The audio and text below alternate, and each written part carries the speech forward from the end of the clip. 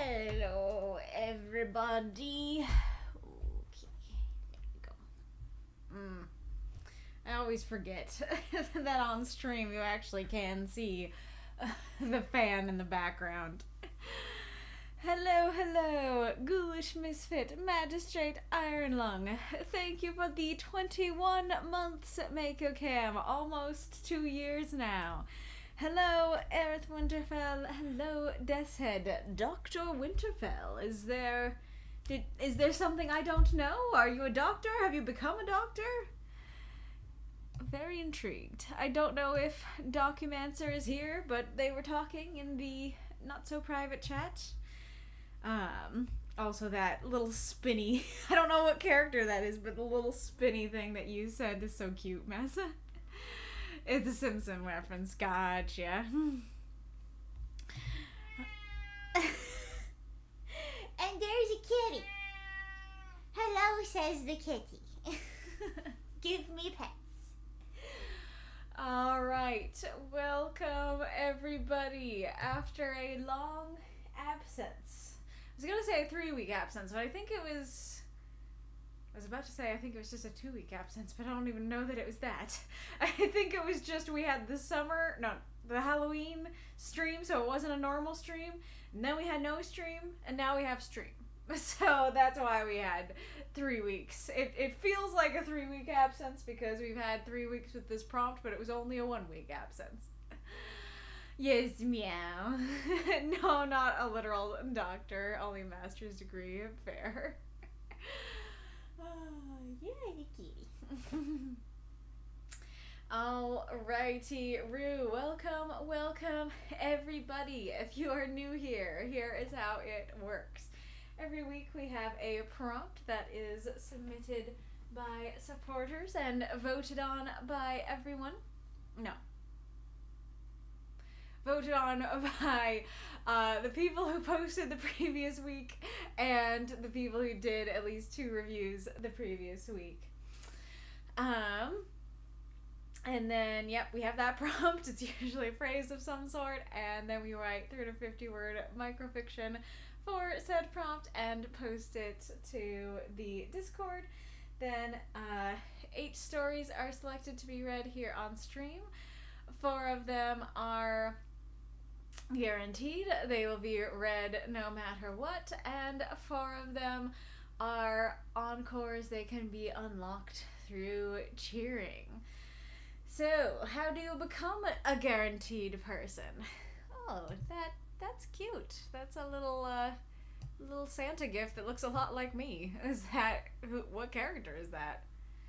It looks kind of like me, looks kind of like Saber. I don't think Saber's eyes are green though.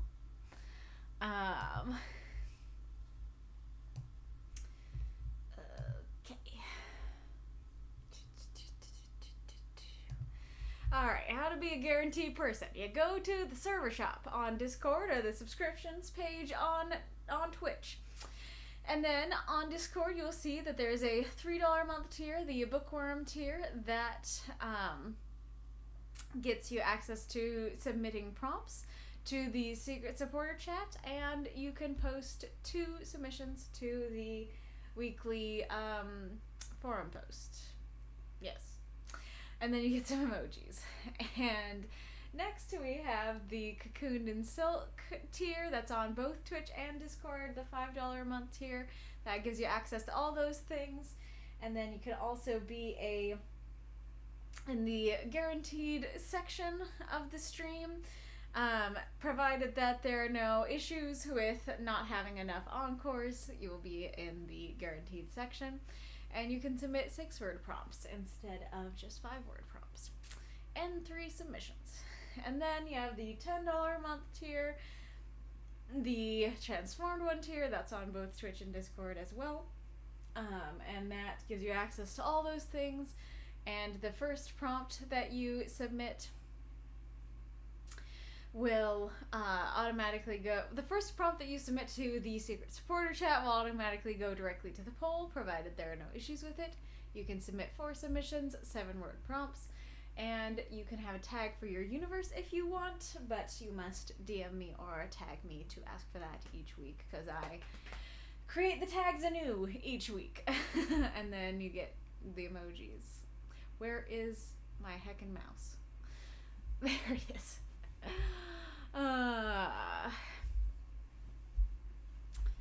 Sup, Norman? Okay. This down. There I go again, making king noises. Oh, you're pretty sure it is Saber. Gotcha.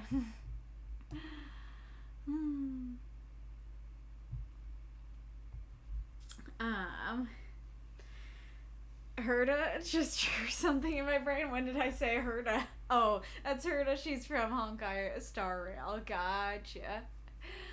Herda, is Herda the one that was earlier, or the blonde and green-eyed one? I may be loopy as I have not left the house in a few weeks. I don't know if I should say sorry or understood. I don't know what the proper reaction to that is. Sorry or understood, or maybe touch some grass, or... oh, I guess she does have green eyes. Oh, Nero Claudius. Wait, so that's not Saber? That looks so much like her, though. Okay. You're really cute, Bella. I don't think I can resist. But yes, I'm a little loopy and out of sorts myself. It's amazing how just 1 week of not streaming puts me in a weird place. I'm like, what's the speech? What do I say again? So the prompt for this week, for the last 3 weeks, was and is the weight of memory. You guys have had quite a while to sit with that weight. We got some fun stories today that I'm excited to read to you guys. So our list, if my mouse will come back, is Mega Cam, Hellenic Taoist, Death Set, and Massacre. Those are all of our guarantees. Then for our encores, we have Redrev, Johansson, Galler, and The Missing Link. I remembered after I made the order that Hellenic is often only available to be 4th, so Hellenic might have to be moved. Oh, I see Hellenic Taoist typing. Maybe not. Maybe he's here. Oh no, it won't be over about an hour. It's okay. I can just it will take an hour to at least read the first 3, if not the first 2, if not the first 1. So we can move you accordingly. It'll be okay. Assuming that Hellenic is not hearing me, can someone let him know that I can move him? Okie dokie. Are you... What's with that face, Mako? Are you not happy to be first? I can move you too, if you're that unhappy about it. I should stay with the kitty if I'm waiting for a response. Oh, I don't think I said. Yeah, I should have a Christmas overlay set up, but I completely forgot. Another potentially casualty of skipping a week. But yes, I forgot. And I guess it kind of worked out because the first week of October, which should have been the first week where I was using this, I used the spring-summer one because it was the summer stories reading. So there was 1 week of October that was summer, and there's 1 week of December that is still fall. I guess it technically is still fall. That just feels wrong. December is the winter Christmas month. How dare it still be fall? Which is kind of funny, because fall is my favorite season. Just surprised about an hour to finish the first one. Well, I No, that's happened before. I'm not saying like, oh, we got a lot to talk about here. That's just me saying it's happened many a time before. So it's possible that will happen this time.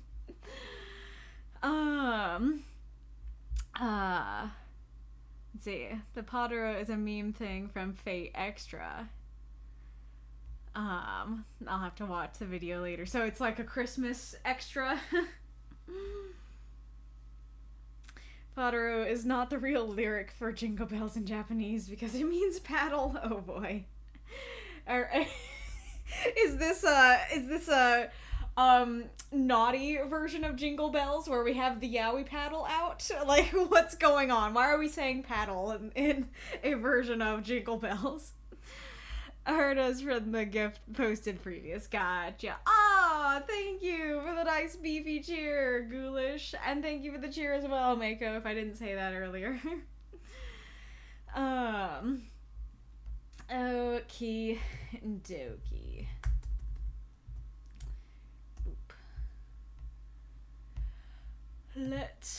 Oops.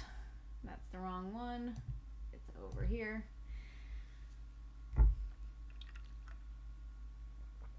Let us begin. All fucked up. Chronicles of the Dragon. Ultima by Mako Kan. 350 words.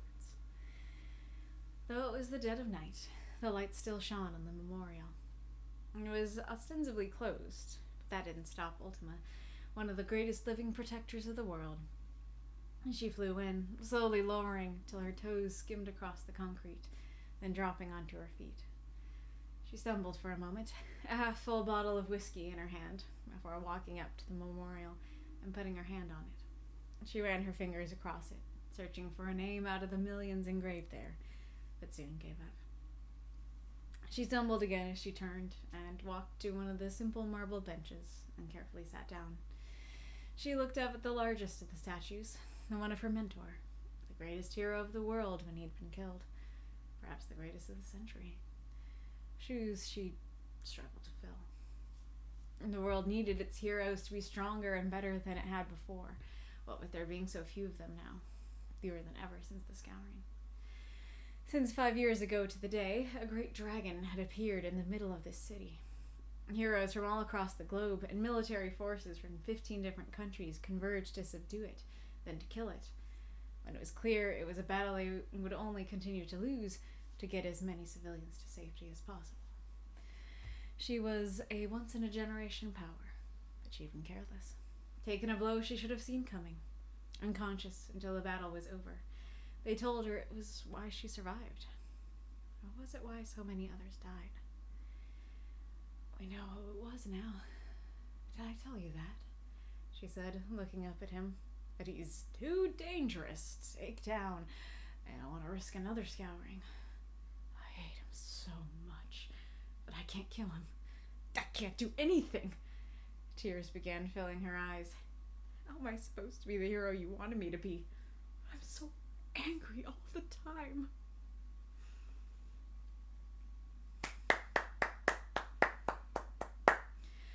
Throw up those moths and monsters.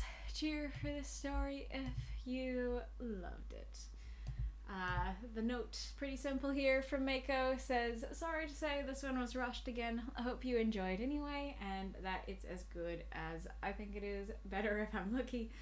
Maybe I'll add questions here later, but if there aren't any, just let me know what you liked, what you didn't, and any questions you have. Thanks for reading. I don't think I fully read the note before, so that's good that you had the confidence that the story was good. I think usually the notes that are like, this one is rushed, you're like, oh no, this sucked. So I'm happy that you were confident in this one. I don't know if I think it's as good or better than you thought it was, but I do think it's good. Thank you for the cheer, Marks. And thank you for the gift sub, Mako. Gifted to Norman Gray. Thank you so much. Norman, make sure that your Twitch and your Discord are connected so that that goes through and you get all the perks. Thank you for the cheer, Magistrate Ironlung. Alrighty. Did you think of any other questions since wondering if you would add questions. Okie dokie.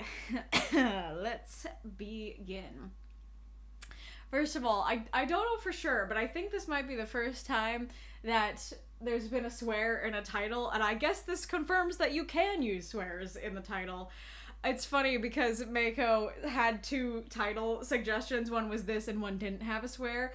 And I wasn't even thinking about it. I was just like, I don't know which one fits better. I'm tired. And I wasn't even considering, oh yeah, maybe I should steer him away from the sweary one.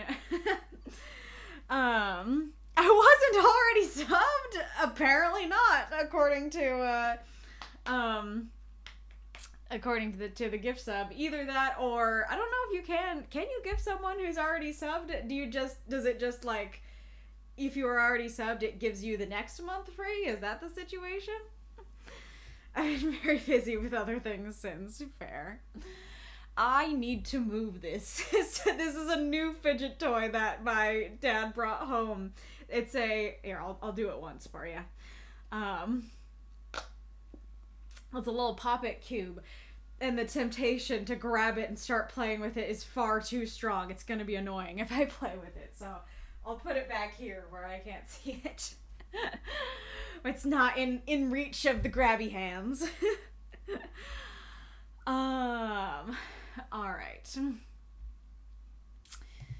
Okie dokie. I like the opener. I think it's a great little scene setting. And I think it's intriguing because it's like, okay, like, we have our character here. She's one of the greatest living protectors of the world. Why is she sneaking into this memorial that's closed? It already, that kind of goes along with what I often say about, you should...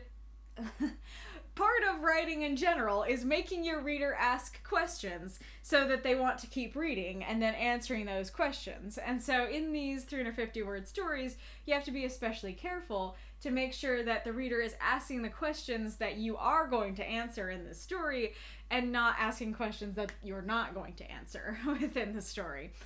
And so simply with, the memorial's closed, but Ultima's going in, already starts us off with that question of like, who is this memorial to and why is she sneaking in and stuff. And so I think that works well to add some intrigue.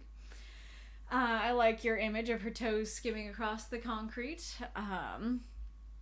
Very like gentle, fluid, glidey motion in my head.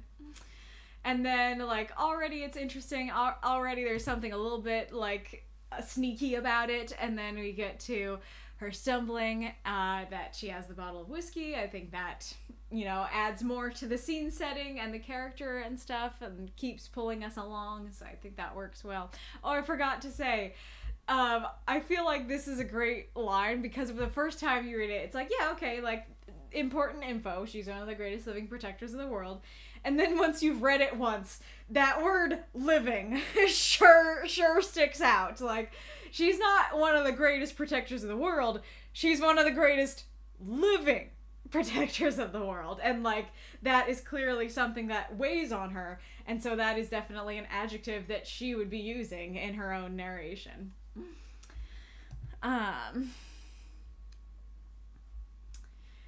This was one of the lines that I was not sure about because the whole story is about her relationship with Finitus. And so the question that this poses is, whose name is she looking for?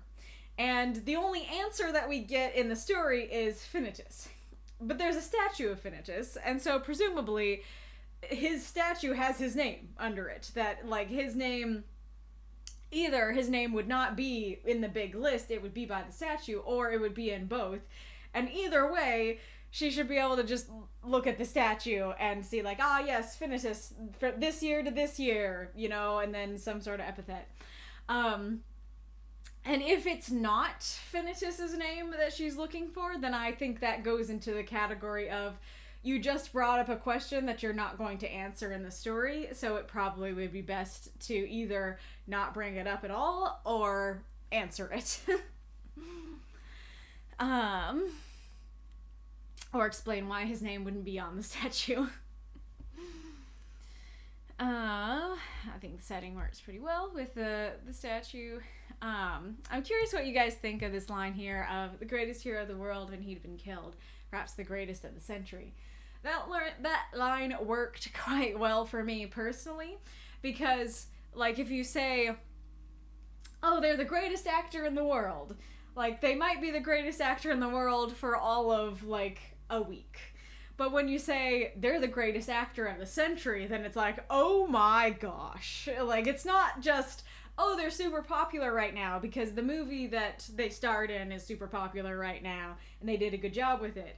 It's, they have a lasting fame, a lasting impact on the industry and stuff like that.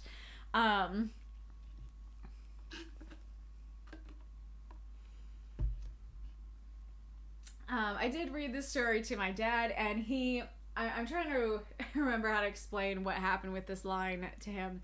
He actually felt like the century thing detracted, and I think part of his problem is like what I'm saying here of like the greatest actor in the world, you assume they're alive. So I don't know if him being... Actually, I mean, you do say, though, that, like, when he'd been killed. So, I don't know. Basically, I'm just curious how other readers read this line. If you read it like I did, if you had a problem with it, what you thought. I'm also curious what you guys in the chat thought of the prompt use. I thought it worked pretty well, because to me, I kind of read it as the... memory of Finitus is what she's trying to live up to, and it's weighty, like she can't live up to it, you know. So it's not just like her memories of Finitus, though that's a huge part of the story. It's also like the world's memory of Finitus, which is part of why the setting is the memorial and part of why that works so well.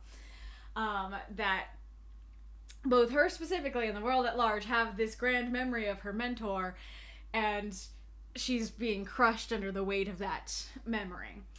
However, there isn't I was gonna say there isn't a ton about the story that's focused on the memories, but then again, the scouring is like, well, it's just an explanation of what happened. It is technically her memory. But the story at large does focus a bit more on, like, her power. Is she powerful enough? And she's angry at the end and stuff like that. So I could see people critiquing it for wanting a little more focus, a little more explicit focus on the memory. Though it personally worked for me. So what did you guys think in that regard? And I really like how the story kind of turns on shoes she'd struggled to fill, that it's like, okay, here we are, here's the memorial, here's the guy it's of, he's super great, and then here's the rest of the story, which is topic sentence of the rest of the story, shoes she'd struggled to fill. And I like lines like this that are their own paragraph, so I think that worked quite well. I was a little confused at this line here. Well, maybe confused isn't the right word, but the world needed its heroes to be stronger and better than it had before, but with there being so few of them now, fewer than ever since the scouring. That sounds like, okay, the world needed its heroes to be stronger and better than it ever had before. Creates the question, why? Because there's so few of them. So, okay, so there's not as many, so the ones that are around need to be really good. But this sounds like, okay, what with there being so few of them now? Okay, so for some reason, there have been less heroes lately. Fewer than ever since the scouring. Okay, so there was some reason that there are less heroes. We don't know what that reason is. Then the scouring happened and there's even less. But from what I know of your story, that's not the case. From what I know of the story, I feel like it would make more sense just to say, the world needed its heroes to be stronger and better than it had before, what with there being so few of them since the scouring. So, like, what's correct? Is it just like, yeah, there was just the normal amount, before the scouring, and then there's very few since the scouring? Or was there some reason that they already started their numbers already started to dwindle, and then the scouring happened and that made the numbers dwindle even more? And I guess there's also another element of, even if it is that there's some reason that they started to dwindle and then they dwindled more after the scouring, that's a question you're not going to answer. So it might be better to just say what I said of fewer than ever since the scouring and just leave it at that. To those who don't know the universe, who don't know the universe or don't know it well, did you feel like the summary of the scouring was sufficient to explain what had happened? Did you feel confused at all? Not just about the scouring, but at any point in the story? Yeah, were you lost or confused anywhere? Was there anywhere where you felt like you had a question that wasn't answered? Or did it work for you? It worked for me, but I already know the story, so I can't really answer that very well. I actually missed on my first read this city. I think I read it as something like, the city, just like the city or a city. But it's more powerful knowing, this memorial is in the city that was destroyed. And so it's not just like, remembering our fallen heroes. It's also remembering the place that was destroyed and the place that they died trying to defend. So I really like what you're going for here, but I think there is some level of clunk here in this line. So heroes from all across the globe and military forces from 15 different countries converge to subdue it, then to kill it.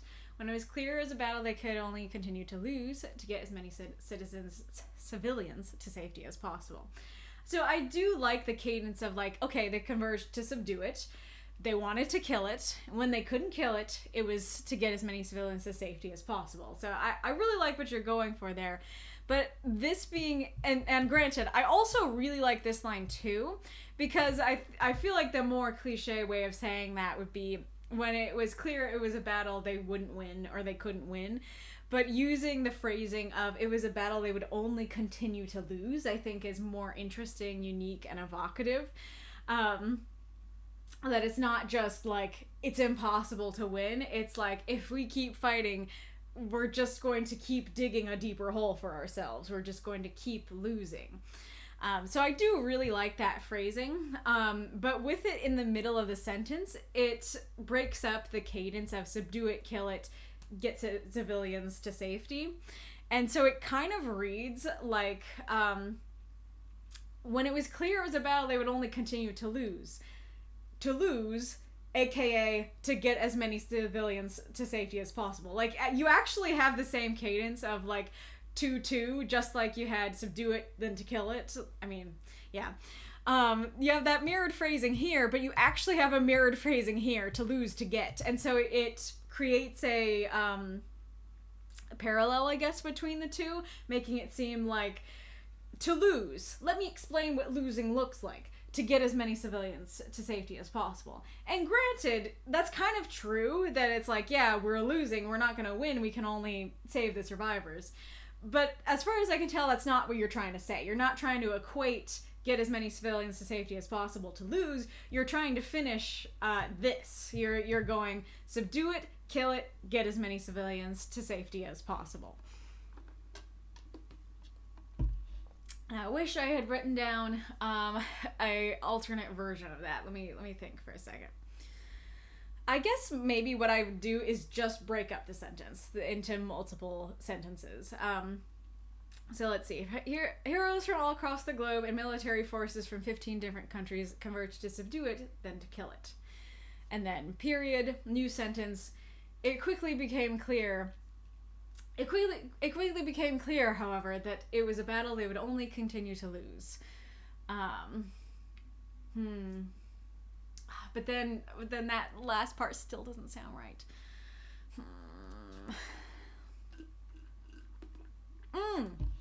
I remember what I was gonna say, actually.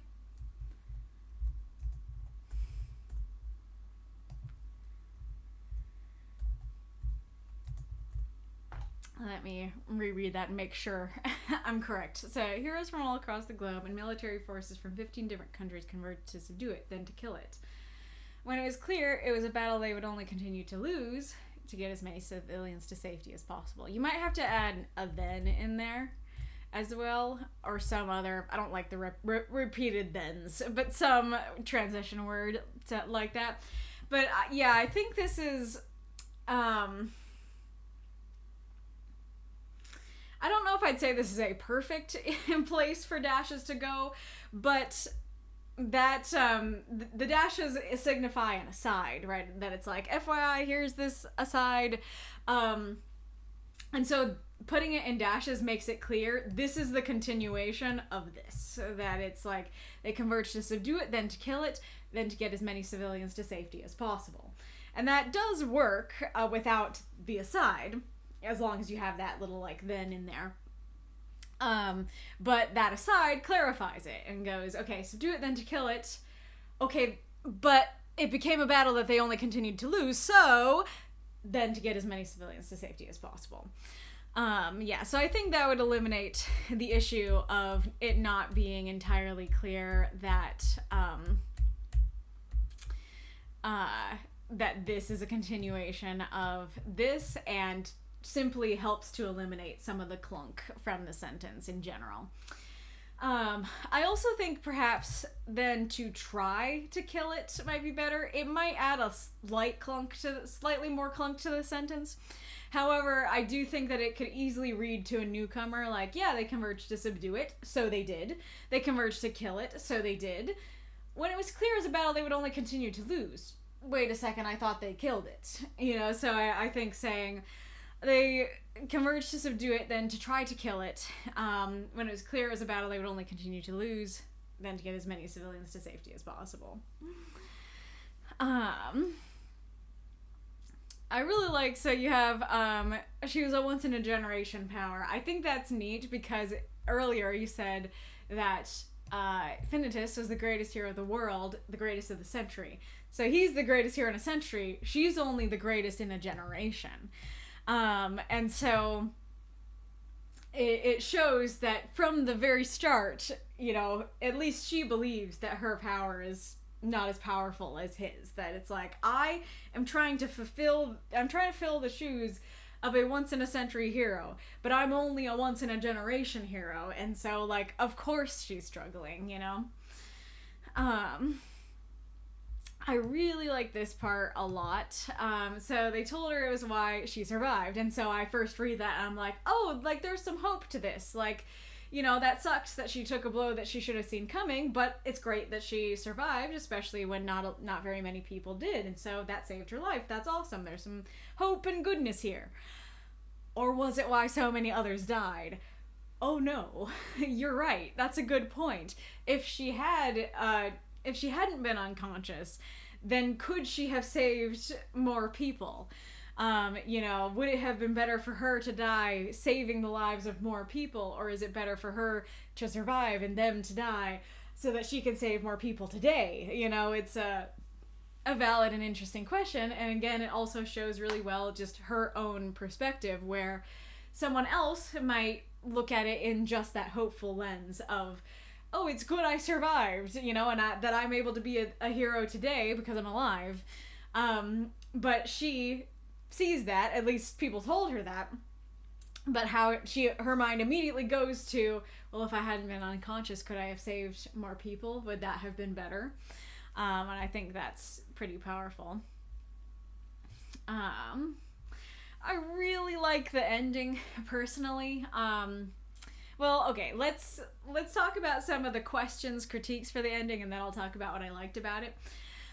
So we know who it was now. I know what this means, and this didn't trip me up. But I realized this could easily trip up a newcomer to a quite large extent. Because when you say a dragon appeared in the city, you don't assume that the dragon is a person or can become a person. And so when she's saying, we know who it was now, I feel like if I were a newcomer, I'd be like, what do you mean we know who it was now? It was the big honking dragon. And the dragon's still alive. So what's up? You know? And that's the other aspect that I think is potentially a big problem for newcomers in this story, that you say that they couldn't take the dragon down, but you don't say how the battle ended or what happened. And so it kind of can read like we're actively still in an apocalypse. The dragon is still here ransacking everything. Like, we couldn't defeat the dragon, so there is still a dragon out there still scouring the world actively. And so, granted, I think you're probably you are at 350, so you didn't really have enough words to explain. But I think that that could easily be very confusing for newcomers, that it's like, what do you mean the heroes need to be... I mean, I guess I was going to say, on the one hand, what do you mean the heroes need to be stronger now? It doesn't matter. The dragon's still at large and still unkillable. On the other hand, maybe that does still explain it well enough of like, yeah, the dragon's still at large and still unkillable, so we need stronger heroes and everything. But yeah, so I don't think it's clear that the dragon is a person, and I don't think it's clear that the dragon turned back into a person and they're not actively scouring the world. And I think that's kind of important if you're gonna bring up, we know who it is now. And like, I don't know how many words that would cost you, but I think you could probably say something about like, just like directly that, like, turns out the dragon was a person and we know who it was now. I think, you know, that's not too many words, and so that would probably be worth taking words out somewhere else so that you could add that in. And the other question regarding the we know who it was now, especially if you're a newcomer, is that a question that doesn't get answered? Are you like, oh, I'm super curious who it is? Now, me knowing the story, if you were like, we know who it was now, it's Jonathan Rose, then newcomers would be like, okay. You know, like, I don't know what that means. And so I think it was the right move not to reveal who it was, but I do wonder if newcomers are super curious and if maybe you did need to add a little bit of something, like, I don't know how Ultima would describe Jonathan at this point, but like, if you're able to say, we know who it was now, it was just some average guy. I guess that might be enough to instead of saying, turns out it was a person and we know who it was now, maybe you could just say, we know who it was now. It was your average Joe. It's a guy from Kentucky. I don't know where Jonathan's from. Is he from New York? It's a guy from New York. You know, I don't know what she'd say specifically, but that might also... I don't know if that would be enough for newcomers to say, oh, the dragon was a person. But that could both give people a little info on who it was and also clarify the dragon is a person. And then, what did I say here? Oh, yeah, I did say that already. So, me personally, knowing the story, I really like the ending a lot. And, you know, if you had just, like, summarized this to me about Ultima in the past, I probably would be like, yeah, that tracks. But I still feel like I got new insight into her character that I didn't have before, and I sympathize with her a lot more now. And it's like, yeah, you totally have a right to be angry. I totally get that. You're just sitting here, a ball of pent-up rage, and you can't do anything. Like, you can't hurt him, you can't imprison him, you can't kill him. Like, the guy who took your mentor away, who took so many heroes, so many civilians, literal cities away from this world, and you can't do anything to him. So you just have to sit there enraged, you know? So I can totally understand like she's feeling the way that she's feeling, and I think it's pretty powerful.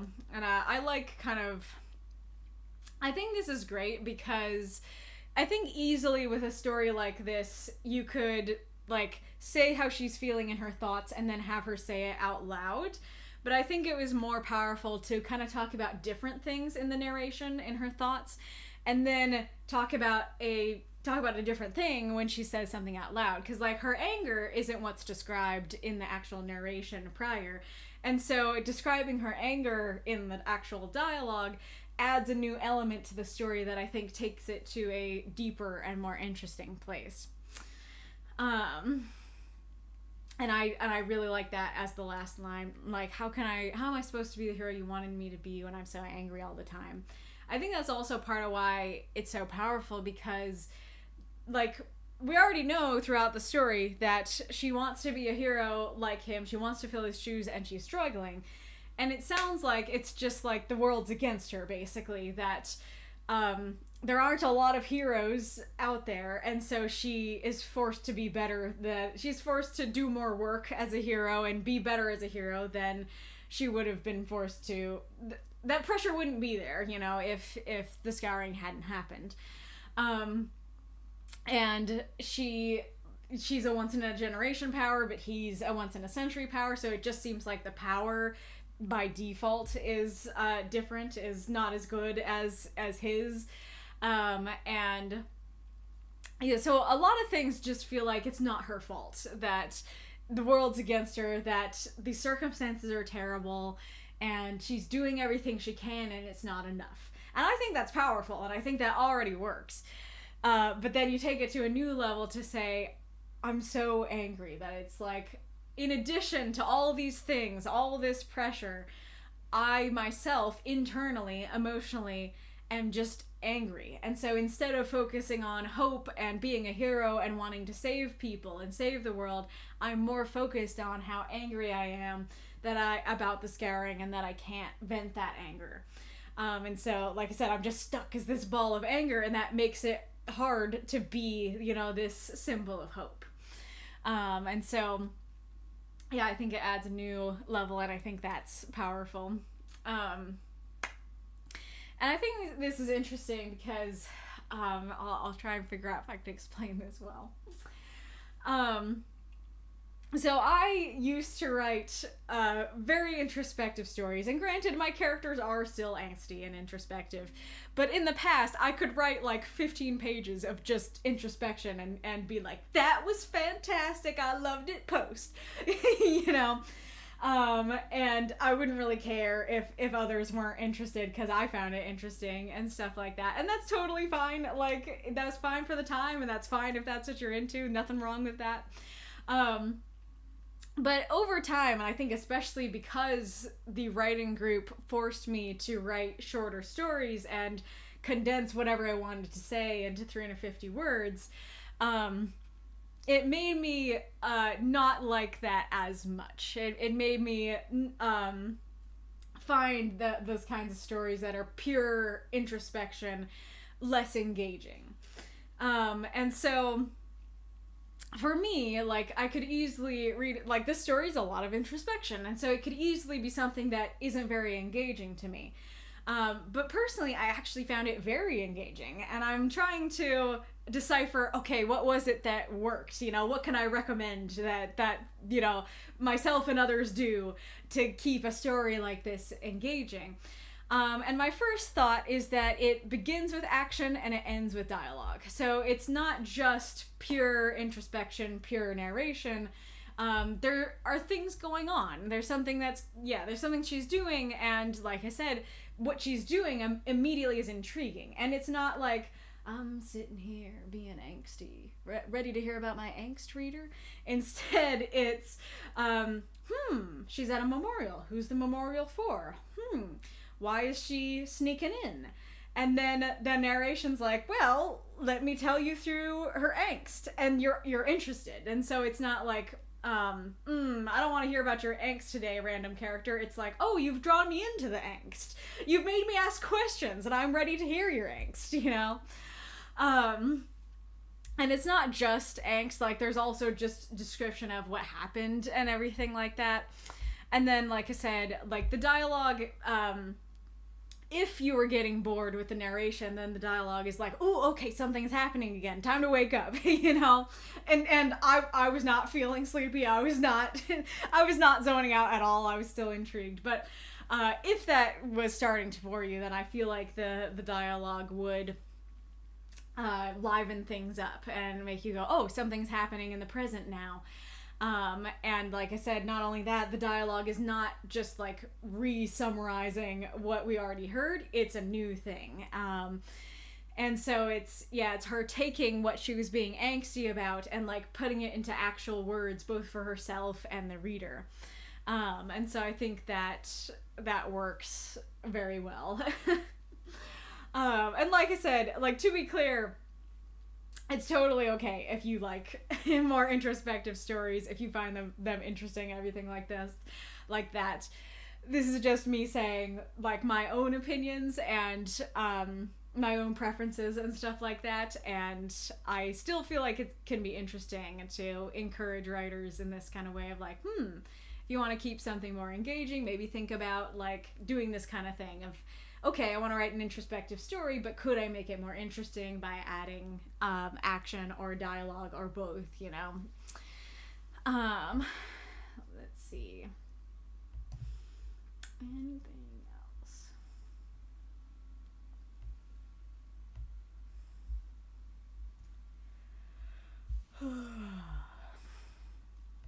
Yeah, I think it works very well.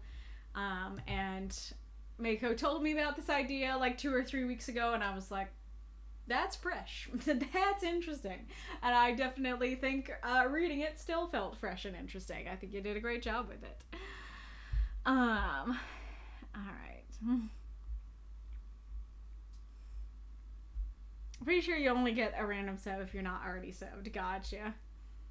Oh, and Norman, if you're still here, it could be you're probably subbed on Discord, but not on Twitch. You know what? Can I find you? Because you may need the doubly cocooned, if so. Okay, I was like, I typed in Norman. Why are people who are not Norman coming up?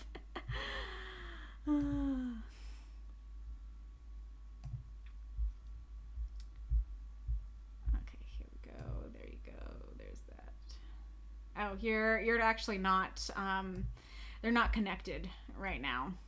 I should probably still do it now, because I will forget if I don't do it now. So you're doubly cocooned, but make sure that you connect your Twitch and Discord so that it actually goes through. All right. You can gift a sub to someone who is subbed because of a gift sub, but if they are subbed on their own, you can't gift to them. There was a lot of the word sub.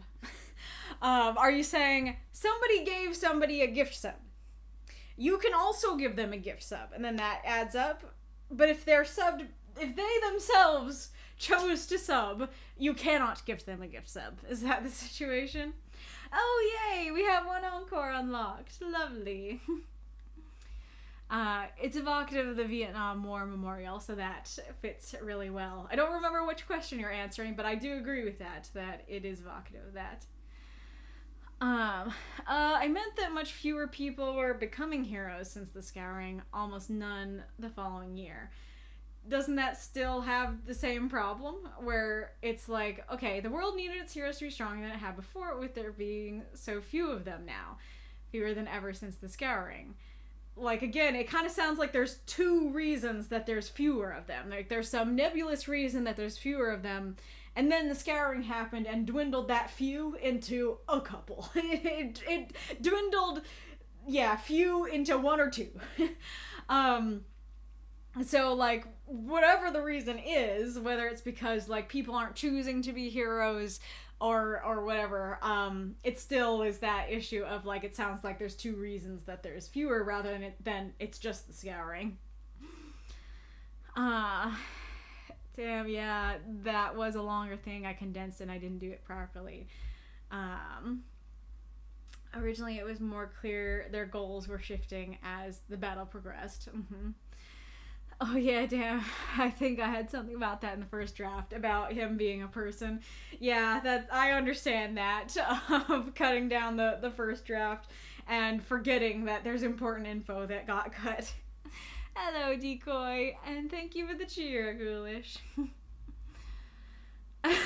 Prompt, people who are not Norman. April Fool's prompt. Oh, yes, I didn't mean to say that like it was an answer. Oh, the fewer thing? Gotcha.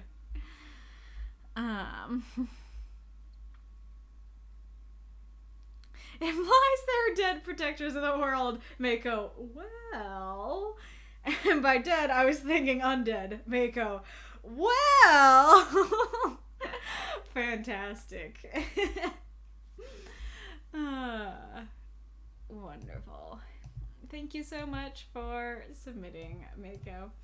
It hasn't been an hour. I think it's been 30 minutes. I probably started at like 3:30.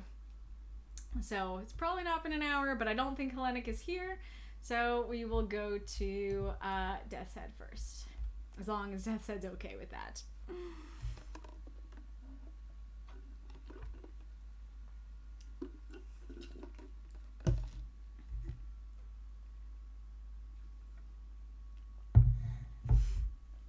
I will do a little kitty time while we're waiting to hear if that's okay.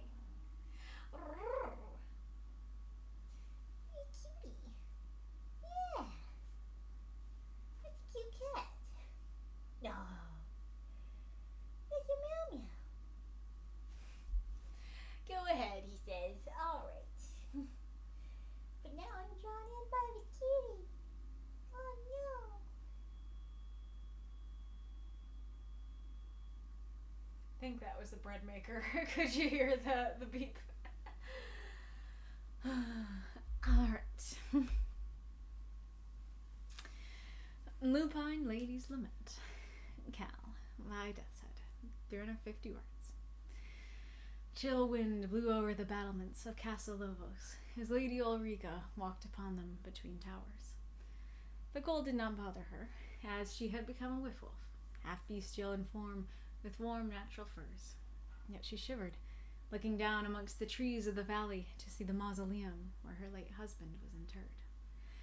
A door opened in the next tower, the graying and mustachioed Sir Califrac emerging onto the wall. Though aged, Ulrica felt her heart race upon seeing him, a gallant knight who had done so much for her family.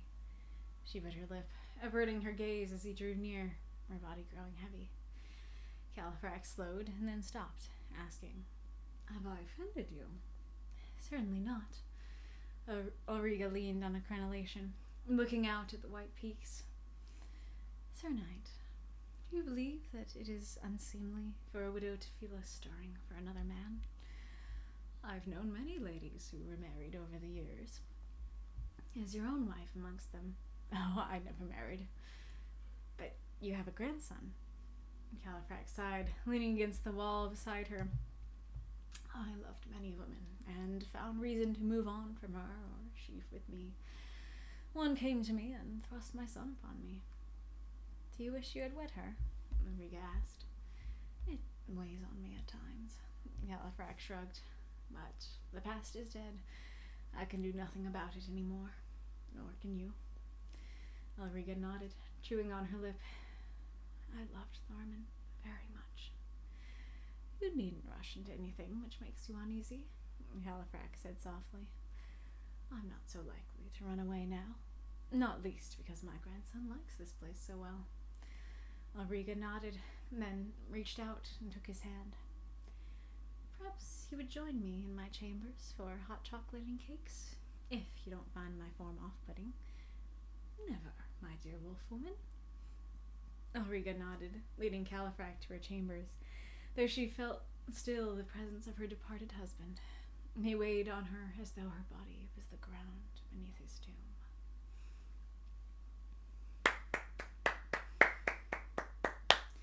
Throughout those moths and monsters, cheer for this story if you loved it. I literally was thinking, I should have said it. I was like, maybe I should stay with the kitty a little bit longer because I think we're due for an ad. And I don't want it to come up in the middle of the story. And sure enough, it sure did. Yeah, I like the alliteration in the title too. Alright. Oh, did I just not make very many comments on this one? Yeah, I guess not at the top at least. I really enjoyed this story. This was one of my favorite prompt uses of the week. I think that it's really cool because it's not just one of them, it's both of them. The prompt would work completely fine if it was just Ulrica, remembering mourning her husband still. And it would work well if it was just Califrac thinking about all, the women that he has been with and wondering if he should have married his son's mother and stuff like that. But having them both feel the weight of memory, and then the story be in some ways about like how to move forward, is so cool and so well done. And a very powerful use. As always, I think you do a great job of introducing the character and being like, hey, FYI, she's a Whiffwolf. And I think it's neat because you use this phrasing of as she had become a Whiffwolf. And in just a few words, you're able to say, hey, she wasn't born one. It's not important to the story, how... Well, I guess in some ways it kind of is, because it's Thormund who did it to her. But you don't have to tell the reader how she became a Whiffwolf, but that is kind of important to what's going on here. And so, yeah, you get a lot of information across with just a few words. And I also like how... I can't remember if I've talked about it recently, but well, here's the part that I have talked about recently, which is that, and it's funny, it's very funny when like there's something I don't talk about for like weeks, months, years, and then it like comes up every stream after that, and this feels like one of those things, which is that description is one of my least is one of my least strong suits, my weakest suits in terms of writing.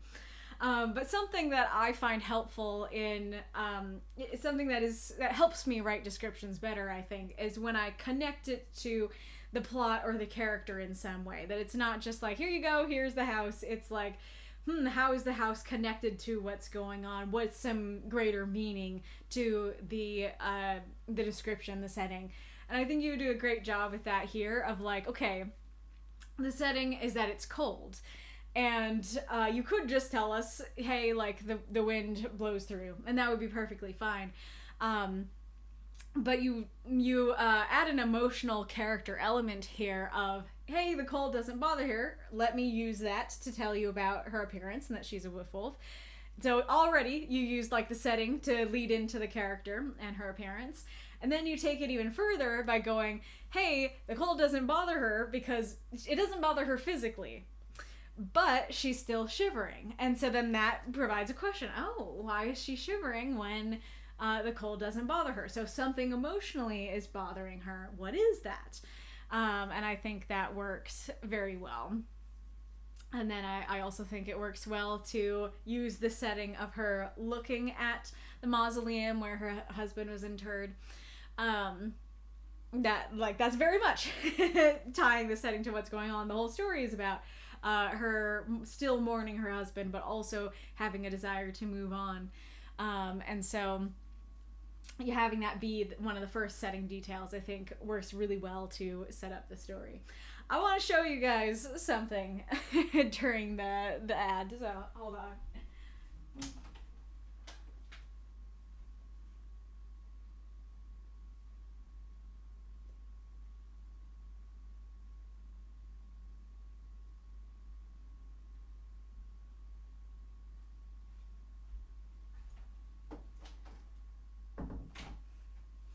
So y'all, let me put the camera. Let's see. Let's do this one. Presumably you guys remember the moths from the spring event that were the I can get them out too if you want a refresher on what they look like. But you remember the moths that were the prizes for the spring event? Well, they came out with another one, and I was like, do I want that? Do I not? And there just kept being things I more wanted to spend my money on than a little moth plushie, so I didn't get it. But I decided to add it to my birthday list, and I did get it, and here he is.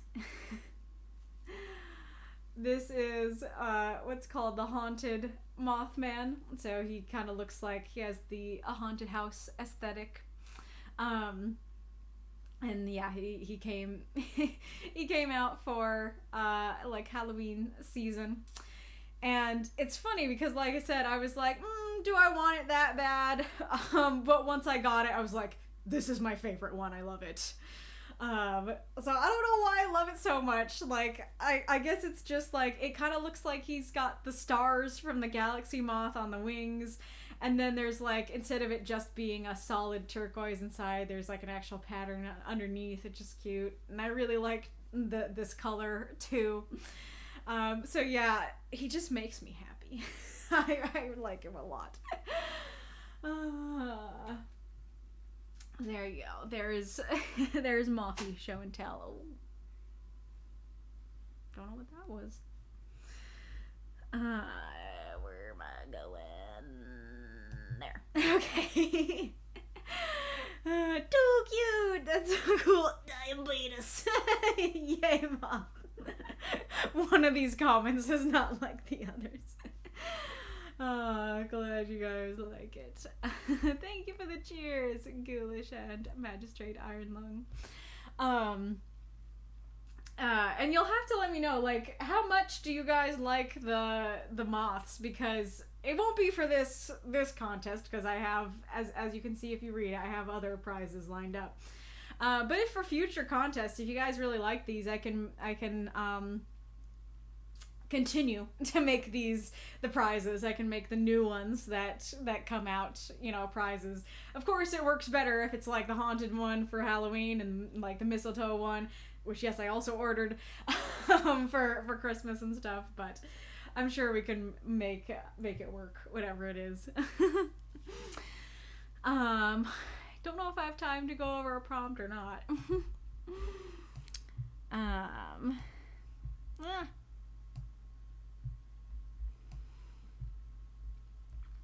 Yeah, well, we'll just wait for next time. It's also funny because I think part of the reason I was like not sure that I'd love it is because, I'm not exactly a spider fan. Sorry, Arachnar. I mean, I'm a fan of Arachnar, but not of spiders. And so I was like, will I like the spiderwebby moth? But no, I totally do.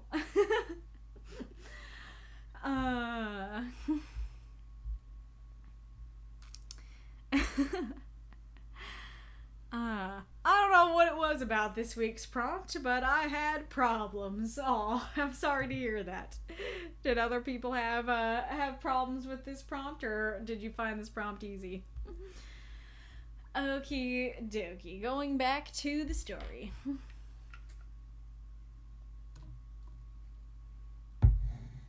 I think it works very well. The description of her seeing Califrac and her emotions about it, that it's like oh no, he's hot, oh no, I shouldn't be thinking that, because I loved and still love Thorman, so how dare I be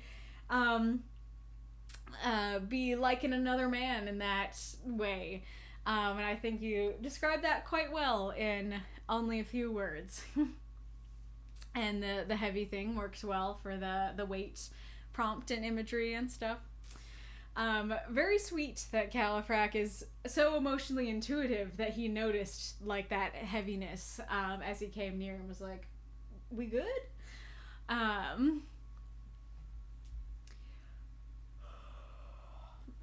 think it works that she just asks him point blank, like, hey, I'm not sure I should be feeling these feelings. What do you think? And stuff. And I was asking, I forget which story it was on, but I remember asking, like, did Califrac have a wife? And I don't know if you wrote this story to answer it for me, but I appreciate the answer nonetheless. That is kind of that's one of the fun things about writing in a extended universe for these stories, is that sometimes the reader has questions that, yeah, I guess this is the most complicated category. So there's category 1, which is the reader asks questions that you're going to answer, and that's all good, great, and dandy. And then the next category is you're asking questions that the reader is asking questions that you're not going to answer, and that's a problem. Because you don't want the reader to, you don't want the reader to be asking them, you don't want the reader to be left with them by the end or feel confused because they didn't get the answer or whatever. But there is a third category, which is there are times where the reader can ask questions and it doesn't ask questions that the writer's not going to answer in this story, and it doesn't detract. That it's like, I'm a little curious about this, but it doesn't affect my understanding and enjoyment of this story. And that's definitely, to my recollection, how it was with that question of like, yeah, it doesn't, for this particular story, it doesn't matter whether he was married or not. I'm just a little curious. So those questions are great for these larger universe things, because it means that the author can indeed write more stories in the universe and later answer that question. That's very satisfying to read. So I definitely feel that here is like, I was totally wondering, so that's great to know.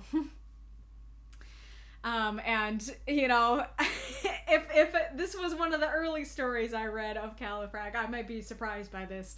But I have read about a number of his escapades at this point, and so at this point, this does not surprise me.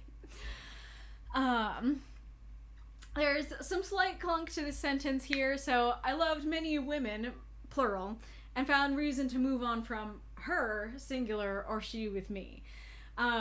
So first of all, I think saying move on from her or she from me would sound better. I actually kind of tripped on it on this reading. I almost said from, because it sounds so much more natural to me. And then I think saying something like, I loved many a woman and found reason to move on from her or she with me, that would pair the singulars.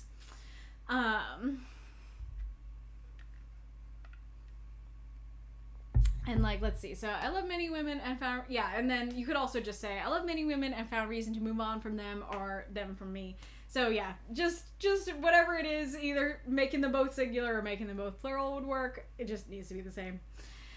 I would be very curious to read stories about this. If you do write about this, make sure you tag me in that story, because I'd be very curious to read about Califrac's initial reaction to that situation and everything. And I do find it interesting that does weigh on Califrac, because I almost expected him to be like, nah, I did not need that drama in my life. She was a lot. I don't know who this person was at all. So I don't know if she was a lot or anything. But, you know, they didn't get married, and so presumably there was some reason that he wasn't like, I'm totally in love with you, I totally want to commit to you. So I kind of suspected him to go down that road of like, yeah, like, she wasn't... Everything I'm thinking of saying just sounds really bad. But there can be valid reasons to not want to marry someone that he could use. But I think it's actually quite sweet that he's like, you know, it does weigh on me. You know, part of me kind of does wish that I did. And I think that's sweet, and that definitely adds to the prompt use. There is a little bit of, he said the thing, in this story of both it weighs on me at times and the he weighed on her. Not terrible, like it doesn't take me out of the story too much, to such an extent that I actually don't think I noticed on my first read. On a second read, it was like, yeah, the word is in there a couple of times, and it's a little bit, like, it does stick out a little bit. Excuse me, but for the most part, I think it works fine. I think that's kind of nitpicky of me. And so I do like the prompt use in terms of like, it does weigh on me what I didn't do. It's not so much the memory of what I did do, but the memory of what I didn't, you know. I do think that the past is dead is a little bit insensitive of a phrasing to use with Ulrica, especially because he's gonna compare himself to her. Because, like, this definitely feels like the kind of thing where, like, Ulrica's like, oh no, like, I loved my Thormund so much, and I'm, like, thinking about him and how he died. And then Califrac's like, well, the past is dead. Starts crying. You know, starts sobbing. So, there are other, I don't know, cliche sounds too derogatory of a phrasing, but there's other, like, idioms that you could use, like, the past is the past is behind us, the past, or something a little more unique, you know, like the past can't touch us anymore, or it, you could even also do like, it doesn't do well to dwell on the past, like that kind of thing. Or even just, it's the past, I can do nothing about it anymore, would work better. But when she's sitting here talking about how she's mourning her dead husband and isn't sure if it's okay to move on, a little insensitive to use the word dead in there. Though other than dead, other than the word dead, I do appreciate his attitude. So I kind of have mixed feelings about his I'm not so likely to run away now. So my initial reaction is that this seems like the first time she's bringing up, you know, that she has any interest in any other man, whoever that man might be. And so I was kind of under the impression that she was not revealing that it was him. It's not clear that it's him. And I love a good secret, so I was kind of into that, and kind of like, ooh, like, he doesn't know it's him, how cute. And so it was like, to me, a little disappointing that he knew, and there's no time in which it's secret. But then my second reaction was like, aw, that's really sweet of him to, like, that's a sweet response to just be like, hey, you don't need to rush into anything, it's okay. Like that, that like gives you more reason to understand why Ulrica likes him the way that she does, because that is a very sweet and caring response from him. The next thought is that it might be a little presumptuous because all she said is, I feel stirring for another man. There was no hint that it was him. And so for him to be like, oh, you feel stirring for another man, I know who that is. You know, is a little presumptuous of him, potentially. And I think that, like, that the phrase is so sweet and gentle that I didn't notice on a first read that could be a little bit presumptuous. But on a second read, I was like, wait a minute, she didn't have any clue that it was you. I don't know if her like feeling this way when he arrives and then her immediately talking about it, that might have been clue enough that it was him. They're pretty, like, I don't know, I'm not there, and I'm not good with flirting, so maybe I'm wrong, but I want to say they're pretty subtle clues, and so I don't think it's enough to automatically go, hey, it's me. Even like having some doubt in there that is him would be less presumptuous. And then let's see. I think I'll come back to. There's a fourth thought on that line, but I think I'll come back to that in a sec. Oh, you know, actually, I guess I'm coming back to it. I guess that second is now because the line is here. So. Perhaps you would join me in my chambers for hot chocolate and cakes. So my first reading of this is that it's completely genuine, because the whole story is about how she wants to move on, but she's not quite ready. And so it makes sense for her to just be like, literally, it's just hot chocolate and cakes. Like, that's it. And that's really cute and sweet. And I really like that, if that's the case, where it's like, hey, I want to pursue something with you, but I don't know that I'm totally ready. So can we start gentle? Can we start with just hot chocolate? That's lovely. I think that's a great way to go about it. But there was a part of me that's like, okay, I interpret this as face value, but I could easily not. It could easily be like, it's the difference between like, yeah, would you like to come over and watch Netflix and chill with me? Or, would you like to come over and, you know, Netflix and chill? You know, Netflix and chill versus Netflix and chill.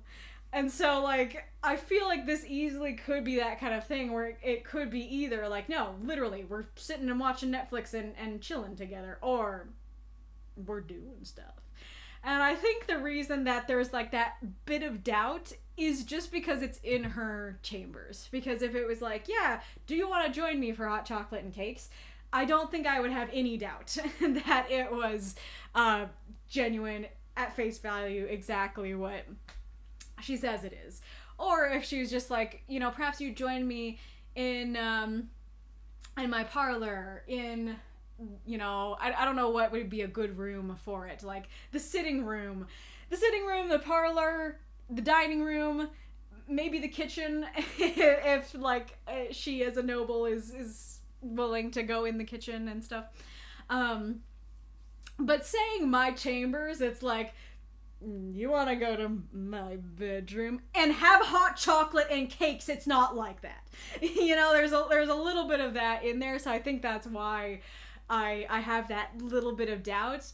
And I do think that if she means the Netflix and chill, if she really does mean the come to my chambers, I do think that undermines the story quite a bit, because the whole point of the story is she wants to move on, but she's not ready. And so if she's like, yeah, I don't know, I love Thorman very much, but like, I kind of think you're hot though, so I'm not quite ready to dive into anything, but I would like to start something. So would you like to come have sex? You know, that really undermines that whole everything that came before that, you know?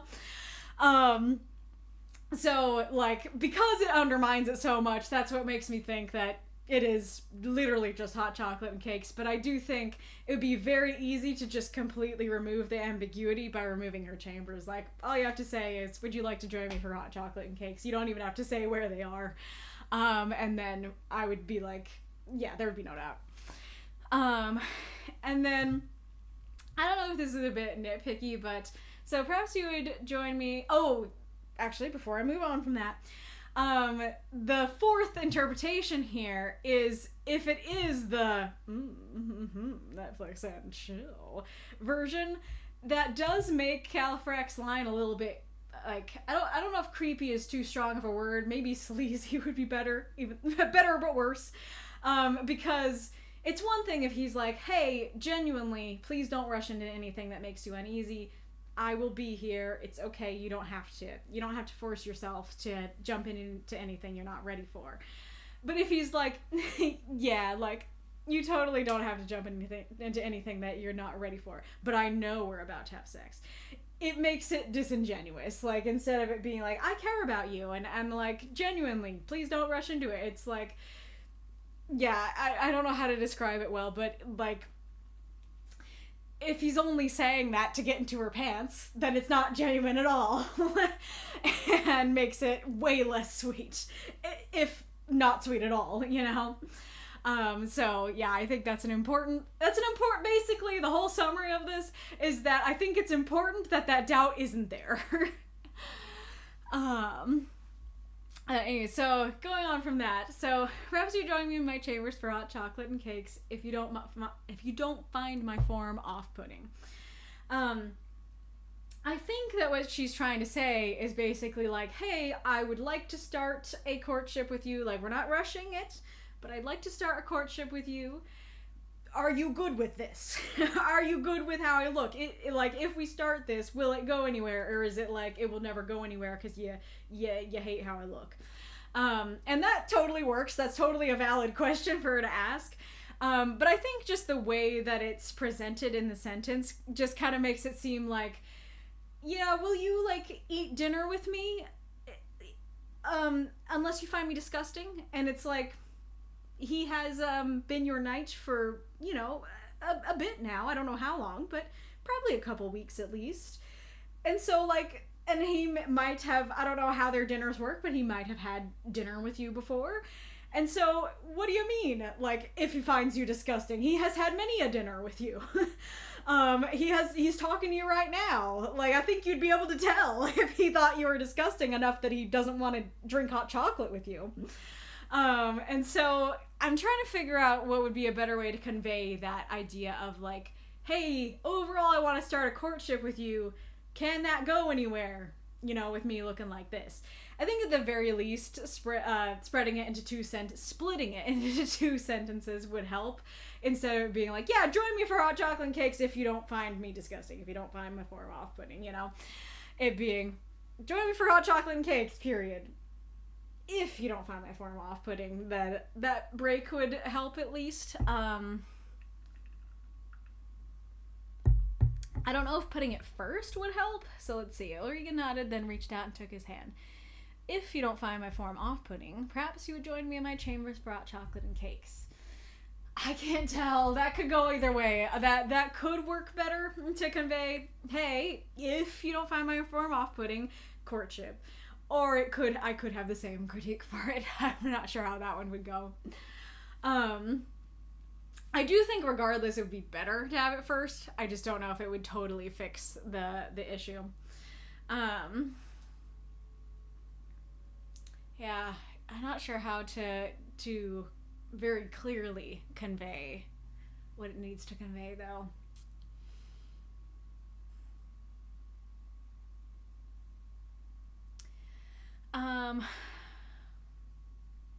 I'm starting to wonder if saying something like, you don't... I was gonna say something like, you don't find me off-putting, and then she, like, gestures to herself. I don't know if saying me would convey more, like, this is what you're getting if we dating.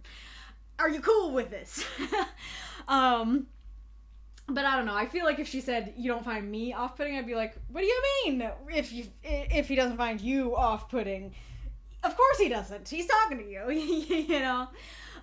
So I don't know. If anybody in the chat has ideas for how to make that clear, do let me know. His response is very sweet. I love that it's an absolute, that it's not just like I mean, I don't know what else exactly he would say. There are other compliments he could give, other positives he would say, but it's a very strong, like, never, and so I think that works very well. And then as for the ending, so I think that the image that you have here is very touching and intense, and like it's kind of one of those like beautifully horrifying things where it's like it's beautifully written but it's really sad. So I do like this image here of like he waited on her as though her body was the ground beneath her his tomb. I think that's extremely evocative and really conveys this image of weight, that you're not just telling us it's weighty, you are very much showing us what that weight feels like, and I can feel that crushingness as I leave the story. So I think it's a really beautiful and well-written image. But my issue with it is that the whole story to me reads like it is about these two people, both who have these pasts that weigh on them, both who aren't sure they're ready to move on. Well, more so Ulrika is not ready, not sure she's ready to move on, but she wants to. And so, like, it's kind of this balance between, you know, the past and the present, and, like, hope and grief, basically. That it's like, I'm grieving, you know, who I loved in the past, but I'm hoping to love in the future. And that's part of what I love so much about the story. I think those are beautiful and rich themes. But I feel like this ending kind of undermines that a bit, because I felt like we were ending the story more on that hope side of like, okay, hey, we're just doing a little gentle coffee date here, a little hot chocolate date. Like, it's all benign, you know, all gentle. We just hanging. That's super cute, and that's great to convey that idea of we are gently, tentatively moving on. There's hope for love in the future. And so then, you know, okay, like, yeah, we're leading Califrac to the chambers. It feels like, you know, kind of a we're walking into the sunset sort of thing, but not that strong. Just more like, yeah, we're walking into the future. We're walking into the chambers with Califrac. Though she still felt the presence of her departed husband, he weighed on her. Okay, like, that one's, like, now we're steering away from the we're walking into the future. We are going back to the weight thing. Like, okay, so that does kind of take a bit away from the, yeah, we're ending on a note of hope, and goes back to where the story started.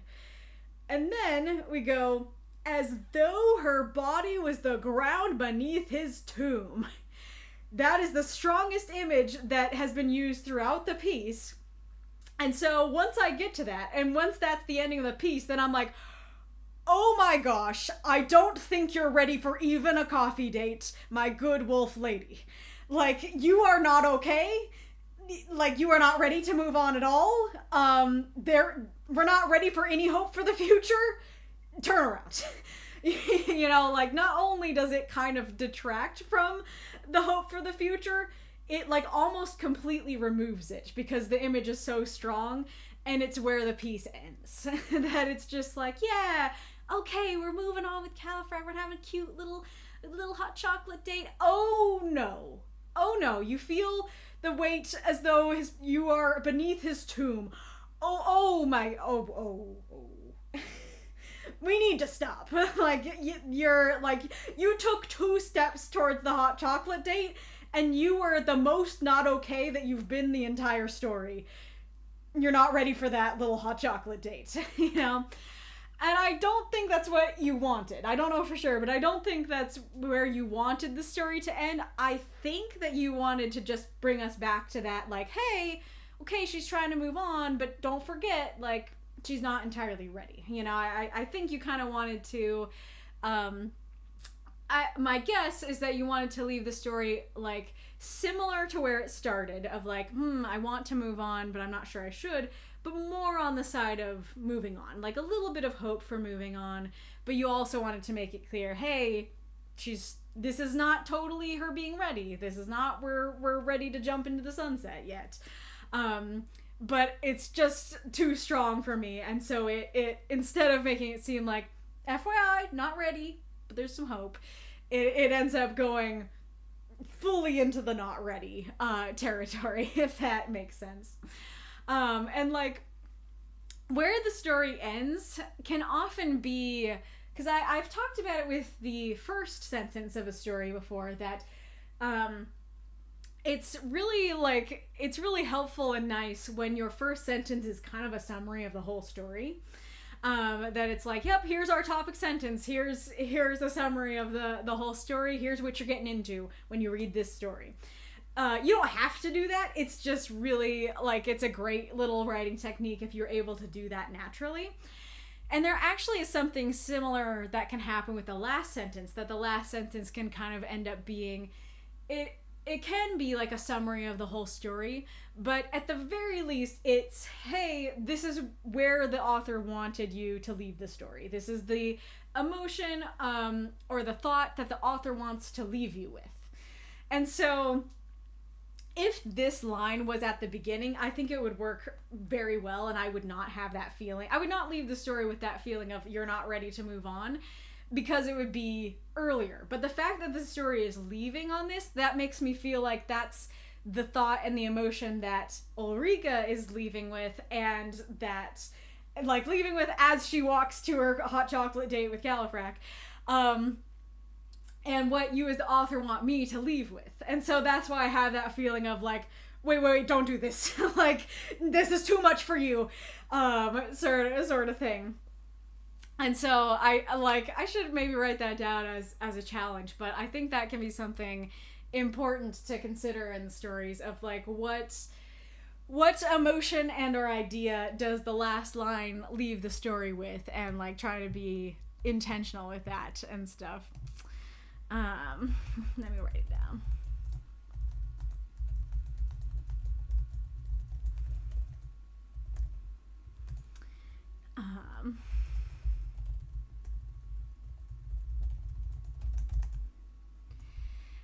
So yeah, like I said, I don't know for sure what your intention was, but that's, I don't think that you wanted the reader to be left with that strong of an impression. I think you did want slightly on the hope side.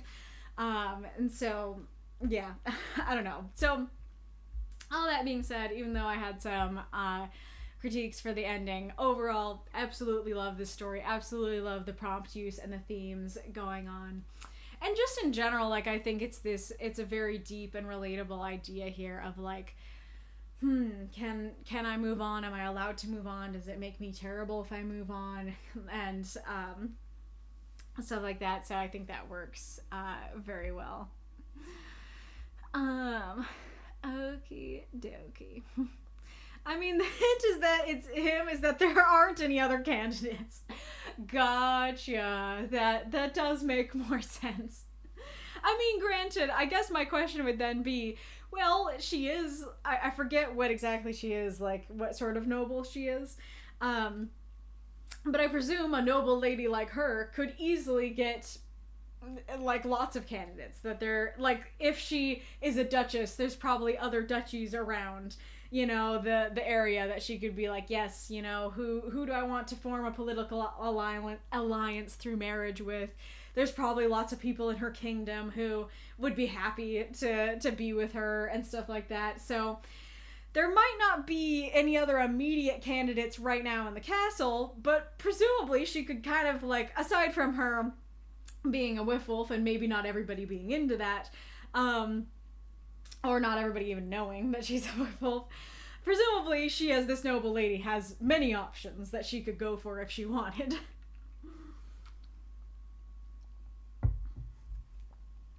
Mako, now that I think about it, there aren't a lot of men around. Coffee date. Mm-hmm. Hi guys, sorry, I'm late. Was Crimey's Crimmage shopping. Nice. I was like, why are you shopping for crimes? No, Crimmage shopping. Welcome.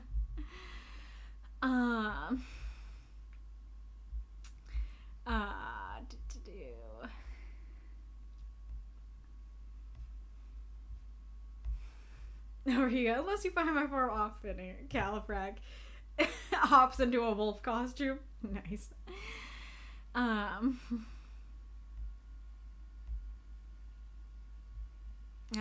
To answer the question about the prompt, CML had 3 ideas and eventually caught inspiration from one of them. Nice. Wolf, I like spiders. Wolf, they're not having hot chocolate and cakes if they're going to someone's chambers. Please don't make hot chocolate and cakes a euphemism. I agree. That's kind of why I kept saying, like, Netflix and chill. So yeah, it sounds like Wolf is backing me up here that if you're going to someone's chambers, it sounds like it's not just an innocent hot chocolate date. He's gonna be going out to see her etchings. I mean, that they might if it's the only place that has privacy. That's fair, but it kind of, like I said and Wolf said, there's just too strong of an implication there, and so, like, that's totally fair if that is the reason, but that would need to be explained, and I don't think Desset had the words to explain, so I think the easiest solution is just don't say where they are, and if you want to write about the hot chocolate date later, then you can write about them being in the chambers and it being like, yeah, this is the only place where we have privacy, and that would work fine. Please don't do the Netflix and chill thing again. I'm comfy. Sorry, I probably did it multiple times since you requested that.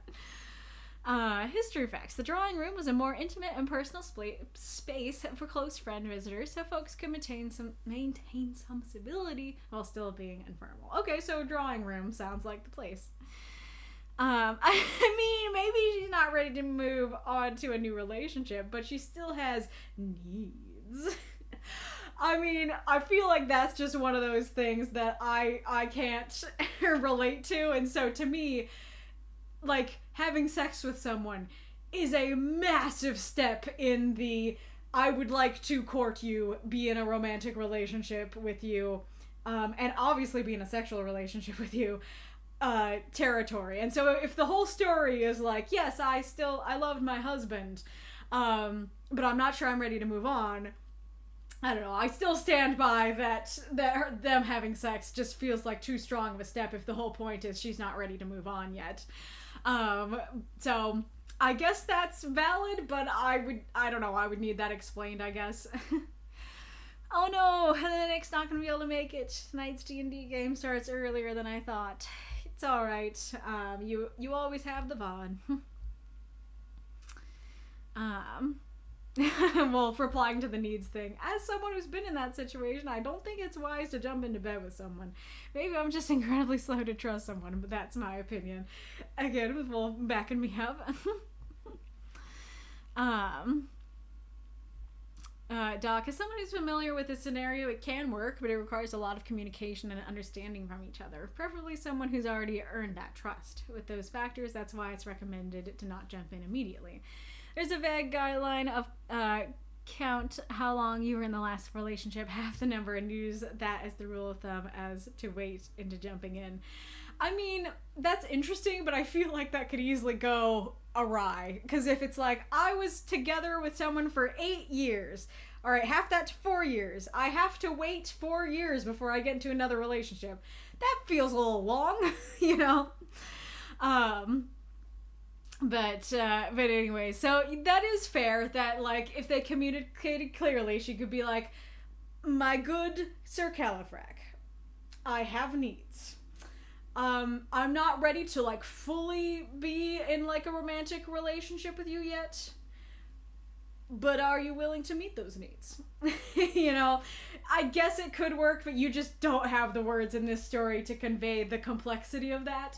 And if you had, unless you'd really devoted a lot of words to it and done a really good job with it, I probably still would have been like, that just seems like it undermines what's going on. But again, this is my perspective, which is like the exact opposite of this perspective. Number of years in relationship, number of months in mourning. That makes more sense. Yeah, 4 months in mourning sounds more right. The same number of months to number of weeks, then weeks to days, days to hours. Interesting. Oh boy. Well, but I'll put it this way. When she dumped me, I was sad for about a minute. Then I was just over it, which for a 4-year relationship is abnormal. I would agree with that. Indeed, it sounds like it was decaying for a long time. It took me a long time to recover from a 4-year breakup, but there are a lot of variables. Honestly, I also it gets easier the longer it's been. You're gonna have to explain that one to me, because I feel like the longer you've been in a relationship with someone, the harder it would be to move on from them. So, what do you mean? It's why the time heals tends to be a common phrase. I wouldn't say all wounds, but time helps. Oh, so you're not saying the time in the relationship, you're saying the time out of the relationship. Gotcha. When time doesn't heal, it numbs. Would agree with that, yep. Hello, Redrove. I'm here and I'll be able to stay late. Lovely, lovely. Well, I guess you have a choice now, Massa. Massa, do you want to be next or do you want Hellenic to be next? Because Hellenic's not going to be able to join, so you can go now or later, whichever you prefer. I will pet Kitty Cat while I wait for the response. Oh, yeah, you're so cute. Yes, you are.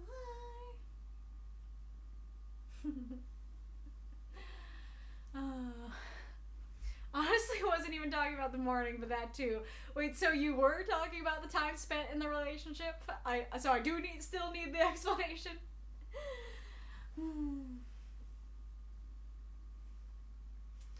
Mourning, healing, accommodating the wounds, roughly the same thing.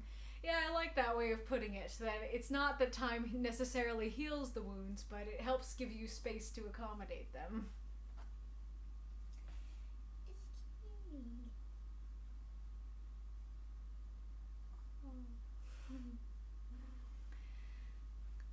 Oh, I was talking about needs. Gotcha.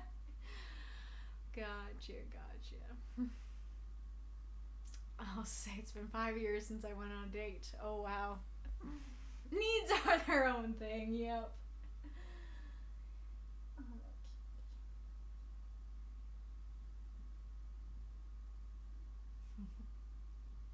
Is Massa still here? Did Massa already have to leave?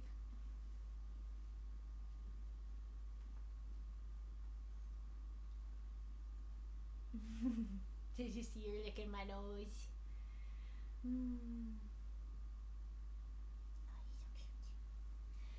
Oh, you're so cute. Yes, you are. Well, I will wait like another minute or so, and then I'll just pick one. Too bad that it wasn't ad time. That would have been perfect.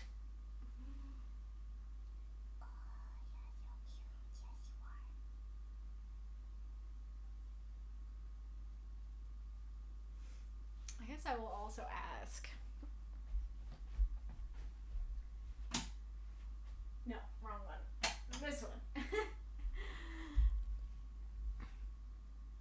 once it adjusts, is that better? I've been noticing through my Hazbin Hotel reaction videos that the glow annoyed me more and more the more it ended up happening. So I think it was episode 4 onwards, I just turned off the lights so that the light of the monitor, right now this is just the monitor, and I mean I guess there's the window and the monitor are the only thing lighting me.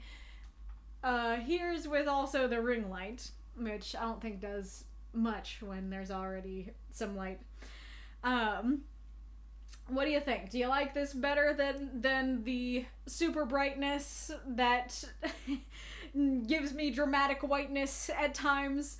Or do you prefer the light? Go ahead and think about it as I read this story. Massa says that he's good either way. I guess we'll do Hellenic next. Okay. Pillow talk. And I forget how to say this word. I think it's Schutztefel, but I feel like that's how I naturally want to say it, but it's not the correct way to say it. But Hellenic isn't here to remind me. Alright. Pillow talk. Schutztefel. My Hellenic Taoist. 350 words. It felt like sacrilege to just lie here in bed while Torio, god of lovers' afterglow, mended my shirt for me. Even if he was the one who ripped it in the first place. Still, I wasn't in a position to complain. He'd insisted. And he was beautiful. Square jaw, rough stubble, solid muscles, steel-colored eyes, as gentle as feathered down. Penny for your thoughts. And a voice smoother than velvet, warmer than cognac. I pulled the pillow up over my lips and snuggled further under the covers. What's your fondest memory? I blurted, it being the first plausible question to mind. Torio's fingers stopped. His eyes and teeth glittered playfully. You want me to sift through over 16,000 years of memories and offer you one as my favorite? Right now? Horacio, you little sadist. I'd have been mortified were he not chuckling so richly. I shrugged, blushing. Torio looked back at his needlework. Time was when I could have answered easily. 10,000 years ago, I remembered every second of my life, from that morning's breakfast to my first taste of fruit. Now, feels like I remember less than I've forgotten. Every fond memory eventually fades to melancholy. I gripped the pillow tighter. That sounds hard. Torio's smile was as cozy as his bed. Like all living things, memories decay. This makes room for new memories to thrive. He tied off the last stitch and carried my mended shirt over to me, leaning so close I could smell its perfume. New memories, like your handsome face, sweet Horacio. My heart fluttered as I leaned up for a kiss.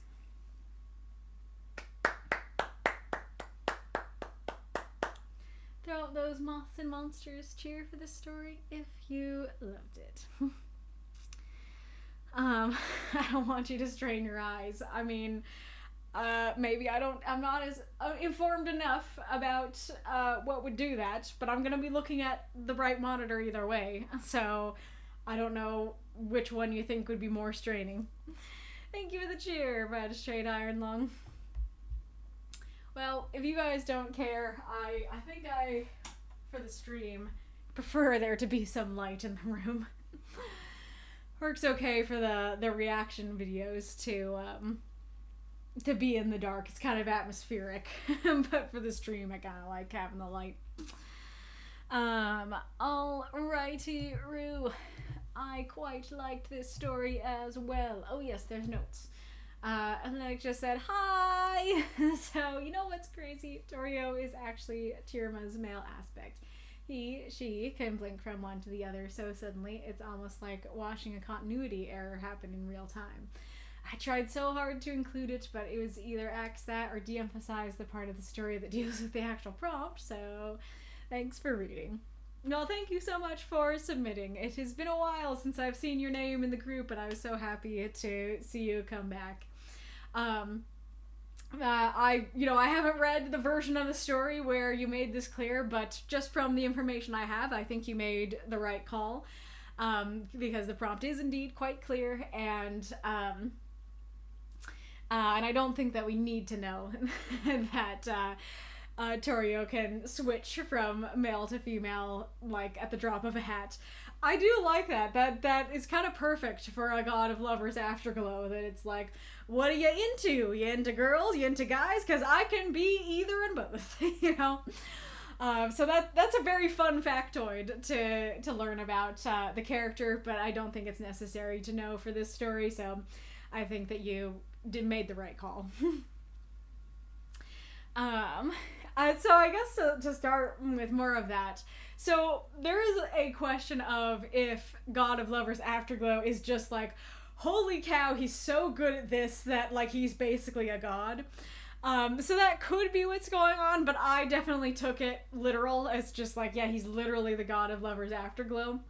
And it's funny because when I first read the line, I was like, that seems highly specific. I'm not sure about that. But then again, you know, a lot of gods are highly specific, so maybe it's fine. And then by the time I finished the story, I was like, he is definitely godlike at Lover's Afterglow, so you know what? Totally works. This is him. He's amazing at this. Alrighty, Rue, I like this story too, yeah. Did I actually say that? And then similarly, it's funny that Orosio is like, it feels like sacrilege to lie here in bed while he's mending my shirt, and it's like, no, my dude, in fact, it's the exact opposite. It's maybe a form of worship, because that's the point. Like, you sit there and be handsome. He's gonna be the God of Lovers Afterglow, sitting here mending your shirt, being hot, and providing nice, soothing conversation, you know? So it's not a critique at all. I just think it's kind of funny that it's like, oh my gosh, is this totally, like, sacrilegious to the God of Lovers Afterglow? And I'm like, no, I think it's the point. The detail about how he was the one who ripped it in the first place is great. You can kind of assume that happened the night before, you know, before the part that eventually comes to the Lover's Afterglow, that it was probably part of that. So I think that works quite well. I think you do an amazing job at describing your characters as beautiful, and I think this is especially difficult because I often say that description of characters is one of the first things to go, because it is not important to the plot of what's going on in the story to know what a character looks like. And so I really applaud you for being able to keep that in, to be able to still do the plot and the prompt really well. And not only that, like, it kind of goes back to what I was saying earlier, that there is meaning in his appearance. It's not just like, okay, here's what he looks like. It's like, the whole point of this is Orosio's lover. Not only that, he is the God of Lovers Afterglow. And so it definitely ramps up the fact that he feels like the God of Lovers Afterglow, the fact that you were able to describe him as beautiful. And I especially applaud you because his appearance with, like, square jaw, stubble, solid muscles, very much not what I'm into personally, not the kind of appearance that I would think is very hot. And so probably if I was watching this in a movie, I'd be like, okay, whatever. But you describe it so well as Orosio being so in love with him, and I'm like, oh, how nice, he's so beautiful. I can totally, like, maybe not exactly feel what Orosio is feeling, but, like, I can sympathize and empathize with him, of, like, I feel the blushy crushiness of it. I feel the rose-colored glasses of it. I feel like, oh wow, like, his voice and his eyes are like pillows. Oh, yeah. So you really help to make me feel what the character is feeling, which I think is especially applaud worthy, because it probably wouldn't be, you know, what I was feeling if I actually saw him. So I think that's some great writing there. I especially like this phrasing of steel colored eyes as gentle as feather down. So steel is this very harsh, cold image. Like steel kind of makes you think of like weapons potentially. And so then like you have this harsh, cold image, and then it goes gentle as feather down. And so just the gentle as feather down would be plenty powerful on its own, but having that compare contrast of this harsh image with this gentle image, I think just even more makes him feel very godlike and otherworldly, and like him being the god of Lover's Afterglow cuts through everything else. That no matter how harsh and steel-like his eyes might look, that feather down still cuts through it, you know? Love the description of his voice. I think that's great. I hope I did a good enough approximation of a nice, smooth, sexy voice. I love this image here. Like, it's so cute. I mean, I don't have a blanket. Well, I have my sweater here. Maybe I can use my sweater. That it's just like, like, what's your fondest memory? You know, I don't know. That doesn't sound great. I guess it's a pillow, so maybe moth would be better. That it's like, what's your fondest memory? But, so yeah, I don't know that I'm replicating it well, but that's such a cute image and totally feels like, I don't know what to compare it to exactly, but it's super cute.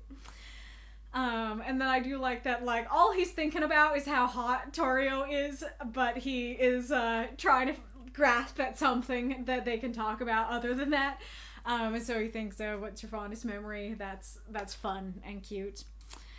And then I love his response here. Like, it's so full of character, and I totally, the minute he says it, I'm like, you know, that's fair. Because, like, especially because, when people ask me, like, oh, how was your week? Suddenly, everything that I did that week just flies out of my brain, and I'm like, I have no idea how my week was. I'm sorry. You know? And so this feels a little bit like that, of like, you want me to pick one memory? Oh, and I guess the other thing that I relate to about it is that, like, I totally, like, I have a good memory, and I have not lived 16,000 years, and if you asked me to pick my fondest memory, I would be like, don't ask me that, there's too many to sift through, I don't know what to pick as the best. And so, yeah, having somebody who has 16,000 years under their belt would feel that times 16,000. And so I think that works very well, and in a weird way is actually relatable. And it's so playful and fun that it's just like, oh, you little sadist. And I could already tell, like, before I read the chuckling line that this was playful. And so I think you do a great job with that. And I love the reaction of, I'd have been mortified were he not chuckling so richly, that it's like, you're right, maybe that was kind of a lot to ask him. And so I totally can understand why he's like, oh no, I did a bad. But then he's like, no, he's being playful about it, so it's okay. And it definitely still feels like the cute, like, I don't know, lovey-doveyness of just like, you know, like, I don't know, you know. And then I think your prompt use works very well here, of just like, like, I don't know how to answer that, because once upon a time, there was a time I could answer that easily. And I like that the number is 10,000 years ago, because on the one hand, it's like, yeah, like, that feels so long. That totally makes sense that after 10,000 years, you can't do it. But 6,000 years is still a huge number. And so the fact that he's like, yeah, I remembered every second when I was 6,000 years old, it's like, oh my. So, like, you actually had a really good memory. It's just like 10,000 years is just too much to keep in one head. So I like that. I do have a question about that, though, because I think it's one thing to say, like, yeah, 10,000 years ago I remembered things very well. But to say I remembered every second of my life, I don't know if this is hyperbole, and if it's hyperbole, I think it works okay. But if he's being literal, and the fact that he says from that morning's breakfast to my first taste of fruit sounds like he is being literal, makes me have questions. Because it sounds like he had a photographic memory. And as far as I know, people who have a photographic memory don't lose it with old age. I don't know a lot about that. I could be totally wrong. Now, granted, he's not a normal aged human. He is a 16,000-year-old god. So, you know, we don't know what would happen to photographic memory after 16,000 years. Maybe someone who did have photographic memory could indeed lose it for that amount of time. But I don't know, I guess that just feels like something that's hardwired into you. And so how could you lose that, you know, just because like I feel like most people actually already have this of not the photographic memory, but I don't remember everything, you know, that for most people, you don't remember your first taste of fruit, when you were very little and stuff. And so, and you might, and I guess that's it, is that it's just like most people probably don't remember what they had for breakfast yesterday, or maybe you remember what you had for breakfast yesterday, but if I was like, hey, what did you have for breakfast last Tuesday? I feel like a lot of us would be like, I don't know, man. And then same thing, like, you know, do you remember your first taste of fruit? I don't know, I was 3, you know, or less than 3. And so those are two things that I think a lot of people wouldn't remember. And so the fact that he did kind of corroborates that he really did remember every second of his life. So I don't know that it's like truly a critique. It's just like, I have questions, and I wouldn't have those questions if it was just a little more vague of like, yeah, I used to remember well, instead of I remembered every second. Same thing I have every Tuesday. The breakfast of trying to take over the world. And then, yeah, but I really like, you know, what he's going for here, and this take on the prompt that it's like the memory is so weighty that I couldn't keep it. I couldn't carry it, you know? And I like how, Orosio kind of switches from, you know, being this love-struck little guy to being like, oh, we went deep there. That actually sounds hard, you know? And that he's kind of like gripping the pillow instead of just, I don't know, being cute with it, that he's actually like, oh no, yeah, that sounds bad. So I think that works very well. And I do think this is interesting at the end here, because on the one hand it feels very sweet and positive that it's like, hey, like all living things, memories decay. That sucks, but there's a reason that they decay, to make room for new memories. That's a positive. That's the hope to this. And you are part of my new memory, so you are a part of the hope and the good part of it, that I'm happy to have new memories with you. But there's also that hidden thing, that unspoken thing, which is, you're gonna forget me too. And granted, I don't know exactly what Orosio is thinking in this moment, so maybe he's just not thinking about it. Maybe, even if he is thinking about it, maybe he's okay with it, that he's just like, well, like he said, that's the way of the world, and so one day he'll forget me, but I'm still happy to have had this experience with him at this time, and so it doesn't bother me. Or if he is really bothered by it, and it makes him feel insignificant, you know. I feel like it could be any and all of those things. And so I do think if you wanted the ending to be purely hopeful and light, I definitely don't leave the story totally with that feeling. I do have that, like, sinking feeling beneath it of, like, oh, he's gonna move on from you too. That's sad. You know, but I do like, regardless of how it was intended, I do like it, and I do think both the light and the darker interpretations work really well, and kind of are just like the whole point of the story, the whole struggle there. And real quick, little critique for that last line. Leaned up sounds a little strange, because usually you lean on something, you lean over, you lean down, you lean to the side. You don't lean up. I don't know if I've really ever heard of somebody leaning up. So I think just saying something like, I sat up for a kiss, or I leaned in for a kiss, would sound a little more natural there. But that's very nitpicky. I don't really have very many, if any, critiques for the piece that aren't, you know, a little nitpick. But yeah, I thought this was really fantastic. You returned to the group after some time away with a real bang. I think this story is sweet, and like I feel like I'm falling into pillows as I read it. Falling into pillows or eating honey or something like that. It feels so sweet, but in a good way, not in like an overly saccharine way. I think it's the perfect amount of sugariness. All right, ad time. If you don't know, during the ads, what I do is Wolf and Death's Head have provided me with their lists of prompts that they would like to submit to ask, do you think that these are good prompts that I should keep submitting or start submitting, or do you think they're bad prompts that I shouldn't keep submitting or should stop I should stop submitting or shouldn't start?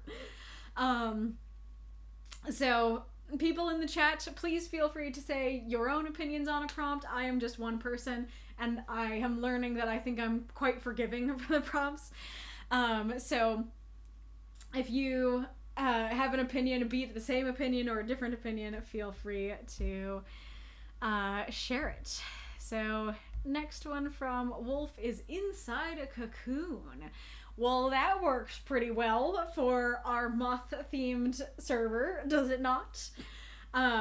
So yeah, I mean, off the bat, I'm already into it just for the moth theming.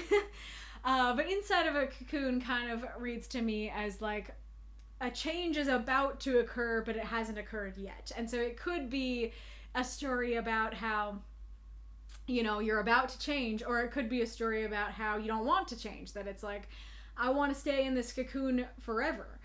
So yeah, it could convey different emotions. It could convey that excitedness to change, or it could convey the opposite of I really don't want to change, and stuff like that. It could be somebody else like noting, hey, you're inside of a cocoon, and that person didn't think about that, didn't realize that they were changing, you know, sort of thing.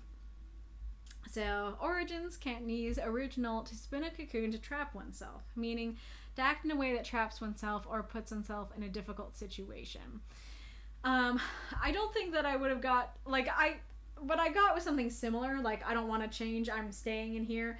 Can have a bit of a entrapment idea there. Though I feel like, to me, cocoon inherently has a level of change to it, so I don't know that I would just use it as to mean just a trap. I don't know that quite works for me, but I think you've said before that the origins and stuff are just like to inspire you. It doesn't have to be. You don't have to take the prompt in like the origin way. So if that's the case, I think it totally works, and I actually quite like it for a prompt. It's fun because it's kind of the mirror of, not kind of, it is like the mirror prompt to Metamorphosis. So Metamorphosis is the change has happened or is actively happening, and the inside of the cocoon is before that. That would be a fun challenge for that one, is if I made the challenge, write your story as a prequel to your Metamorphosis story. Let's see. Do I have time for another one? Oh. Wow. I thought I would have like at least another minute. But apparently that's over. Let's see. Cocoon can also invoke protection or shelter. That's true. Like, I guess that is a good point, that like you can use the phrase of like, you might see your friend all bundled up in blankets, and you might say, "Oh, look at you, you know, all cocooned in your blankets." And so I guess there is a natural way for me to think of it as something other than change. So that does make sense. I did have transformation magic that used a moth cocoon, because Moonlight was also involved. Ooh, nice. In a different book too, A Devil's Tale. Gotcha. Fun. Thank you for the cheer, Ghoulish. Alright, I think I successfully finished talking about the story before the ad began, so now it's time to move on to Massa's story. Thank you so much for submitting, Hellenic.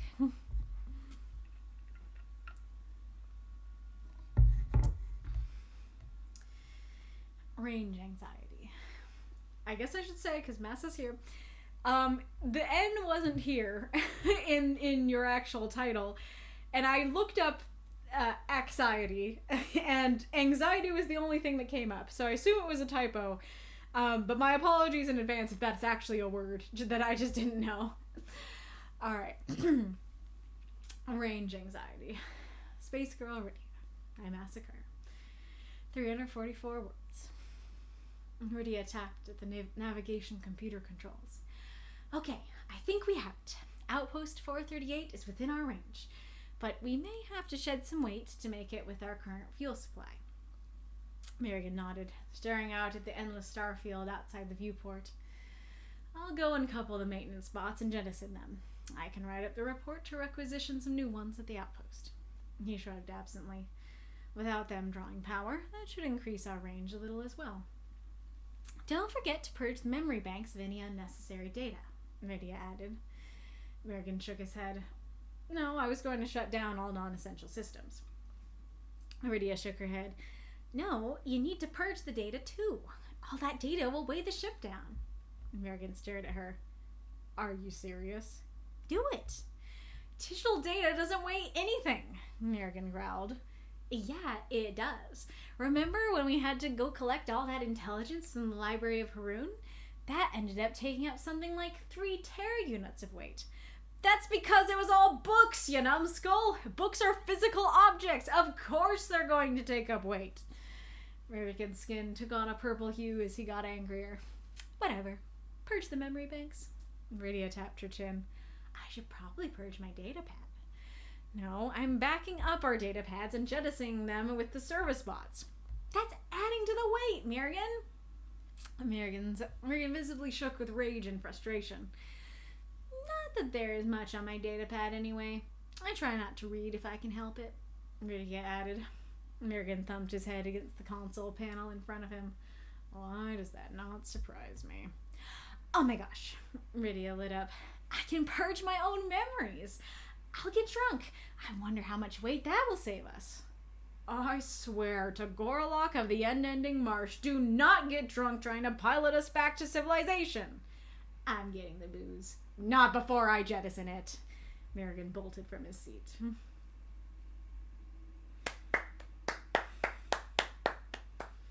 Throw up those moths and monsters that cheer for this story if you loved it. Did you have any notes? I feel like you often have notes. Did I miss something?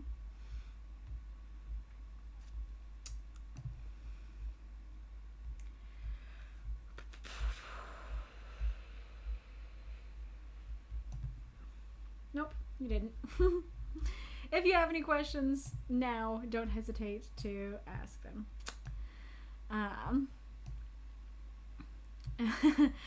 Anxiety, fear of axes, axe anxiety. Alrighty, Rue. I found this story very fun, very enjoyable. I thought your prompt use was pretty fantastic of using literal weight of memory. Yeah, I thought it was super fun. Let's see, where do I want to start?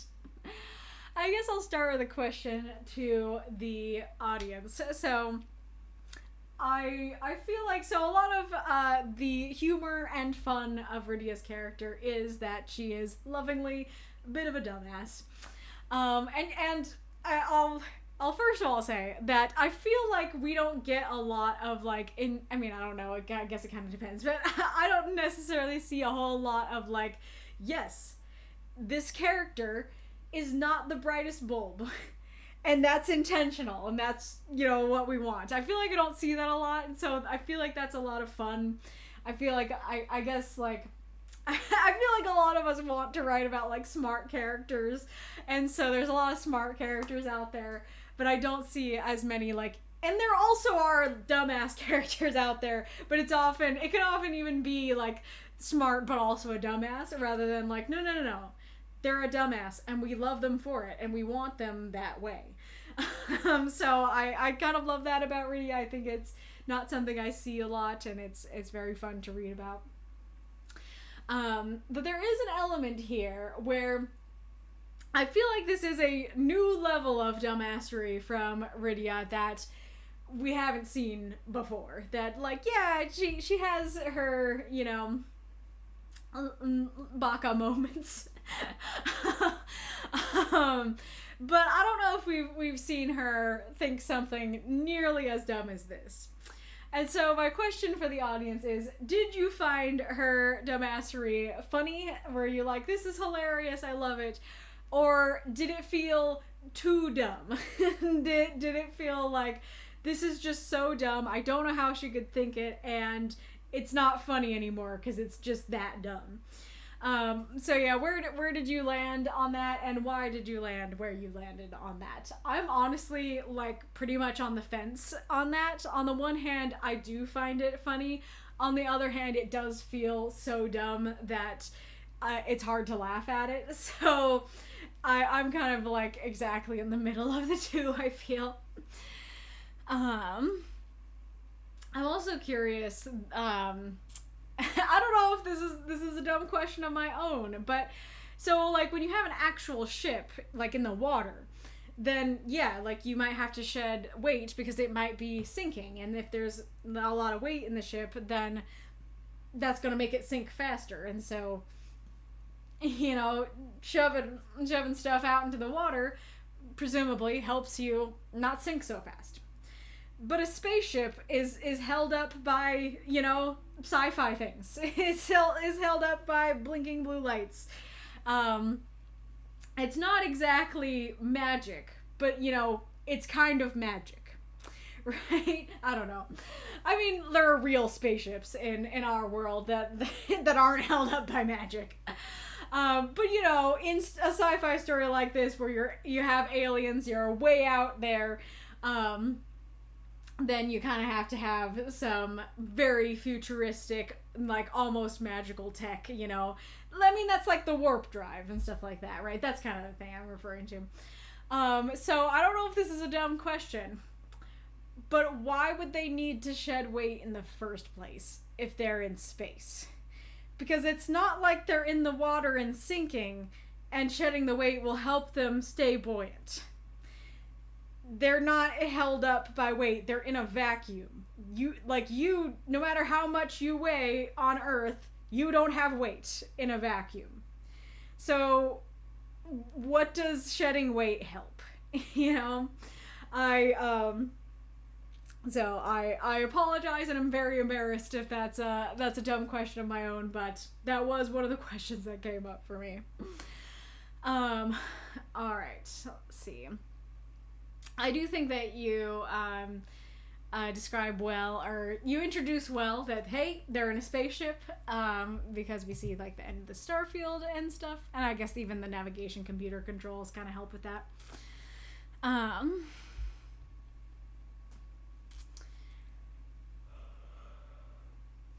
And then, of course, like, the premise, the prompt premise is very, like I said, very cute and fun, but also very, very idiotic, that Rydia's just like, yeah, okay, we need to get rid of the extra weight, and so all that like, there's so much weight in the memory of our electronics, so we gotta purge that too. You know, so fun premise all around. Again, I'm not really sure what I was gonna shut down all non-essential systems. I'm not sure I totally get what that helps, what that does. I guess, like, maybe shutting down the power to non-essential systems allows them to have more power to, like, to I don't know, the engine, basically. But I definitely had a question about that. I do like Merrigan's, like, moment of realization of, like, you can't be serious. I really love this little interaction of, like, hey, like, remember when we had to collect the intelligence in the Library of Faerun? And I definitely assumed, because they were talking about computer data, that it was, you know, intelligence that they downloaded. And so I love the reveal that it's like, no, it was all physical books. Of course it took up weight. And and then I think it works, like going from like the overall storage on the ship to like the little storage of the data pads to the storage in her head. I think that that progression works quite well. I got a little confused at this part when I first was reading it, because it's like, okay, I should probably purge my data pad. No, I'm backing up our data pads and jettisoning them with the service bots. When you say data pad, I'm kind of assuming like an iPad. An iPad doesn't weigh much at all. And it seems like potentially an important thing to have wherever you're going, and maybe an expensive thing to replace. It doesn't feel worth jettisoning them. It doesn't feel like that would help very much. And then when she says that's adding to the weight, Mirgan, it comes right after him saying he's gonna jettison the data pads, and so I was like, jettisoning the data pads, no matter what they have on them, can only detract from the weight. So what do you mean they're adding to the weight? And it took me a bit to get that she was saying backing them up will add to the weight. That's, backing them up to whatever storage they have on the ship, whatever he's going to back them up to, that's going to add to the weight. And that could be part of it, is that he doesn't say, like, exactly what he's backing them up to. But, yeah, that she's basically saying, if you're, like, going to back them up to the ship's computer or whatever, that's going to add to her weight. That does make more sense, by her wacky logic. But it did take me a second to understand. And then I think it works quite well. It's like, yeah, there's not much on there. I try not to read. And I think that phrasing is great, where it's like she's saying, I try to avoid carbs if I can help it. But it's like, I try not to read if I can help it. And it's like,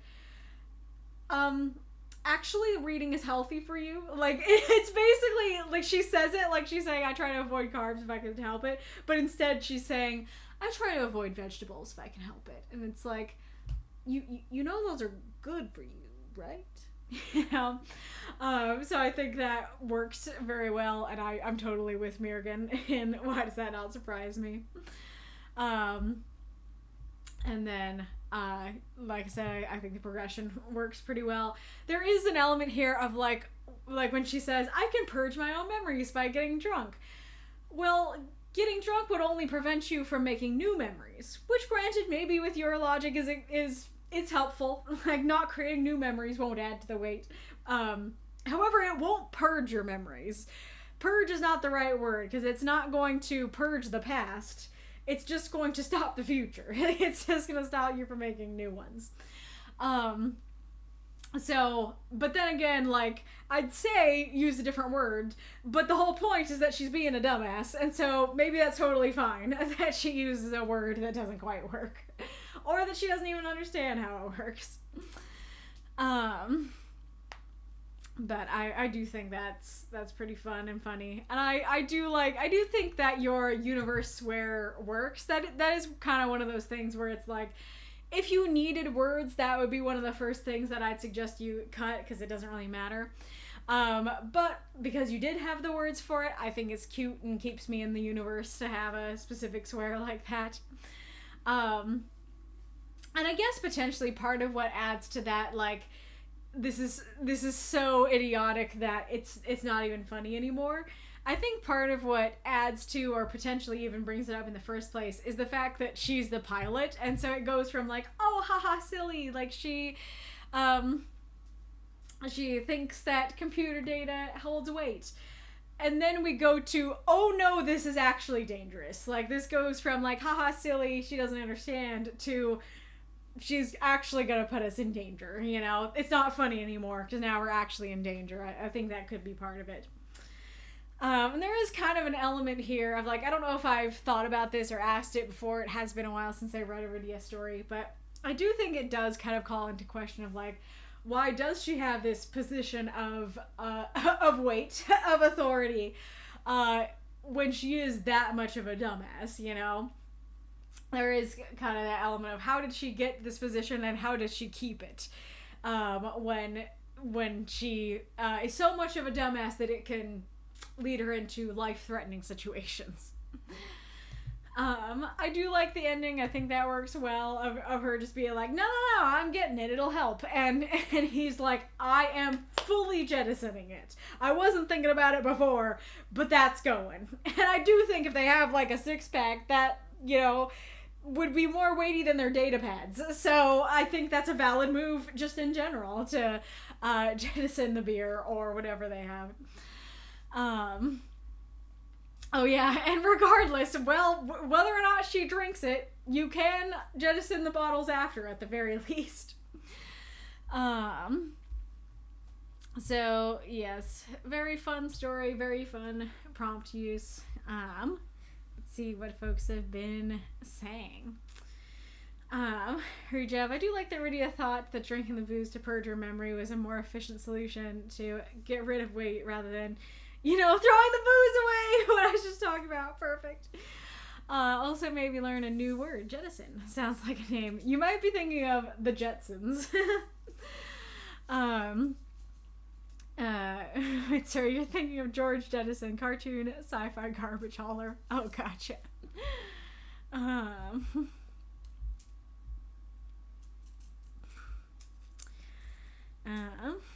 Yes, I'd mean anxiety. Gotcha. Never underestimate the bandwidth of a truck filled with media storage. Tech Crackle saying. Nice. Flurmler heavy, but you expect that in sci-fi. I love it all the same.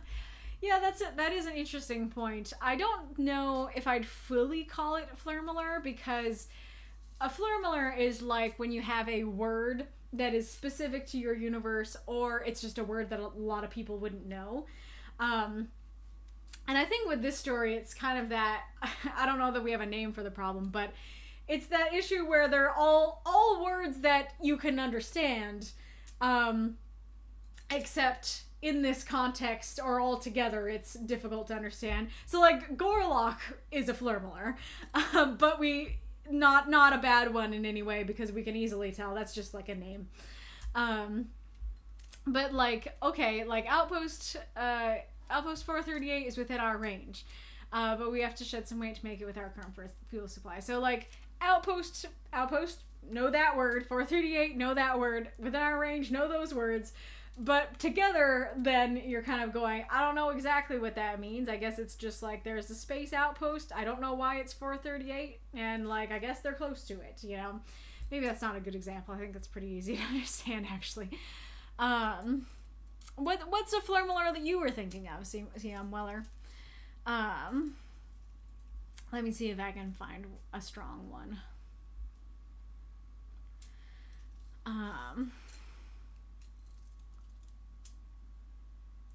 Because, like, sure, like, Haroon could be one, but I don't see it as a problem at all, because it's very easy to tell it is a place.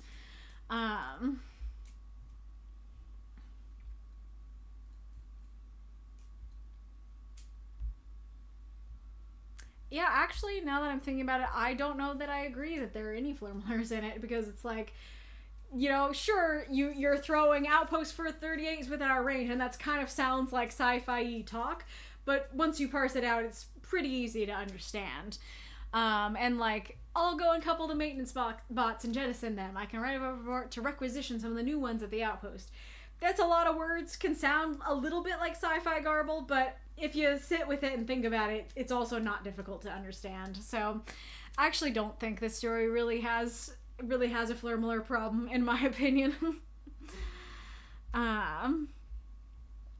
Actually, data does have weight, because electrons weigh 9.109 times 10 to the negative 31st power kilograms. Nice. The dumbass levels are redlining, but also hilarious. Fair enough. Intelligence is her dump stat for sure. Massa, it's fair if you think she's too dumb. Ducky says she sometimes gets headaches trying to deal with Rydia's immense stupidity. Fair. Spaceship weight is important because mass correlates with fuel usage. I mean, that's just kind of repeating what was in the story, and I don't think that really helps me understand why. So shutting down power will mean that energy can go to the engines and not running systems that aren't needed. Okay, so that was correct. Yeah, I got it. He's backing it up to the ship's computer. I see. Fun fact, the universe might be flat. In which case, all celestial geometry is non-Euclidean. Somewhere Lovecraft is trembling. Sherlock Holmes never cared about the shape of the earth because it wasn't relevant to his detective work. Dumbassery is relative. I mean, on the one hand, sure, like, you can have a really smart character who... I mean, I guess I did already say it, that, like, yeah, you can have a character who's smart but also a dumbass. And I feel like that's the kind of character I see more often. I still feel like I don't see a lot of pure dumbasses. Yeah, so there's a lot of world building that goes into this, but Rydia's species are 99.5% all morons, with the remaining 5.5 being super genius mutants. Rydia is shockingly one of the more intelligent members of her species. Wait, as in the super genius category, or that, like, she's in the dumbass category, she's just slightly less of a dumbass than others. Mirrigan, on the other hand, is not a member of the same species, which is why he's actually intelligent. Since the members of Rydia's planet's navy, she gets to be ship captain pilot. I see. So it's just because she's part of their okay, yeah, that it's like almost everybody in her species are dumbasses, and so she gets to be put in a position of authority because she's not special. It's not special that she's a dumbass. Everybody is. All the pilots are dumbasses in this race. Now I'm very curious because I kind of always assumed that Mirrigan was human. But I was actually wondering, because Mirrigan's skin took on a purple hue as he got angrier. This is something you can use to describe humans, and, like, I'm pretty sure it's how, like, Vernon Dursley is described in Harry Potter. So it totally works for a person, but it is quite a strong color. And so it could be that he's not human, and his skin is, like, blue or something, and then it gets purpley when he's angry. So, super curious. Florm learns there are a lot of names in close association at one point. I can no longer recall where. Gotcha.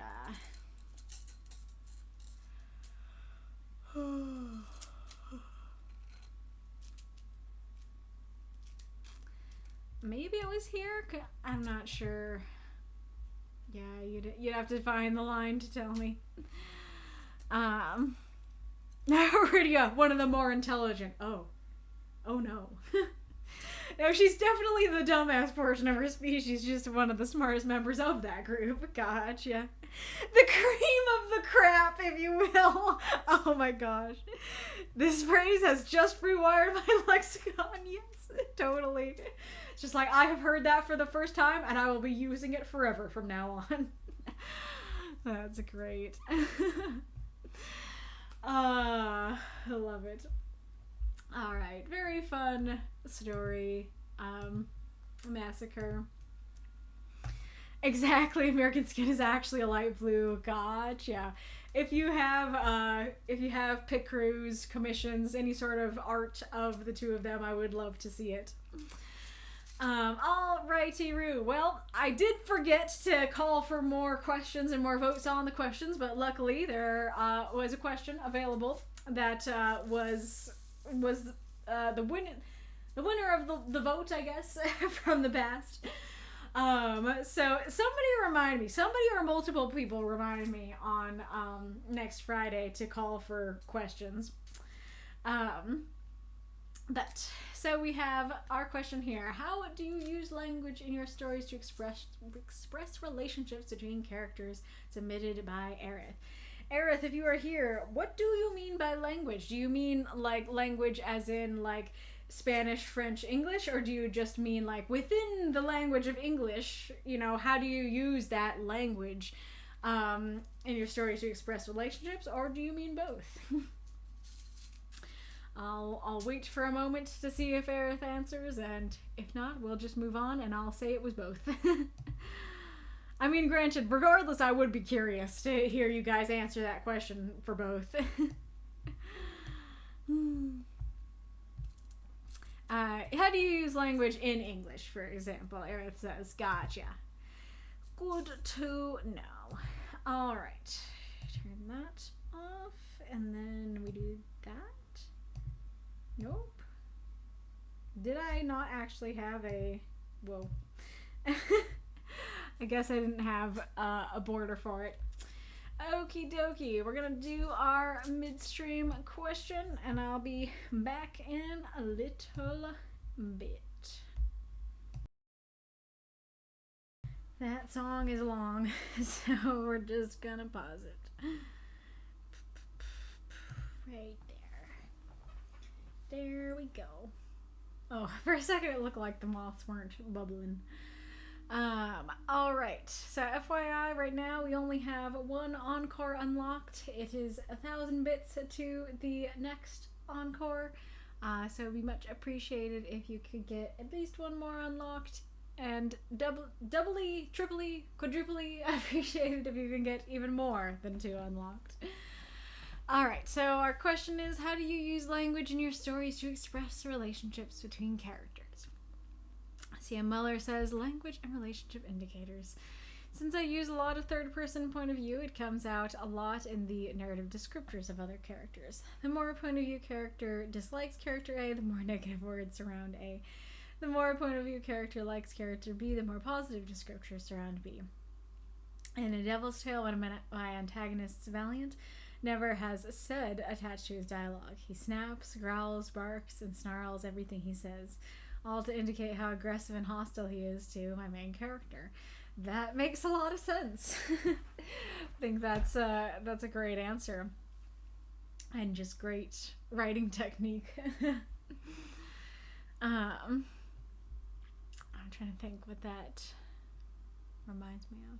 I don't know. Well, if I think it's a combination of character's perspective and how they interact. For example, if you have a character your narrator describes as having a beakish nose, eyes pointed this way and that, and hint of yellowing white hair, you can probably guess the narrator doesn't like this person. You even have internal monologue and dialogue that contradict to add more complexity.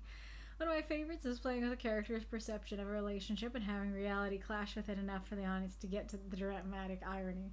Yeah, that is great when you can pull it off well.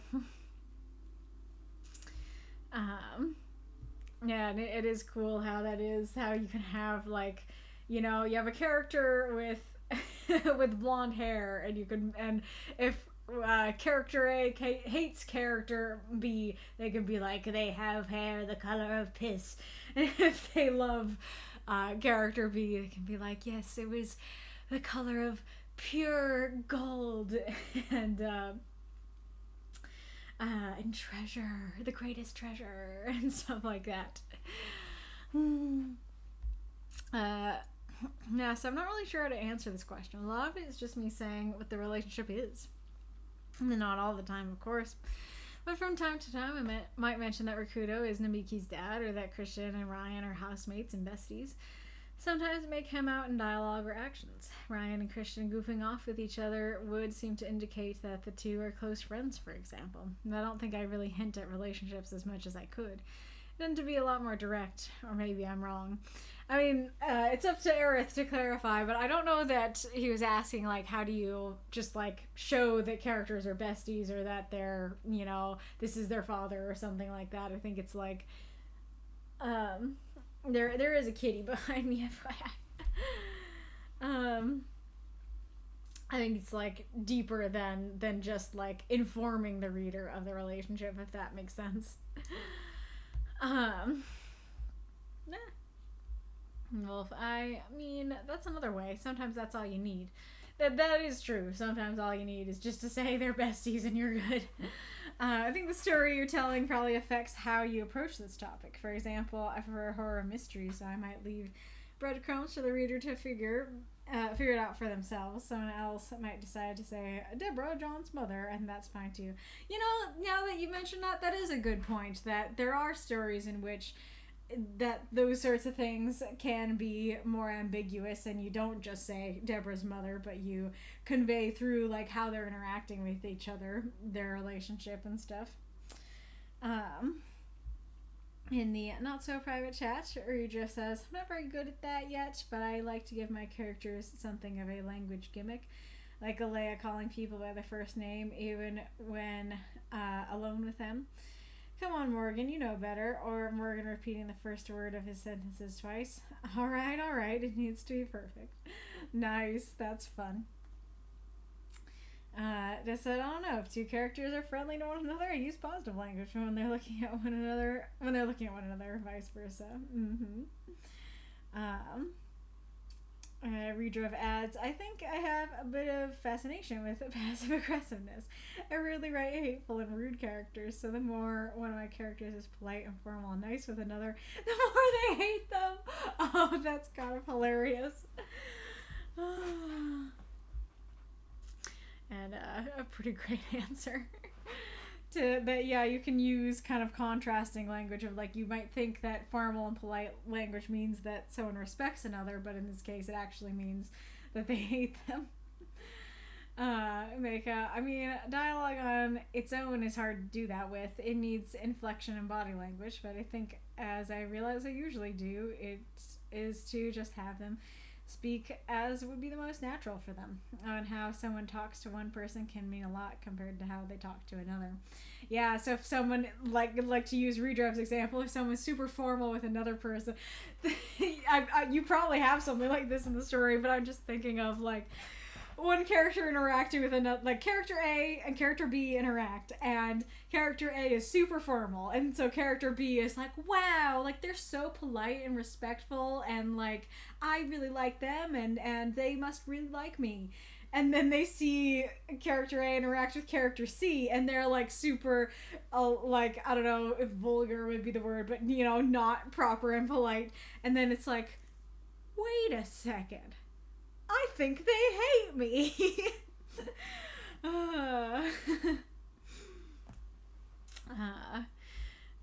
500 to the next unlock is the gift sub. Ah, perfect. And is that 500? 1, 2, 3, 4, 5. Yes, it is. Aw, thanks so much for unlocking it all on your own, Miko.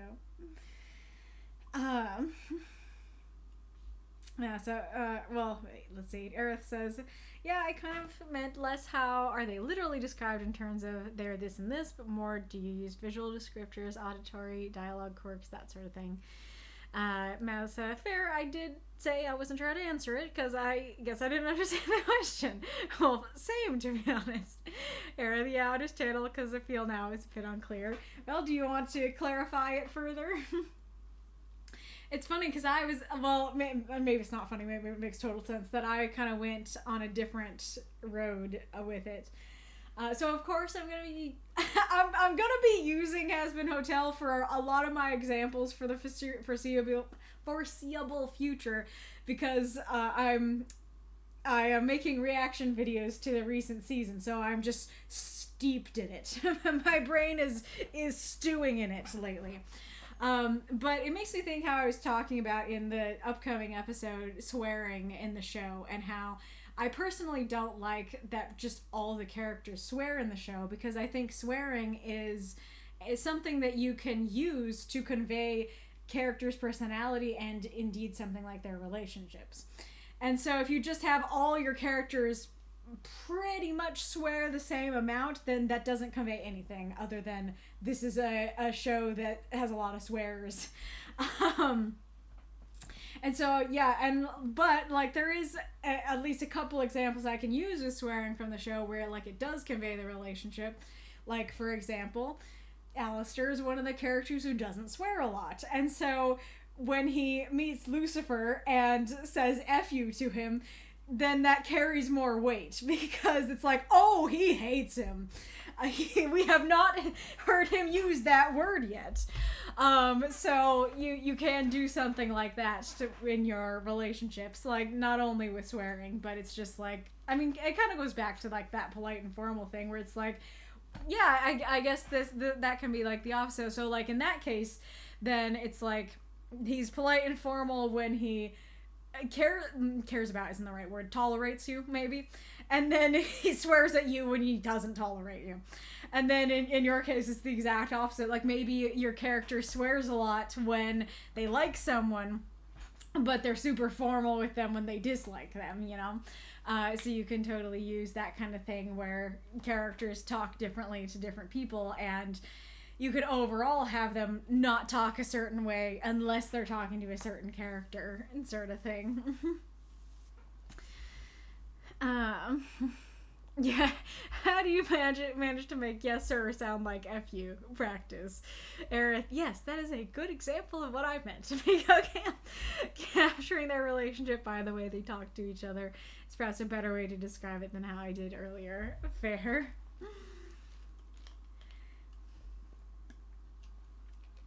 Yeah, so I guess like my answer is kind of like each character will have a specific way of talking that will probably sound different from how the other characters talk, and that can be a difficult thing in writing, especially if you're new to it, to make your character sound distinct and like their own people and everything. But yeah, like your characters should sound different from each other, just, you know, baseline. And then, you know, potentially how they talk to other characters will sound different. You know, the language will be different, you know, based on the relationship with the people. I guess maybe that's part of the difficulty with this question, is that I think it's just that at the end of the day is like, yeah, however their relationship is, you know, their language will change based on it, both based on how their relationship with this person is and how they talk in general.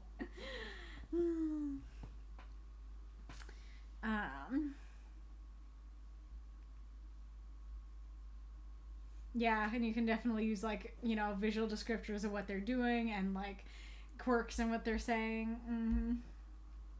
Well, for visual, I think of unconscious body language, people that wear their emotions, people that hide their emotions, and then go through permutations and combinations. Yeah, that's a good point as well, that people show their emotions differently. I mean... I did warn you I'd use it a lot as an example. Let's go back to Alistair. Alistair is constantly smiling, but you can tell how he's feeling. And, like, there are times in my reactions where I'm like, oh, he is so mad right now. Even though somebody who's just been introduced to him might be like, he's smiling, he's happy. You know, so you can totally do that kind of thing with your characters, too. Of, like... somebody might really not show their emotions at all, and so then when they're like tapping their foot ever so slightly, you're like, oh, they're beyond furious. Whereas with another character, tapping their foot might mean they're a little bit miffed. You know, it all depends on the character. Yeah, that's a good point. I mean, as far as I understand it, in the South, the term "God bless them" gets used, and it is not meant in a positive way. It's a more polite way of saying "F that guy." I think the more common one people talk about is like "bless their hearts," you know. But yeah, it can be. And that's, you know, that's kind of the difficulty with that kind of thing, because like some people might genuinely say, "Oh, God bless you," and mean it. And then other people might mean it exactly like that, and the question is who's who, and how do you figure that out? All right, a very fun discussion. Let's go on. Speaking of emotions, let's go on to Rudrev's story.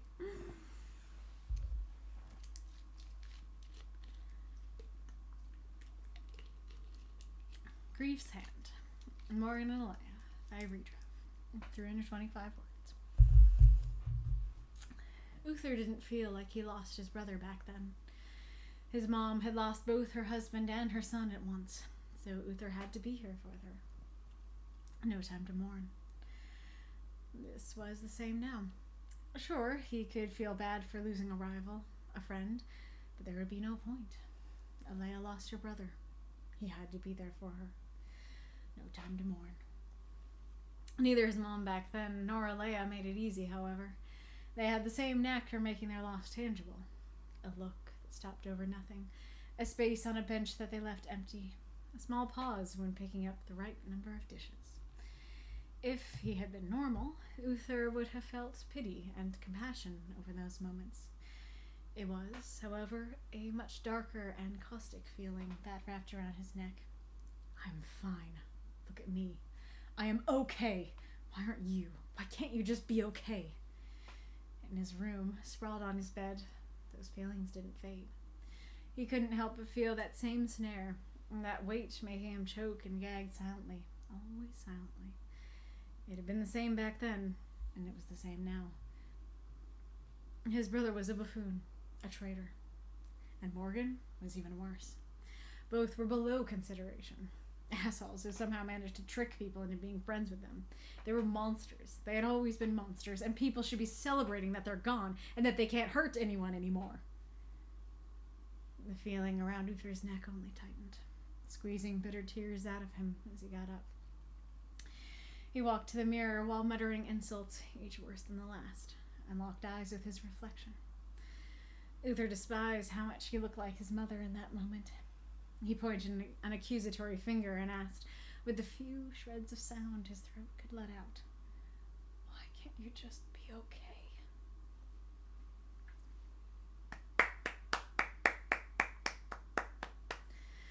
So those moths and monsters, cheer for this story if you loved it. So from Readrev, we have some questions. 1. When Uther describes his brother and Morgan as assholes and monsters, do you think he was genuine? 2. Someone told me to vary the length of my sentences to make the pacing a bit more engaging. What do you think? 3. Any favorite line? 4. Does it fit the prompt? 5. Any other thoughts? Thank you for the cheer, Magistrate Ironlung. Mako, sorry to be late, but in Free Run there's a character whose harshest reprimand was a click of the tongue, and all their friends feared it. Fair. That feels like the opposite of Paul Hollywood's handshake in Great British Bake Off. Alrighty, room. Oh, and bless their heart is sort of like implying the following words are the poor dumb son of a beach or whatever. Fair. Alright. I greatly enjoyed this story as well. I think you do a great job of conveying some really complex emotions here. I think I'll just start going through it line by line. A little bit of a critique here at the beginning. Well, more of a question.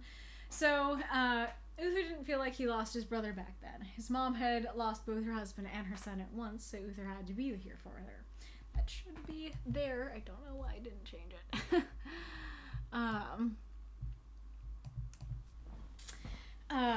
So you start by saying that, you know, he lost his brother, but it didn't feel like it because his mom was mourning more strongly, and so he wasn't allowed to mourn, basically. But you go on to say that also her husband had died. And I kind of assume that her husband is also Uther's dad. And so it seems very strange to say he didn't feel like he lost his brother and then completely gloss over the fact that he also lost his dad. So I feel like either saying he didn't feel like he lost his brother or his father back then, and if it's not like his actual father, it could be like stepfather or something. Either that or just don't mention the husband.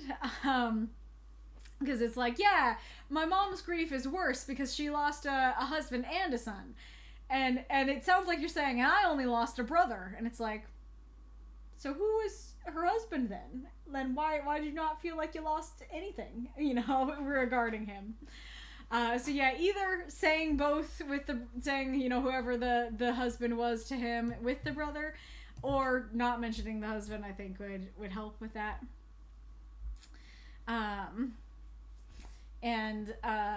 It's interesting because I don't think this is really a huge problem, but something to be aware of is that, so the first sentence here is Uther didn't feel like he lost his brother back then. And I guess this actually goes back to what I was saying about how the first sentence, it's very good when it's like a summary of the story.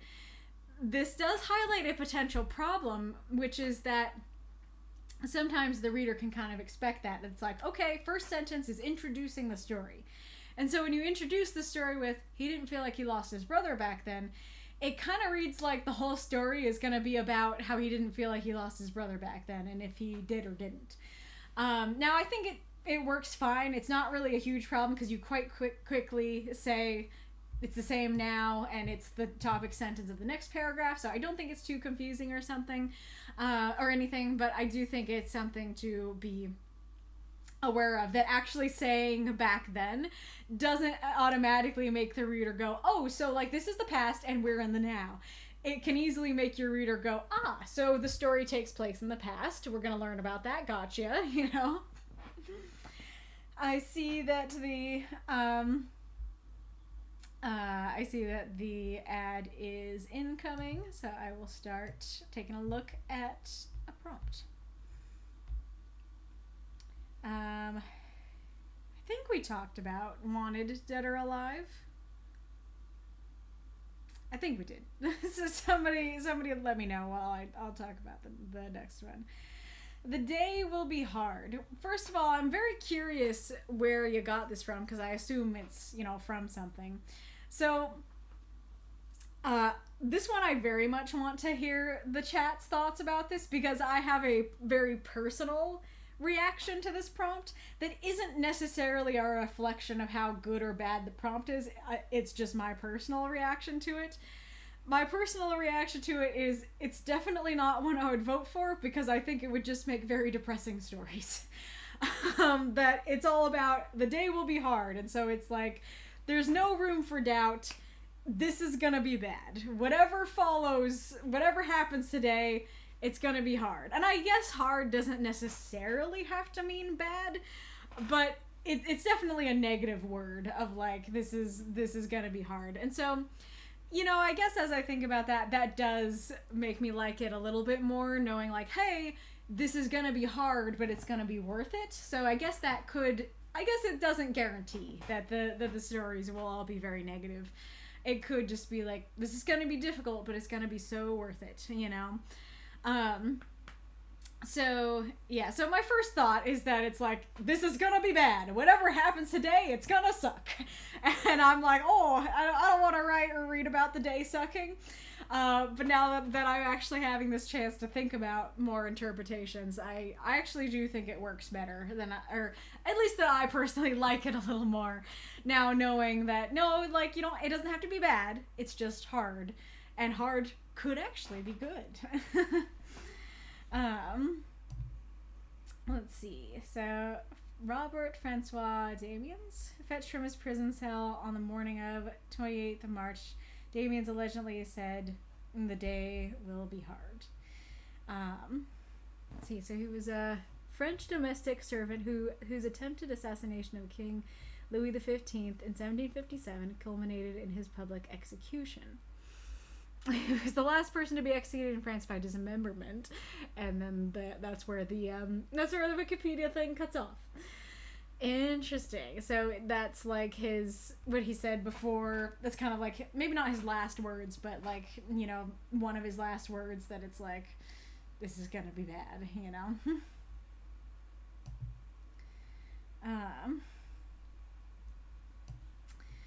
Let's see. Did we? I don't remember that one. Maybe I just missed it. Hard day's work. Well, in case, I guess in case I didn't. So Wanted, Dead or Alive works for me. Because it's that classic thing that you see in Wanted posters, especially in like Westerns and stuff, but it could be anything. So you could write a Western, and that would be really fun if that led to a lot of Westerns. You could also write about a bounty hunter who, is just like taking up the job. They're looking at the posters and going, I'm picking that one. You could write about the bounty hunter catching up to someone and being like, you're wanted, dead or alive. I'm here for you. You could write about the person who's running and like, hey, FYI, I'm a fugitive. I'm wanted. That would work quite well. I think I definitely talked about this before, because I'm remembering how I was like, ooh, could you use it for like a lover or something? Yes, I totally did, because I talked about, the Castlevania Nocturne thing where a vampire lady has her dead husband's head, because it's like she still wants him even when he's dead, So yeah, I definitely talked about it before. I don't know where it is, but it's there. And the ad is over. What a guy. You're getting dismembered. I guess it's gonna be one of those days then. When you don't want to wake up.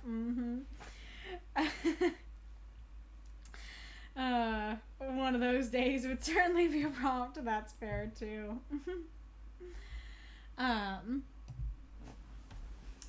Alrighty, back to the story.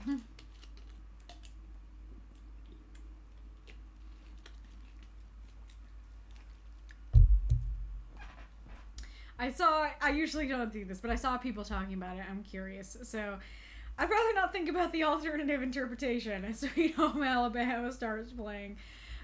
Missing link. Wouldn't the implication then be he wasn't close to the father, so that loss didn't mean anything to him, hinting at the deeper conflict? That's how I took it, but it still sounds weird when, like, we as the reader know nothing about these characters.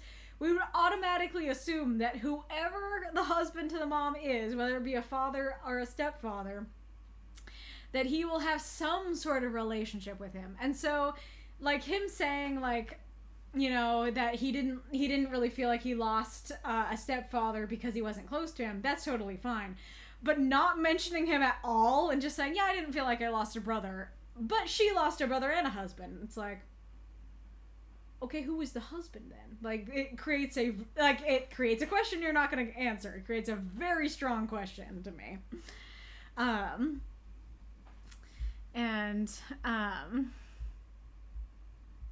I mean, I don't know if you're saying whoosh that something went over my head.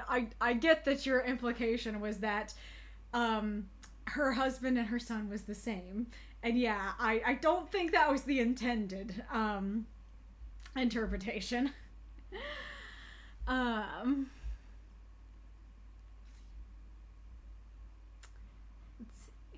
Yeah, this is a mistake on my part. Uther was closer to his brother and father was quite distant, and there was no way you could have known that. Fair. Removing the father was a better solution. Fair.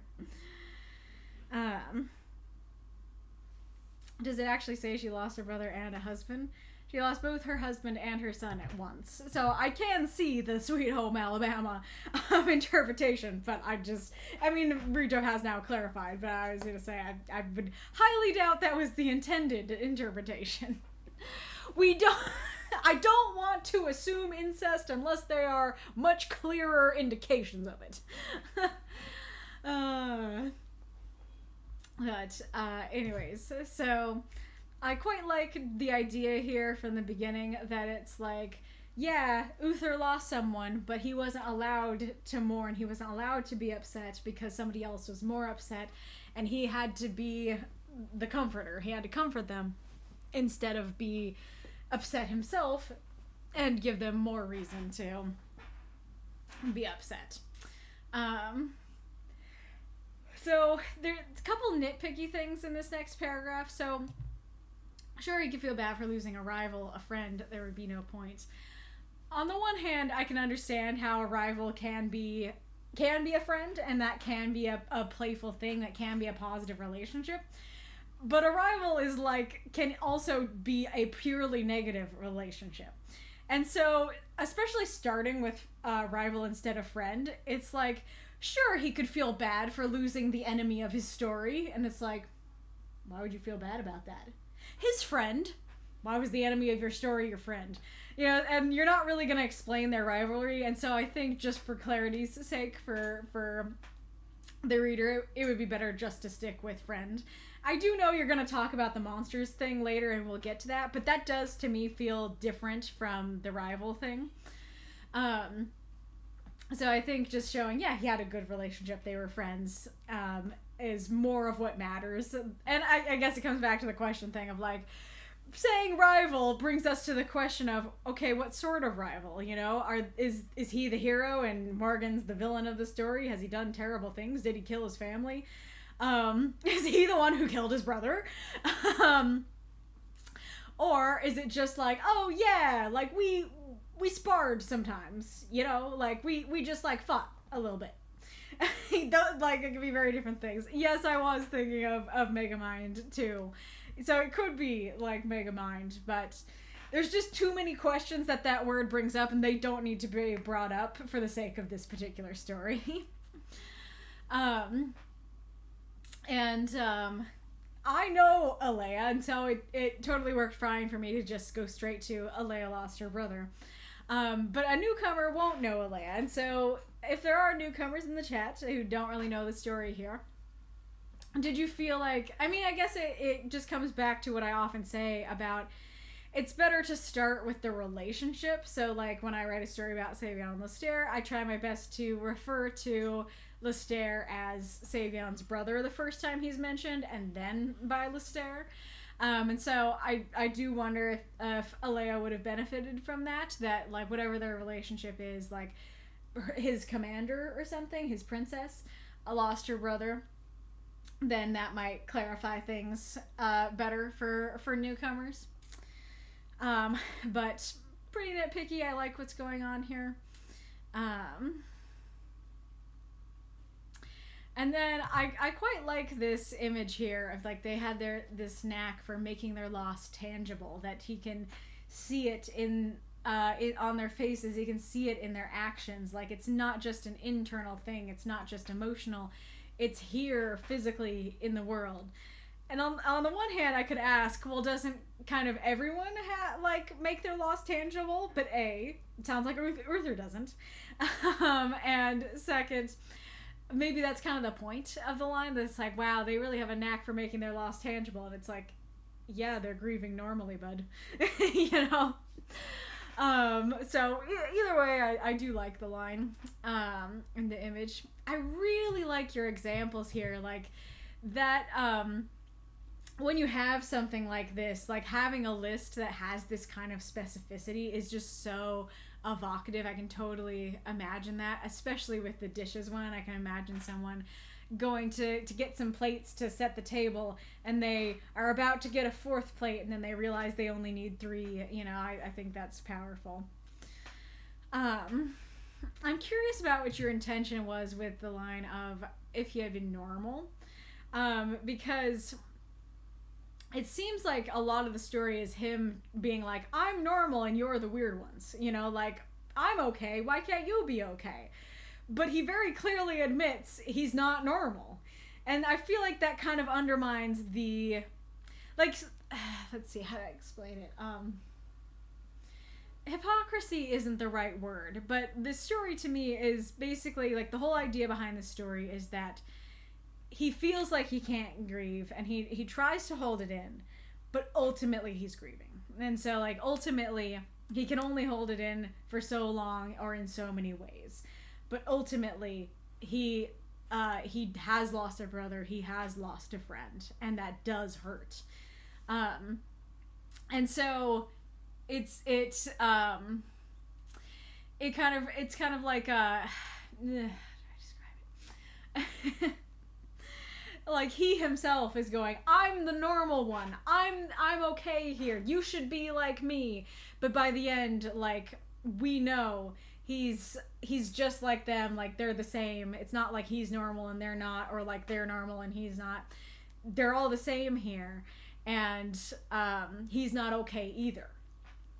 And so I feel like if he had been normal kind of undermines that dichotomy, I guess, of the piece, if that makes sense. Hi, baby.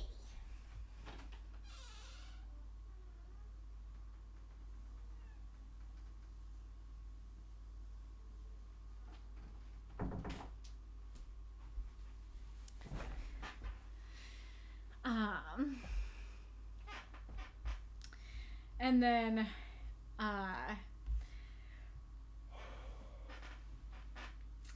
feel like I want to come back to this line when I get to the end. I do like caustic as an adjective there. I think that's a powerful one to use, and wrapped around his neck is very evocative. And I like the action here of him sprawling on the bed. I guess this kind of goes back to what I was saying with Mako's story, that I think adding that action helps make the story more engaging, that it's like, okay, we have the angst and the feelings, and then we get to something more tangible, and that helps keep intrigue with the story, and I like that. I quite like this sentence here. Making him choke and gag silently, always silently. That feels like a summary of the piece here, that he feels like he's choking and gagging, but he can't make a noise as he does it, basically. I think this paragraph is really interesting. So to answer your question, do I think it's genuine? No. I think that he is trying to give himself reasons not to grieve. I think he's just like, no, like, they're the worst. He was a buffoon and a traitor, and like, they're monsters. When really, he cares. Really, this is his brother and his friend. He just feels like he's not allowed to grieve them. And the more he thinks of them as his brother and his friend, the more he's going to grieve them. And so he tries to think of them as not only something else, but something negative, you know, something quite negative, monsters, so that he has no reason to grieve, so that he's not upset.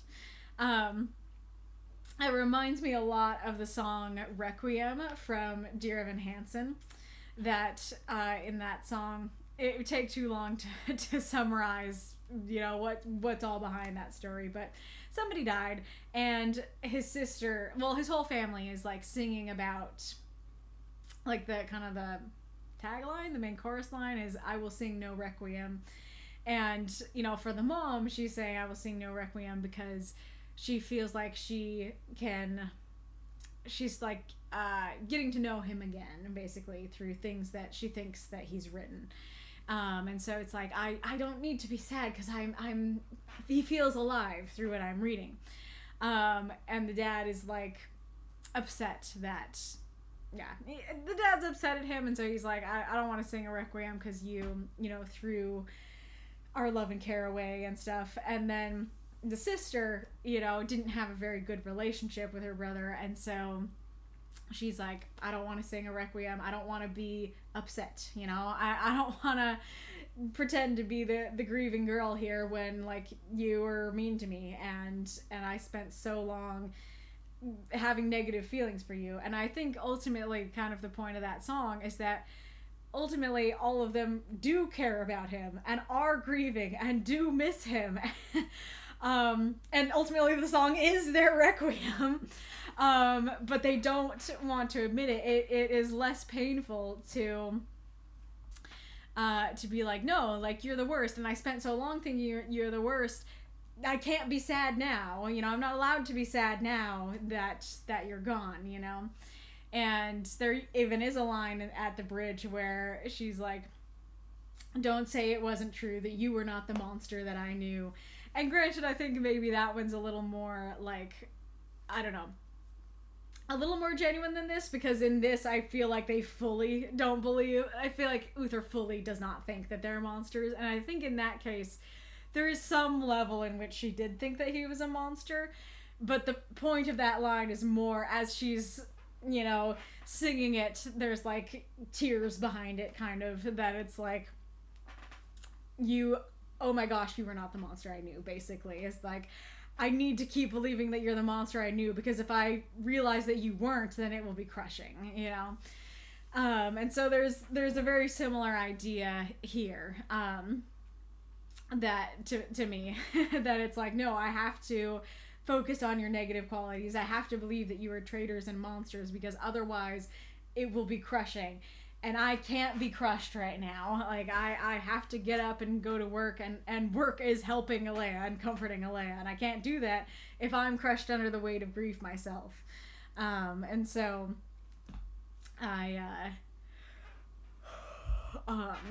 yeah, I have to believe that they're monsters, you know. I am very curious about what answer you guys in the chat would have for that. I'm curious how many people took it the way I did, and how many people were like, no, I actually totally believed him. And I think it also emphasizes, like, part of the reason why I think I read it the way I do is because, like, immediately the line after that is that he's crying, right? That he's like, yeah, they're assholes, they're monsters, they're terrible. And as he's thinking this, he's starting to cry, right? And so it's like, I have to believe this. I can't cry. I can't grieve. But it's there. It's underneath all of that. And so at the end of the day, even as he's trying to stop it, it's what's making him cry, you know? And so I think that's pretty powerful. There is a little bit of a question of who the insults are towards. I assume that it's basically this muttered aloud. I do think if you had the words, it'd be helpful to say who the insults are muttered at. But I think the image works. I like the action of him going up to the mirror. Love a good mirror scene. And that ending, man, Pacha meme. That ending is superb. Because I don't remember exactly my first read on this, but I think it's very possible that I got to this and I was like, that's not good. I don't like that. But that ending is what makes it work. That he's sitting there like, hey, I can hold it in. I can not grieve. Why can't you? Like, it's making it worse for me to be around you. I don't like being around you while you're grieving. This sucks. And so why can't you be like me and just act okay? But ultimately, he is internally just as not okay as they are. And so the fact that he, by the end of the story, is in some way recognizing, I am grieving just as much as they are. Why can't I be okay? Like, you know, that he thinks that or like, I don't know, he tells himself that he's okay at first, but as he gets more and more crushed by the weight of grief that he's trying to avoid, trying to pretend isn't there, then he is able to recognize, no, it is there. I'm just as not okay as they are. That is amazing. That is so well done and a perfect ending to the story. And I do think it's interesting that you bring it back to the beginning with he hated how much he looked like his mother, and so like there's that resentment there returning to the surface, that it's not that it's not like I'm okay, I can't grieve, I'm there for you. It's I am grieving, but I'm forced to not show it, and that makes me resent you. You know, that actually is making everything worse. And so, like, presumably that resentment is in here of, like, he even hates that he's looking like his mother. And it could even be that he feels like he's looking grieved and emotional like she used to. And then, like, it really shows how much pain he's in that he can barely speak, you know? So yeah, I think this is just a really powerful portrayal of grief, and I think Grief's Hand is a really great title to it, because I can I hear Kitty. I hear Kitty. Come in. What's wrong? Meow, meow, meow. Yeah. Yes. So cute. Because you have this image of where is it? Because you have, you know, the feeling around Uther's neck only tightened, but there's another image. Oh yeah, it's the up here, that you don't say it felt like hands or it felt like fingers. You're just saying something's wrapping around his neck, and then the title informs us that that's probably Grief's Hand, and I think that's really clever and well done.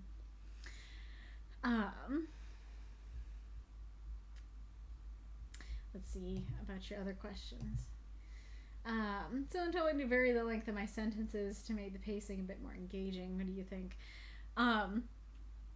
It's funny because, like, despite, you know, critiquing stories being my job, that's not really something I think about while reading the story. Like, if it sticks out, it probably means something was done poorly. If I'm like, oh my goodness, you have only short sentences, then yeah, it definitely means that it was it was noticeable, and that's a problem. I guess, yeah, that it's like the length of your sentences shouldn't stick out to me. It should just work for the story. And so if I noticed the length of your sentences, it actually would probably be an issue. So I didn't notice, you know, how long or short your sentences is. It just felt like they worked for the story, and so I guess that means that was a good decision. I guess that means that worked. Granted, I don't think I've critiqued you for having, you know, the same length of sentences before. But I thought this worked, so you're probably on the right track then. Any favorite line? I mean, that last line has got to be my favorite. What else?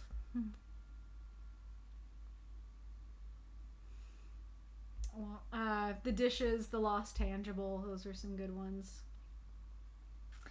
I do think it fits the prompt. Granted, it is more the weight of grief than it is the weight of memory, but the story is very clearly, there's a lot of weight going on, and I do think you do a good job of tying memories in, that you have the memory of his mother, and you tie it back in at the end. I think that helps with the prompt.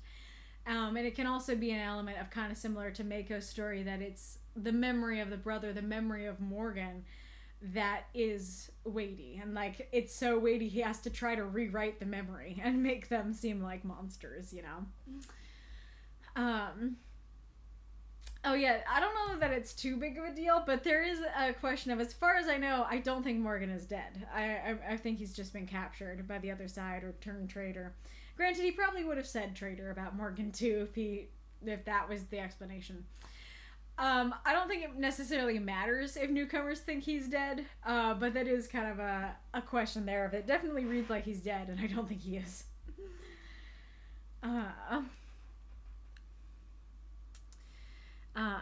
Yep, exactly. Read your favorite song of the musical, and it's a lot like that. Yep, then this is the part before the monster part. Because when the villains fall, the kingdom's never weak. No one lights a candle to remember. No one mourns at all when they lay them down to sleep.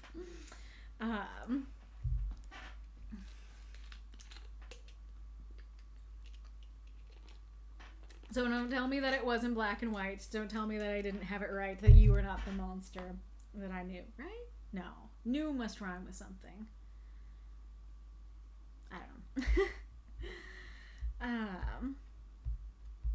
Let's see what's over here. Oh, wait, does it actually say she lost her brother and a husband, or does it say son? Okie dokie, we're in the clear.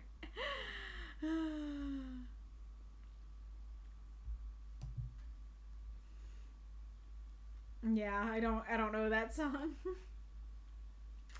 I've honestly always thought of rivals as a sort of friends, but they won't admit it. Completely forgot. It's used for enemies as well. Fair. Why am I now thinking about Nabiki saying that she's a normal girl when she clearly isn't?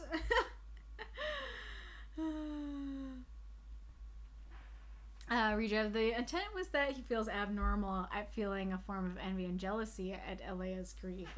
Ah. He's normal by not grieving, but abnormal by feeling anger and frustration over someone grieving. I see. Oh, and I guess that does go to another thing I had to say, that, like, I don't know if it's a critique, especially if this was actually the intent of it, but there is an element here where he's saying that he has to be there for his mom, and he has to be there for Alea. But actually, it sounds like he's doing the opposite. Like, I presume he's not saying this out loud. If he is saying it out loud, yeah, he's absolutely not being there for them. But it does sound like instead of actually caring about them, having compassion for them, he's having resentment for them. And so if that's exactly the intent, that works really well. Where it's like, yeah, you're supposed to be there, but the fact that you're stuffing down your own grief to be there actually means that you're not being there. If you felt your own grief, then you actually would have compassion for them, you know?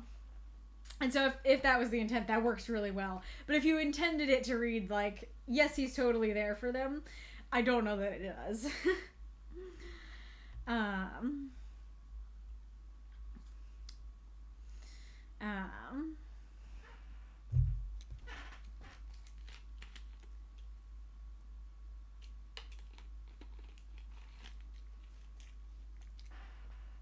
I guess maybe a part of it is that it doesn't really read as like a normal thing to me. It's not really about normal, abnormal. It's more just about like, yeah, you're forced to grow up too fast. You're forced to not grieve because you have to be there for someone else. It doesn't mean you're normal or not normal. It's just like what the situation is and how you ended up reacting to it. Maybe that's just me. Main character reminds me of the main character from Albert Camus's The Stranger. Interesting. Stop having tears come out of your eyes. Yay! Pictures of Rydia and Mirgan. Nice. Very cool. Let her have a weapon. That's great.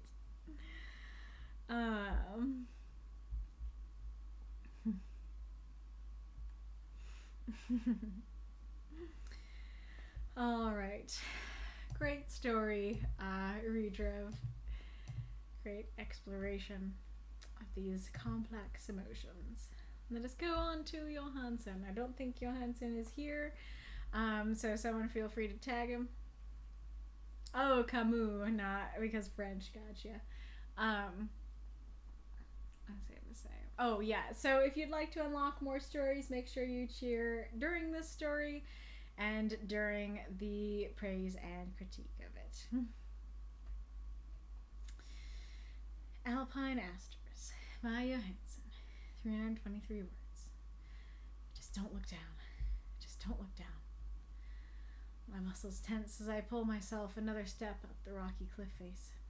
I can feel my foot prodding at the side of the hill as I urgently look for the next foothold. I glance down, find my foothold, and suddenly feel in my chest the height I now hold myself at, above the very much hard ground. Why would I do something so stupid? I ponder avoiding here, but I stop myself. I have to push through. I look back up and find my next hold. Grasping it, I pull myself up another step, and another, and another. The wind blasts past my ears, and I think I hear someone. A girl's voice. Her voice. But I don't dare look down. Not now. Not only a few feet from the top. I pull myself up another step, vivid images of her smile and laugh now permeating my mind. She's going to love this. I finally feel the top of the cliff in my hand. With one last great effort, I pull myself up, spin around, and collapse upon the now solid ground above the cliff edge. As I lay there gasping for breath, I think I hear her voice again in the wind. I finally pull myself up and look around. Finally, the Alpine Aster I was looking for. In my mind's eye, I see her beautiful smile as I hand her a hand-picked bouquet of her favorite flowers. I see her swooning over my incredible daring and bravery for attempting the climb. It was all worth it. After collecting the prettiest specimens, I finally find the courage to look over the edge, only to see a girl waving her arms up at me. Wait, it's her! As the wind dies down, suddenly the words she was screaming become clear to me. Come back down, you idiot! You're gonna hurt yourself!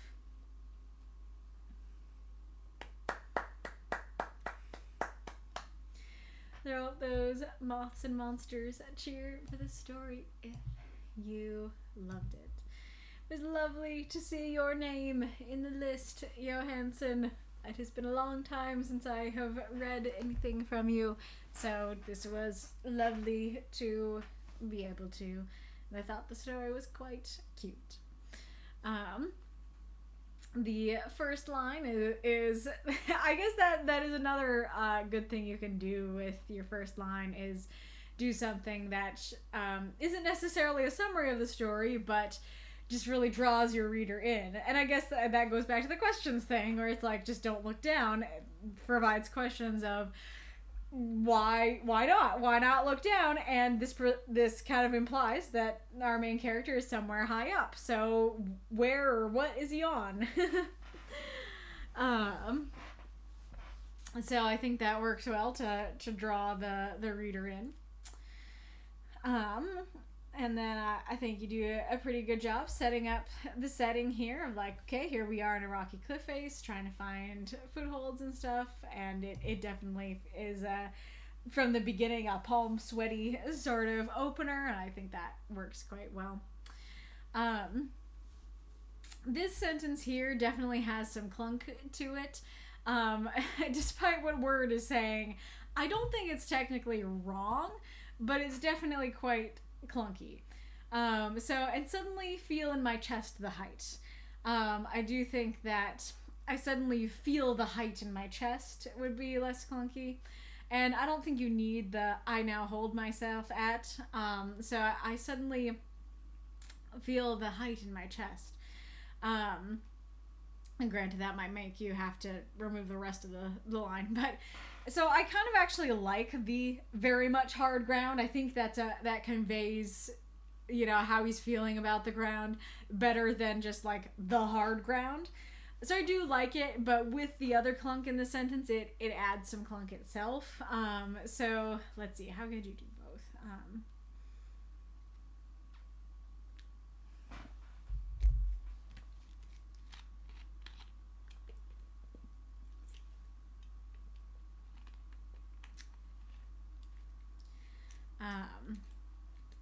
I become suddenly aware of how far away I am, or how high up I am. No. Yeah, how far away I am from the very much hard ground.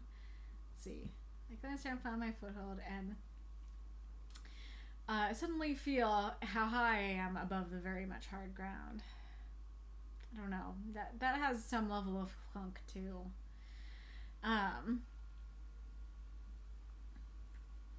Ooh, you know what?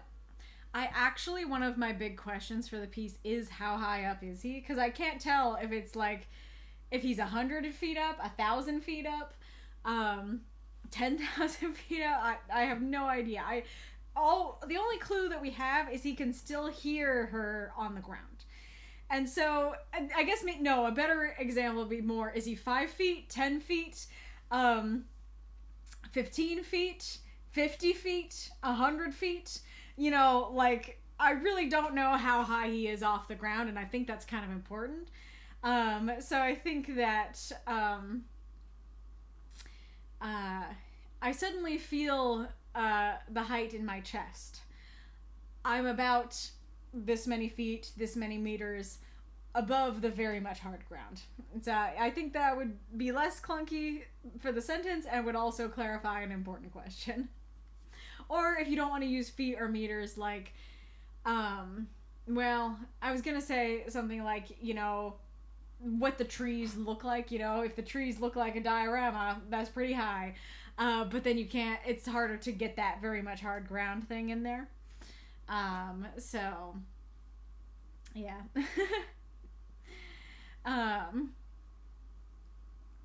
And then I think that why would I do something so stupid works pretty well. That it's just like, I'm gonna do it. Oh my gosh, this might have been a bad idea.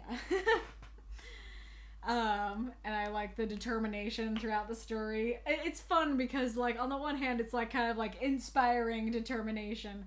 On the other hand, it's like, it's on the one hand it's inspiring determination, on the other hand it's reckless determination. It's like, yeah, and we don't know until the end which one it is. That there's a little bit of like, yeah, you keep going, main character, and on the other hand it's like, I don't know if you should keep going, main character, maybe this is dangerous. And I think that works very well for the piece. I think the next thing works well, of just like the repetitiveness of climbing up. I guess the wind blasting past his ears is also an indication of how high up he is. I do like how this story overall has the vibes of like, sometimes I can still hear her voice. Stop telling people I'm dead! It's like, oh wow, sometimes I can still hear her. And she's there shouting from the bottom. I think that's very cute and fun. I think for the most part, like, it just works. Like, not a lot, like, stands out as, like, that was an amazing line, but it all works to describe what's going on here. I do think I got a little bit lost on what I was supposed to imagine here. I think it's just like there's a giant boulder of some sort, or cliff or whatever. He climbs up it and gets to the top and like flops over on top of it. But I think especially the like spin around, I'm like, okay, we get to the top, and then it's not like I pull myself up and crouch on the ground, or I pull myself up and stand there breathing heavily. It's I pull myself up and spin around. It's so fast that I'm kind of like, wait, what? Are you falling? Do you have your back to the wall now? What? And it's also kind of a question of like, you know, I don't know, maybe it's too nitpicky, but I feel like it, in some ways, like what you had regarding the setting was good, except for the little bit of confusion with the action of like spinning around and stuff. But I did feel like I needed a bit more, such as needing more hints as to how high up this is. And so maybe there's a similar thing here, which maybe I needed a little more description of what the top of this cliff looks like. Like, is it just like a field up there? Is it, is it a big boulder? Is it a rock? What's going on up here? Her voice in the wind is a great little descriptor that continues to go along the like, I can still hear her voice. I definitely think that describing the alpine aster would be good, because like, sure, this kind of goes along with that, like, I feel like there can be two camps on this, because it could be like, why would I describe it when I can tell you exactly what it is and you can look it up and see it? On the other hand, why would you tell me what it is when you can describe it and I can see it in my mind's eye and I don't have to look it up? And I'm definitely more in that camp of like, and I think you do say alpine aster somewhere else. Maybe you don't. I don't know. Oh, well, you do say it in the title, so that would be enough. But yeah, if you just describe like, finally the purple flower I was looking for, I feel like that would be more evocative and more evocative to imagine, and easy, more evocative to imagine to more people. And because you title it Alpine Asters, then if people want to, they can look it up and know exactly what that purple flower looks like. I do think it's a little bit awkward to say I hand her a hand-picked bouquet. I think saying I give her a hand-picked bouquet would sound better. And I do love the, like, imaginings of just like, wow, she's gonna think I'm so hot and buff. And, I got her the flowers and I climbed up a mountain to do it. I think that works very well.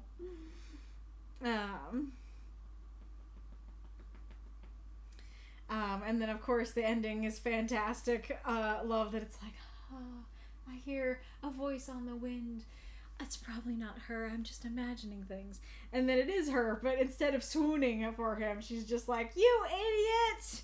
You're gonna hurt yourself! That's super cute and fun. I love that. And again, that just goes with how, like, it definitely seems like our main character is very imaginative, and that determination is more on that reckless side. And so it's very cute that she brings the story back down to earth in multiple ways. I wasn't sure if I should add in the quotation marks here. It seemed weird not to have them, but it seems so weird not to have them that I felt like that might be intentional.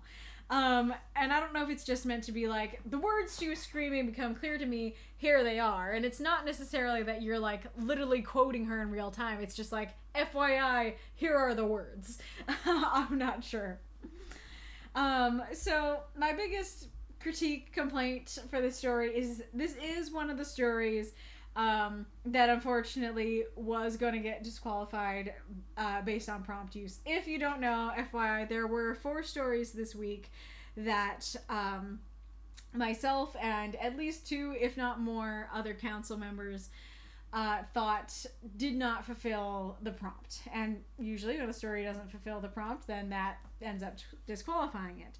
But because there were 4 of them, and because they were 2 of them were generals and people who hadn't posted in a long time, I didn't feel good about disqualifying them. And it seems like you guys didn't feel good about it either. Because I decided, you know what, this time I'm actually gonna put it to a vote and see what the people want. Here's your holiday gift, or what a holiday gift. You get the choice on if you want them to go through or not. And in a landslide, you guys wanted them to go through. And I am glad that I got to read this story because I did really like the story, and I was really happy that Johansson posted, and I did not feel good about disqualifying it.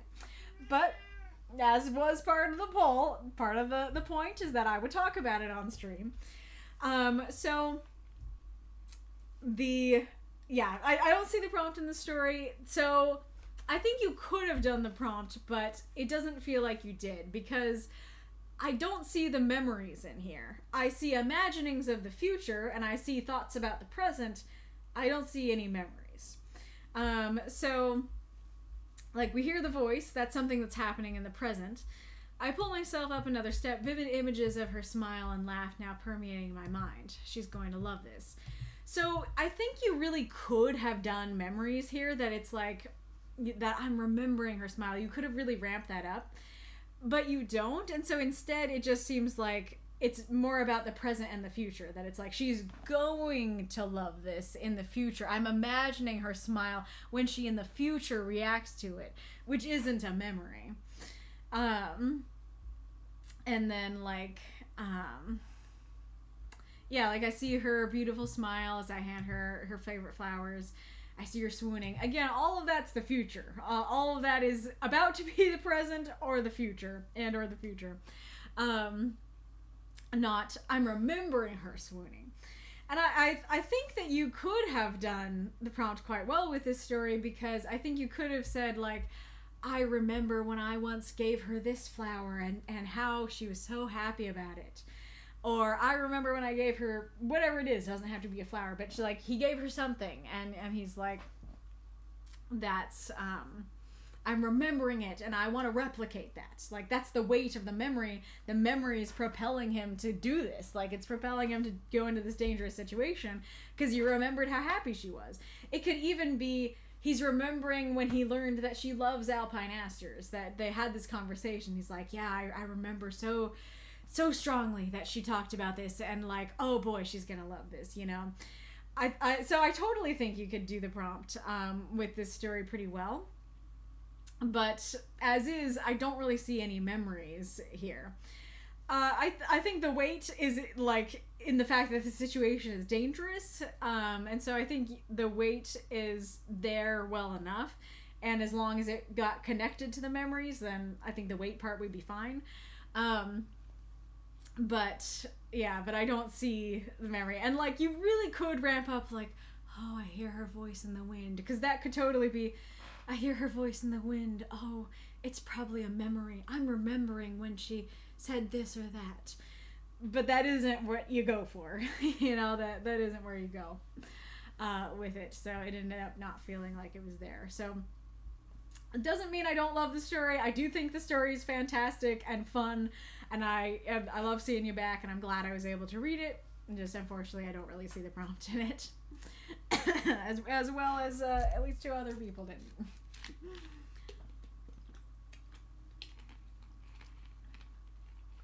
It was a bit of a stretch, says Johansson. Let's see here. Hello, CM Weller. High enough to be in mortal danger. I don't know that even that's clear, because she doesn't say you're gonna kill yourself. She says you're gonna hurt yourself. So it might not be high enough to be in mortal danger. Yep, exactly. Big, epic climbing montage is 10 feet off the ground. Yep, exactly.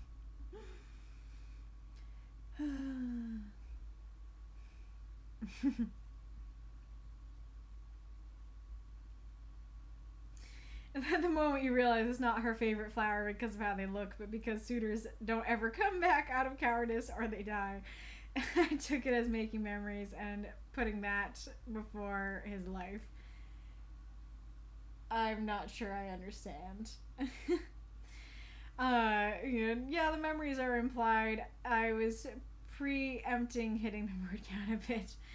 I feel like just saying we're gonna make memories, it's just like, that's living. You know, it needs to be very clear that the whole point is I want to remember this. I want this to be a beautiful memory, because just being like, wow, like she's gonna swoon just seems like, yeah, imagining, yeah, that's life. You know, you're gonna give her a flower and she'll have some sort of reaction, and you hope the reaction is positive.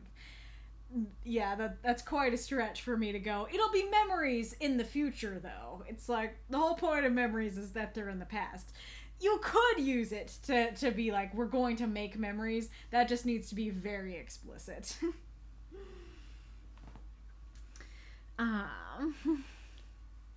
was relying on knowledge of the prompt to fill in the blanks. Gotcha. Something happened, Mako? Are you back? Oh, thank you so much for submitting, Johansson. Very fun story. You're welcome. I hope you still enjoyed the reading in the comments, even so.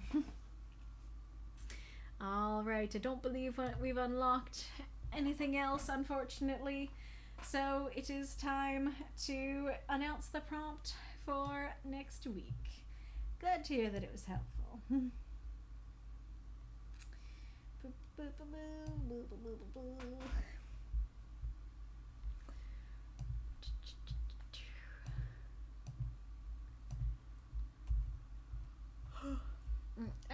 Oh gosh.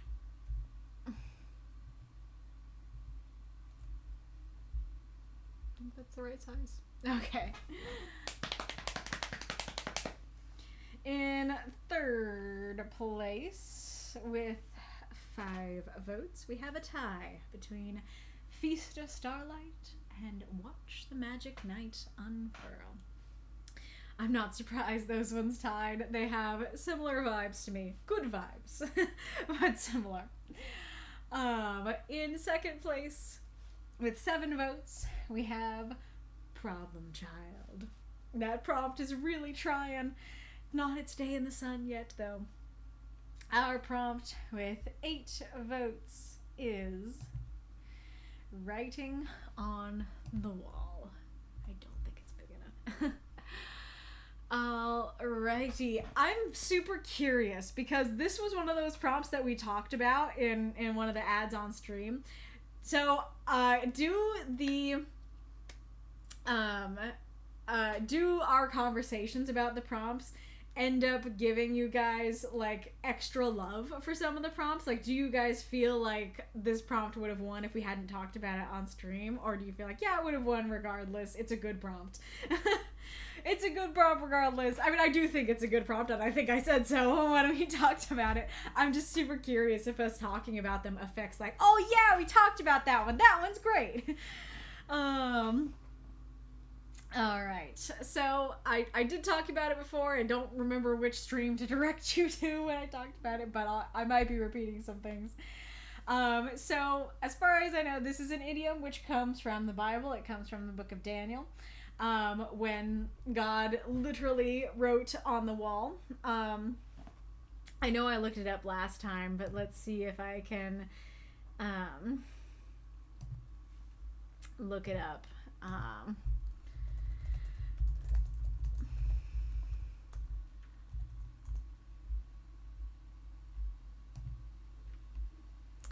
I don't want to read as much as I read last time because I like started it because I was like, yeah, this is going to be a short section, and then it wasn't. I mean, if you guys want me to read the whole story, I can. But let's see.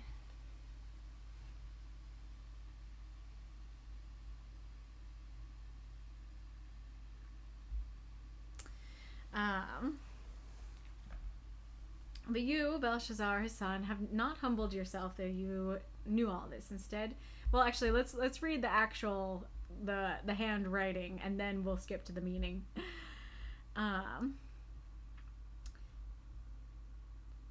As they drink the wine, they praise the gods of gold and silver, of bronze, iron, wood, and stone.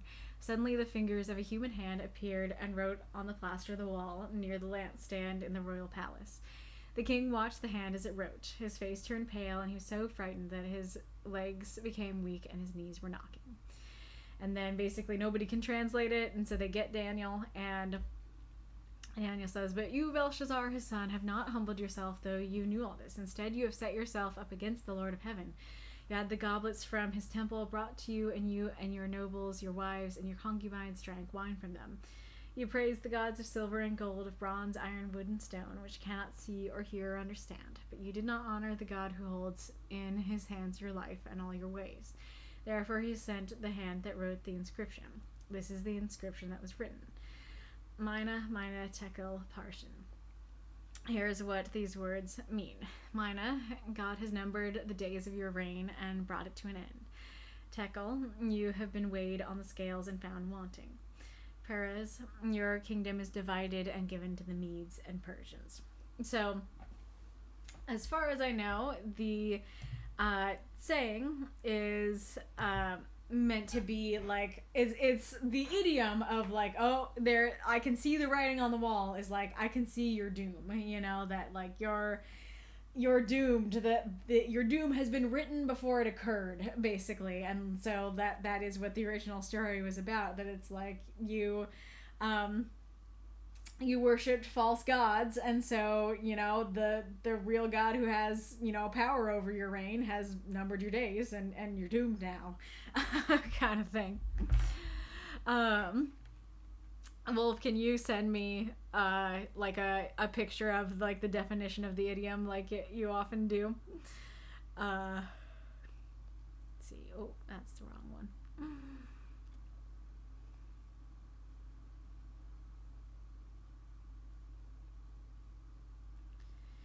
I think people saw the writing on the wall. It was sure to win. Mm-hmm. Well, yeah, based on the story from Daniel, but also had a few songs in my head. Ah, gotcha. The words were, wait, why did it skip up? The words of the prophet are written on the subway wall. Is that one of the song lyrics? There are the songs for you in the stream chat if you'd like to check those out.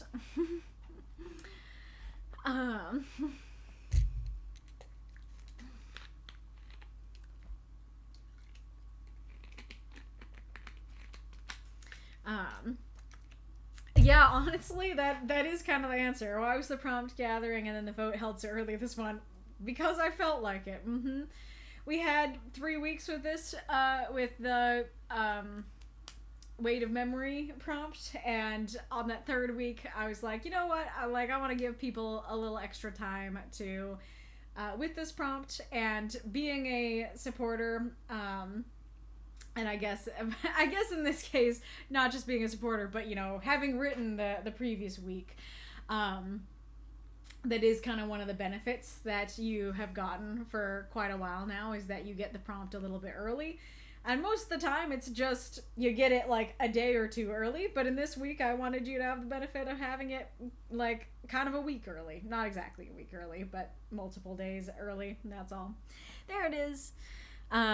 Wolf shows me, had sent me a picture. The idiom, the writing on the wall.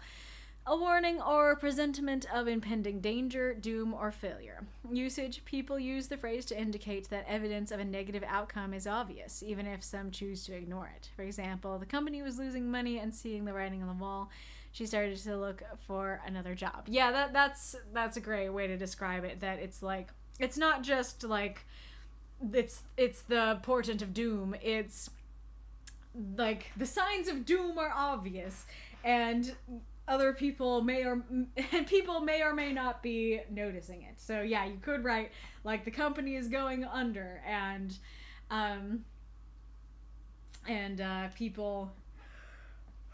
people can see it, and so they're leaving the company. So maybe you want to write about the employee who sees it and is leaving. Maybe you want to write about the CEO who refuses to see it, sort of thing.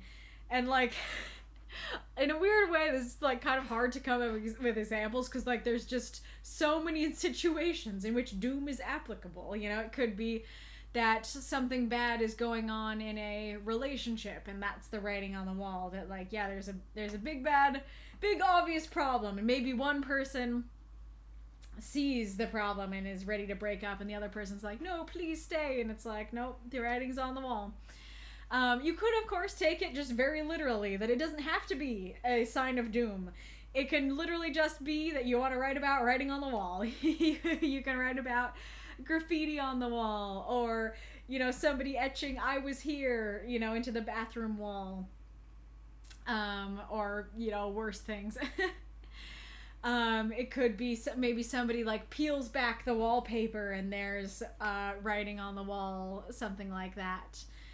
So yeah, it could be the literal writing on a wall. It could be the more metaphorical writing on the wall of there's some sort of sign of doom that isn't necessarily literally writing on the wall, but just some obvious sign that whatever this is, be it the company, be it a relationship, be it like a new business venture, be it I don't know, somebody trying to run a race or win a game, or anything like that. There's doom incoming.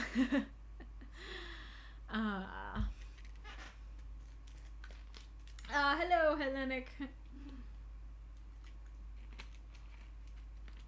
We're almost finished ourselves. It's just talking about the upcoming prompt and ads incoming.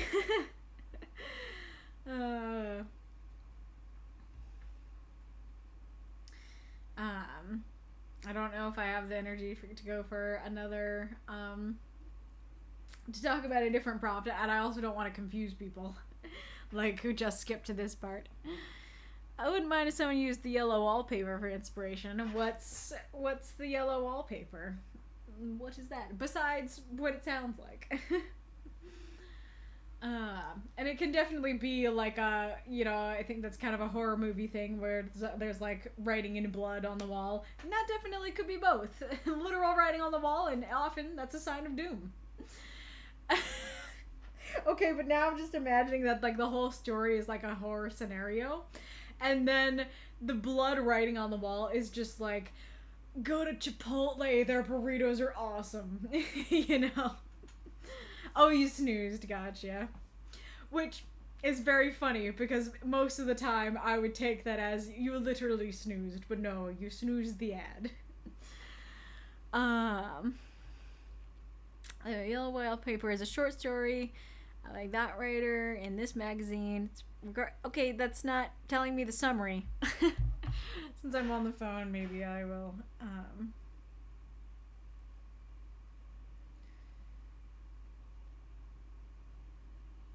Let's read the plot summary. The story describes a young woman and her husband. He imposes a rest cure on her when she suffers temporary nervous depression after the birth of their baby. They spend the summer at a colonial mansion where the narrator is largely confined to an upstairs nursery.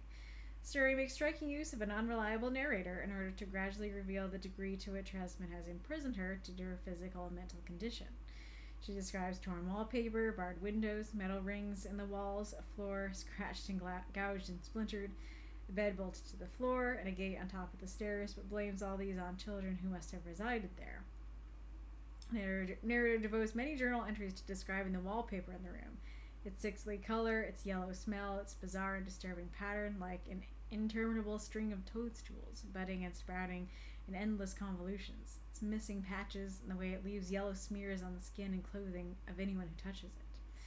She describes how the longer one stays in the bedroom, the more the wallpaper appears to mutate, especially in the moonlight. No stimulus other than the wallpaper, the pattern and designs become increasingly intriguing to the narrator. She soon begins to see a figure in the design. Eventually, she comes to believe that a woman is creeping on all fours behind the pattern. Believing she must free the woman in the wallpaper, she begins to strip the remaining paper off the wall. When her husband arrives home, the narrator refuses to unlock her door. When he returns with the key, he finds her creeping around the room, rubbing against the wallpaper and exclaiming, "I've got out at last in spite of you." He faints, but she continues to circle the room, creeping over his inert body each time she passes it, leaving herself to become the woman trapped in the yellow wallpaper. That sounds pretty horrifying. Well, the woman goes crazy because she's stuck in a room with yellow wallpaper. Excellent read. I don't think she's going crazy because of the wallpaper. I think she's going crazy because she's imprisoned there by her husband, just from that summary. So what are you thinking the writing would be like what she saw? Like instead of writing on the wall, it's like an image? I guess, yeah, I guess that is though, like, it's an image in the wall that's the portent of her doom, right? That is kind of the sign of her own insanity, that she's even seeing anything in the wall at all, is the sign of her own doom. That's kind of interesting because that's not future doom but past doom. Like she's already been doomed for a while now, but we only realize it once she thinks she's become the woman in the yellow wallpaper. So yeah, that could be interesting. The wallpaper doesn't help, but still fair. I thought it might be something like asbestos or something. But anyway, so yeah, you could use something like that, definitely. So it could be literal writing on the wall, literal pictures in the wall, could be there's actually nothing on the wall but someone's seeing it, It could be not literally in or on the wall. It could just be doom of some other sort. Whatever you want to do. But definitely a very interesting prompt. So if anyone has any other ideas they want to say about the prompt, feel free to say so. It's been a while since I've read that. Well over a decade. Fair enough. Nope, just mental health issues and cabin fever. Fair. Well, it's a bit earlier than it usually is, so I think what I will do before we get going is I will read you the rules to the Christmas winter event. So, yes, if you didn't know, I posted the rules to the Christmas winter event. It actually, I think it was Corianne who asked the question of, like, is there a deadline? And if you guys hate it, then I can try my best to pick a date. But I actually think it was very helpful to not pick a date for the Halloween stuff. Because I guess it's doubtful that I would have picked the wrong date, but I could have picked an earlier date and, I didn't need to. I could have accidentally picked, a date where I wasn't going to be streaming or something. And so I think actually picking the date once the time has arrived, once it's closer to when it needs to be read, made things easier, because almost every event before the Halloween one, then I've been like, oh no, it's time, but it sounds like a lot of people want to write for it, but they haven't been able to complete their stories. Let me, give them a extension and stuff like that. And I actually think the fact that I hadn't picked a deadline was part of, what made it so I didn't give people an extension. And I think it's better not to. Like, I'm just, like, wanting more stories and wanting to be nice and stuff like that. But I think it's better when I don't, and it gets us reading it on better time and stuff like that. So if you're okay with it, I think I'm just going to pick, we'll just stream on this date once we get to January, once it becomes time once we're actually within the time that we need to be reading them. But if you absolutely hate it, then I can try my best to pick a date. It will be sometime in January. December's too soon, and there are going to be probably 2 weeks in December. Well, it'll probably be the last week of December and the first week of January that I don't stream. And so, yeah, you'd only have, like, I don't know, what is it, 2 or 3 weeks in December? Not enough time. So it'll probably be in January, maybe the last week of January. That's probably what I'd lean towards. But we'll see when we get closer. So let us read. Christmas/Winter Event 2025 Rules. Welcome to Amita's second Christmas/Winter event. Please familiarize yourself with the general event rules before reading on. I don't know if I should reread those to you guys or not. Maybe I will, just to have them. General event rules, unless otherwise specified. The submission rules will still apply. 2, your word limit will be longer than usual, unique to the event. If you do not care about being read on stream, you may go over. If the tag is available, please tag yourself as having gone over the limit if you do this. 3, you must submit your piece in the proper forum via Google Doc and turn on comments and suggesting. You also actually need to have the copy on as well. I need to be able to copy the story onto stream. It's also fine if you want to like turn off copying for a good while, and then once it's about to be stream time, then you can turn it on, but it needs to be turned on for like at least the Friday before the stream. You must leave a space between each paragraph, just like you do in regular writing group stories. When in doubt, hit enter twice. Please note that there may be certain settings, like the add space after paragraph setting on your document, that can create a space between paragraphs that is too small. Make sure your paragraphs look the same as the formatting example below. If you don't, I'll have to go through your story right before stream and hit indent on every single paragraph. It's incredibly annoying and time consuming, especially when I'm already tired from other stream prep or otherwise pressed for time. It's an extra step I do not need to do. Please bear a little annoyance on your end so I don't have to bear a lot on mine. If the event is a contest, you'll lose points for improper paragraphing. If it's not a contest, you may simply be rejected from being read.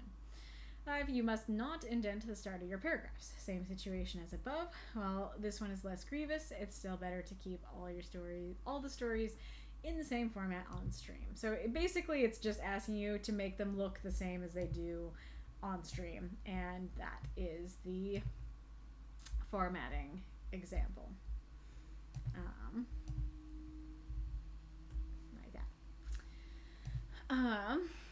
If a commenter points out a grammatical mistake, please fix it. If a commenter crosses something out and offers a fix and is not addressed, it will end up being repeated when I copy it to Word, and I will have to fix it manually, or I might miss it. You are not required to maintain grammatical comments on the doc. They can be accepted or denied. Just make sure you keep content comments so we see this commenter did review you by way of commenting. 7, amount of stories you can post. If there's only one category, non-supporters will be allowed to post 1 story. Bookworms can post 2 stories. Cocooned in Silk, Twitching Cocoon may post up to 3 stories. Transform 1, Twitching Transform 1, and Deadly Cocoon may post up to 4 stories. If there is more than one category, such as individually written stories and partner written stories, non-supporters will be allowed to post 1 story per category, such as 1 partner story and 1 universe story. Bookworm can post 3 stories in general, could be all in 1 category. Cocooned in Silk and Twitching Cocoon may post up to 4 stories. Transform 1, Twitching Transform 1, and Doubly Cocoon may post up to 5 stories. Note that by category, I don't mean the different word count categories. I mean things like individual stories and officially paired up partner stories, or individual stories and starter finisher stories. If you post more than 1 story in the same category, you must mark all but 1. Do not read this one. Don't read this one. So FYI, there is a starter finisher for this event, so there are 2 categories. There's just the general category for posting anything you want, and then there is the starter finisher category, which is finishing my starter. So if you are just like a non-supporter, you are allowed to post both, an individually written story and a finisher. And then everybody else is bumped up one more than the last. You won't be read on stream / win twice. If you post a partner story and a universe story, both won't be read, nor will they both win. So yes, with the different categories, you can have a story in each category eligible to win, but you aren't going to win twice, and you won't be read twice, if that makes sense. Generally, you'll have a week to review stories after the deadline, but you're encouraged to start reviewing before that. You didn't have that this last time, and because this time I am also still not posting the deadline early, again, unless you guys really want it. FYI, you might not have that extra week to review, so just keep that in mind. 10, general eligibility. I will not read this because it's different. And then 11, when you review, tag your review with a specified tag. I will not read a story that triggers or upsets me on stream, even if it won. See submission rules for more info on this. Alright, back to our actual rules for this particular event. This event will have 4 word minimum maximum categories. 500 to 1,000 words, 1,000 to 3,000 words, 3,000 to 4,000 words, and 4,000 plus. Note that it is unlikely you'll be read on stream if you pick this last category.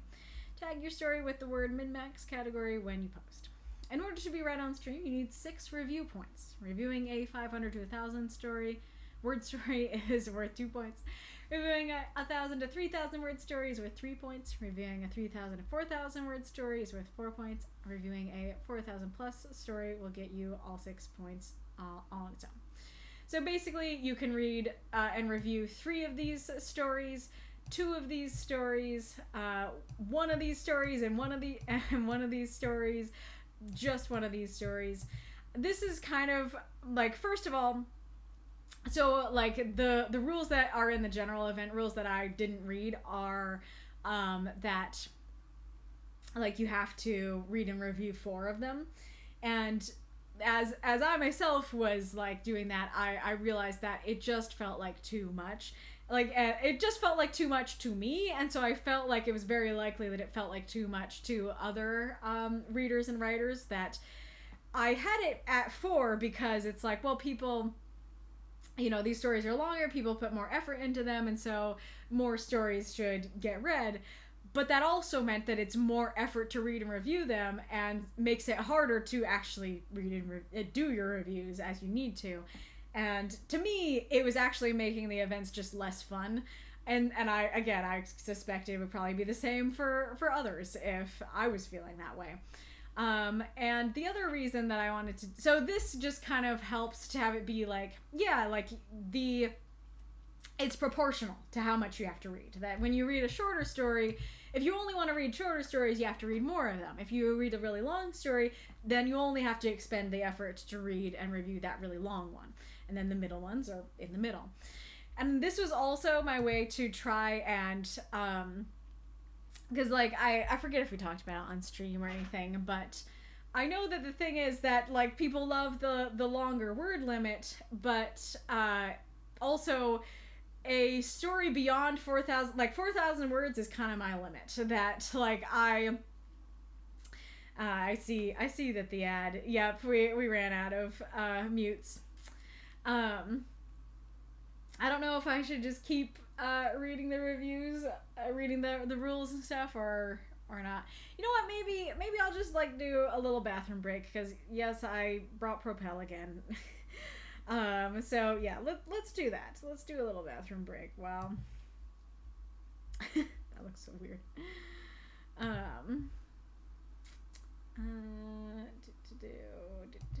Oh yeah, you can finish your song.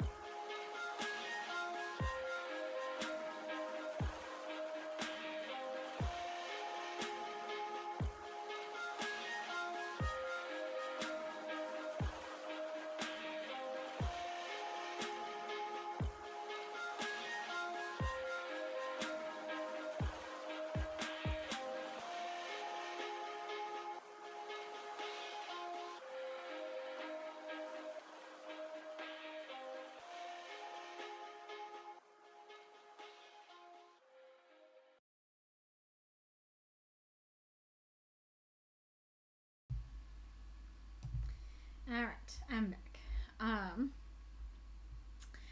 So I was saying that as far as I can tell, people really like the longer word limit for these longer stories. But for stream, 4,000 words is kind of my limit.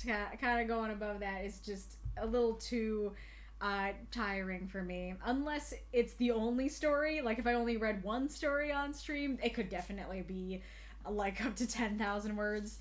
But you know, that's not really fair to only have one person who wrote for the event get read. So I kind of have to put the limit at 4,000. But I also know that people like and want to write longer stories than 4,000 words. So this review point system is also my attempt to encourage people to review those longer stories. If that gets you all the points on its own, then I would presume and hope that gets more people interested in reading and reviewing those long ones, because they probably won't be read on stream. Well, I would prefer you to follow the new writing group rules of specifically reviewing people who don't have reviews. Since the above is already complicated, I will not implement the new writing group review rule as an official seasonal rule just yet. Your review tag for this event is Review Christmas 25. You may write a story in your ongoing universe or a one-off, whatever you want. In order to be able to vote on the contest winners, you must read all of the stories. You don't have to review them all, but you must have read them all. Here is your word bank. Advent, Angel, Bright, Carol, Charity, Chimney, Cold, Decorations or Decorate, Eggnog. If your world doesn't have eggnog or the word is otherwise difficult to include, I'll count any of these for it. Eggs, milk, rum, brandy, bourbon. Evergreen, Everspace green also works.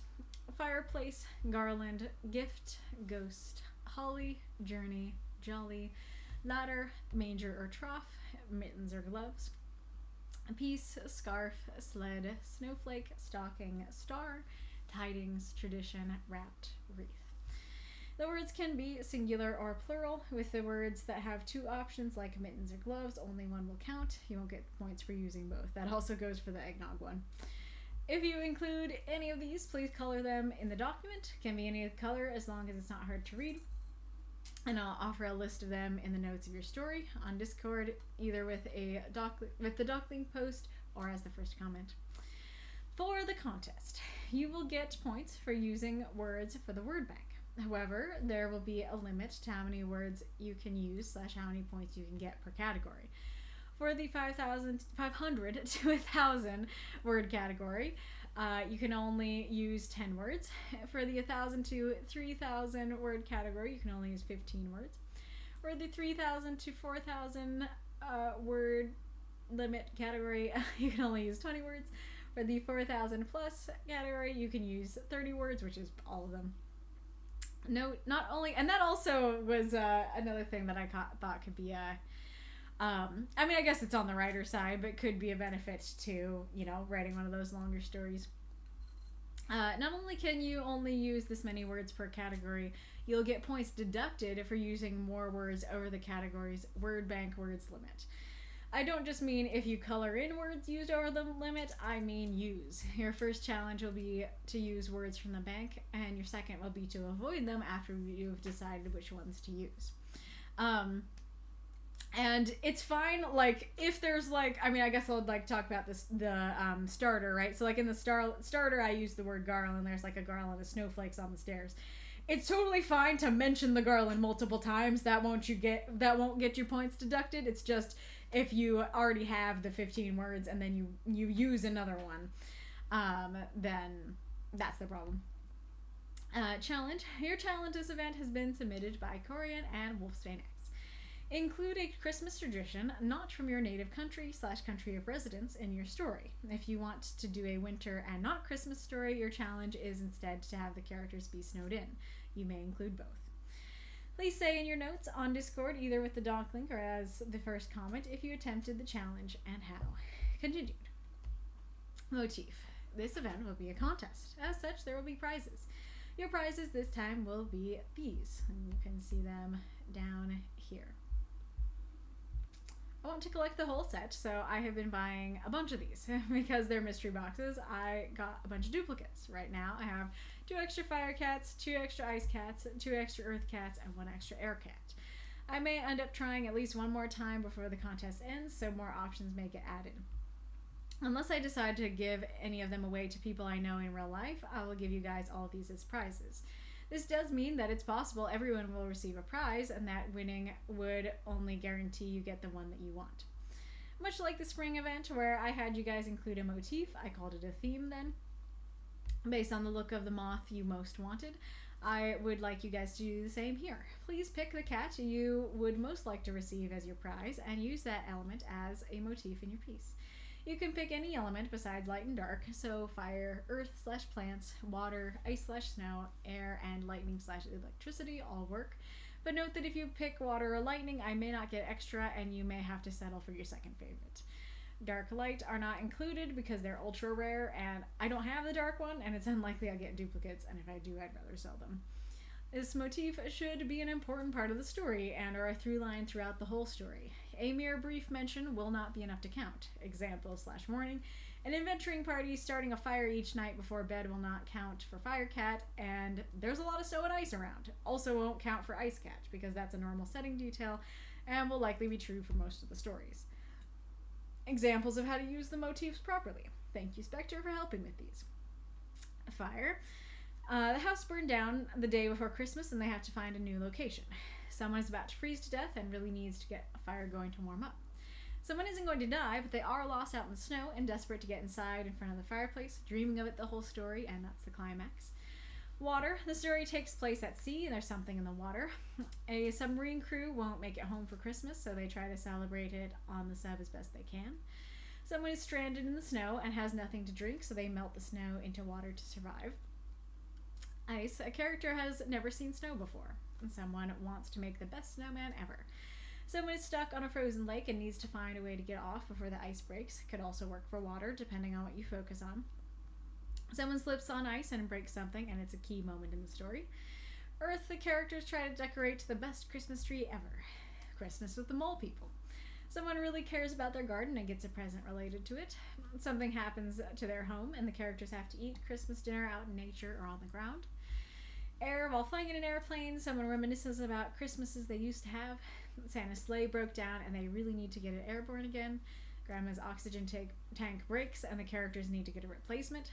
And someone spends Christmas scuba diving and is running out of air throughout the story. Could also work for water. Lightning. Electricity. The power's out and the turkey's only half cooked. What now? Someone was struck by lightning and it left a horrible scar. They try to get through Christmas dinner without showing their family because they feel ashamed of it. Who may use multiple motifs, but note, just like the spring event, you will be judged on overall motif use, so using multiple might actually end up getting you less points. Please also put in your notes the list of cats/elements in order of which one you want the most top to which one you want the least bottom. And just to kind of clarify, so someone stuck on a frozen lake needs to find a way to get off before the ice breaks. Could also work for water depending on what you focus on. So if you wrote that and you really focused on, oh no, the ice is cracking, or you spent a lot of time on the ice cracking and not as much time on oh my gosh, the water's super cold, then that would be more of that ice theme. But if instead you didn't spend as much time on focus on the ice cracking, but you've spent a lot of focus on, oh my gosh, the water's super cold, is there anything in the water, is this water gonna kill me, then that would be more on the water theme, if that makes sense. Collaborative event category. I have written this starter. Anyone who wants to may decide to finish the story. This story should ultimately fit in the 1,000 to 3,000 category, so your finisher part has a word max of 2,300 words. Once you finish it, please make a new post in the forum, title it with the starter title plus your subtitle. For example, The Alien Visitor. I don't know why I phrased it like that. It should be the completed title. Title it with the completed title. For example, The Alien Visitor, or The Jolly Old Visitor, or The Familiar Visitor. Obey the other titling rules and tag it with finisher. You're also free to ask people in the server to team up with you to write an unrelated story if you'd like to write a partner story. but don't like the starters and finishers format. FYI, so that would not go into the starter finisher category though. That would go in just the overall category. How the winners will be calculated. This time I would like to try something new. There will be 4 winners. 1 winner based on who used the word bank most effectively. Not just who used the most words, but who used them particularly well. This will be voted upon. 1 winner based on who used the challenges most effectively, not just who did the challenge, but who incorporated them the most effectively. This will be voted on. 1 winner based on who used the motif most effectively, not just who used the motif, but who incorporated it the most effectively. This will be voted on. 1 winner based on simply which story was most beloved and ranked the highest by voters. Who gets first pick of the prizes will go like this. Effective motif winner will get first pick. Ranked highest will get second pick. Effective challenge, effective word bank use.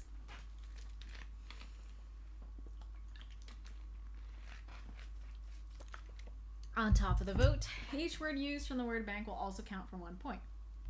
Each word used from the word bank over the accepted amount for the category will be minus 1 point. Each challenge used will count for up to 5 points depending on how well it was used. That is not right.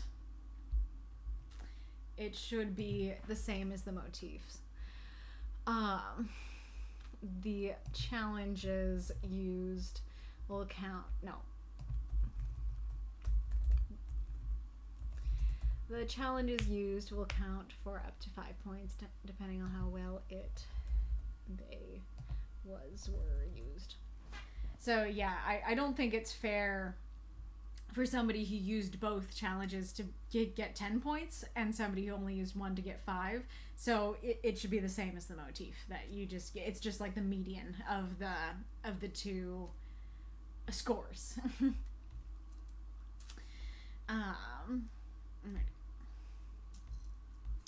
The motif used will count for up to 5 points depending on how well it was used. I might change this to 10 if when the time comes it doesn't feel weighty enough. Should add that to S2.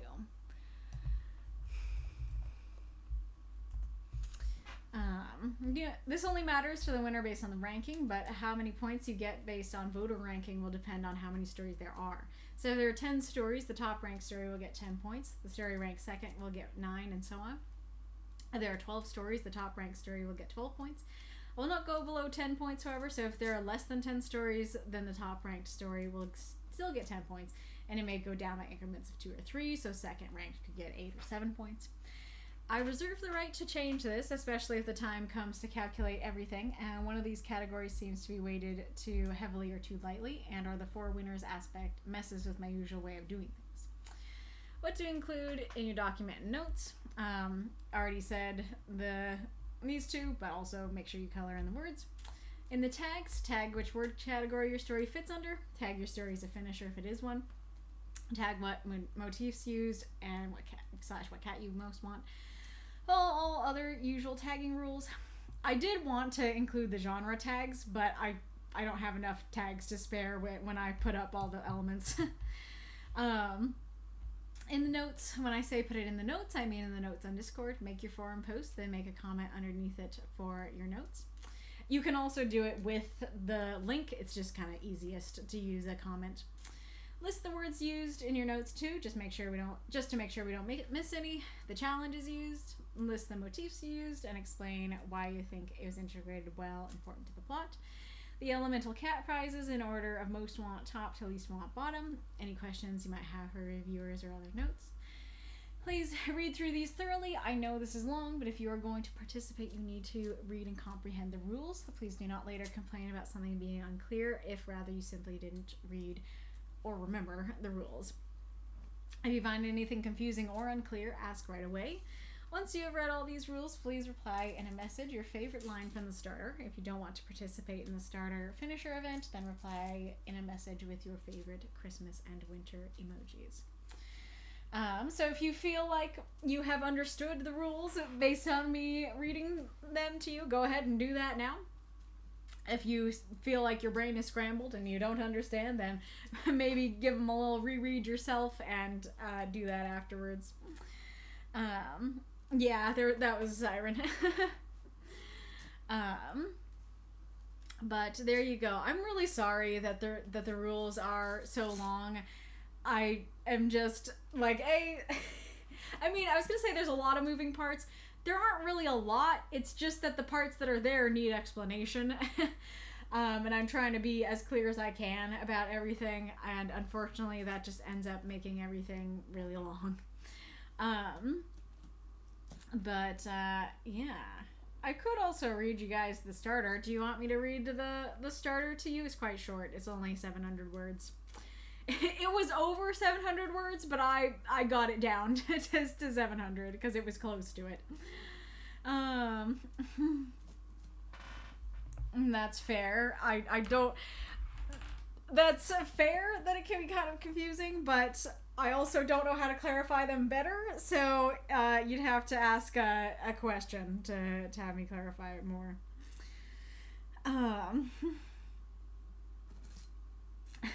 Back to the writing on the wall stuff. Not an idea, but it reminds me of a story told to me by a friend.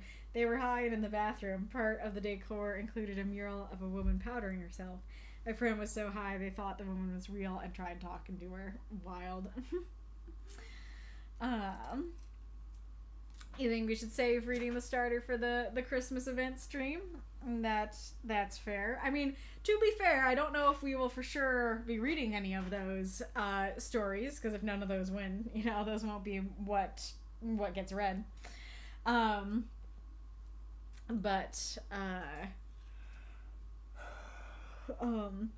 it is fair to make sure it only gets read on stream then. It makes more sense to read the starter finishers together, potentially. My thought is more if people aren't sure that they have time to read the starter, or they're dragging their feet on reading the starter, I can make it easy by just reading it now so that you have it in your head. Do other people agree with Wolf, or do other people vote for reading it? I want at least 2 more votes for yes, read it, or don't read it.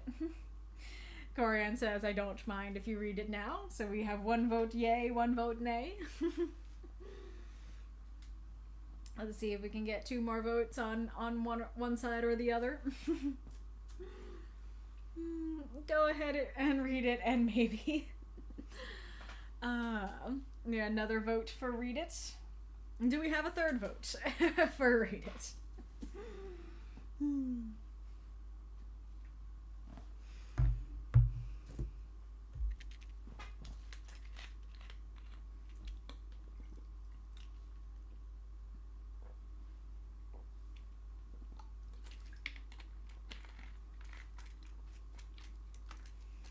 I have a kitty. She's very cute. Maybe we could discuss it a bit. I read through it. I felt like there was too much going on to write an effective finisher. We can talk about it, sure. That's really funny because I really felt like the Halloween one was the one that had a ton going on, and this one actually had too little going on.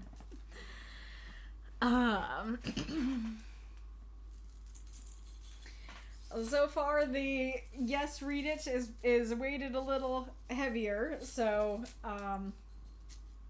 would like another vote, but if I don't get one, I'll just read it. Wait, kitty cat? Oh, so cute. Reading it might help people be inspired. That was my logic. I'll take that as a vote to read it. Okay. There we go. Oops.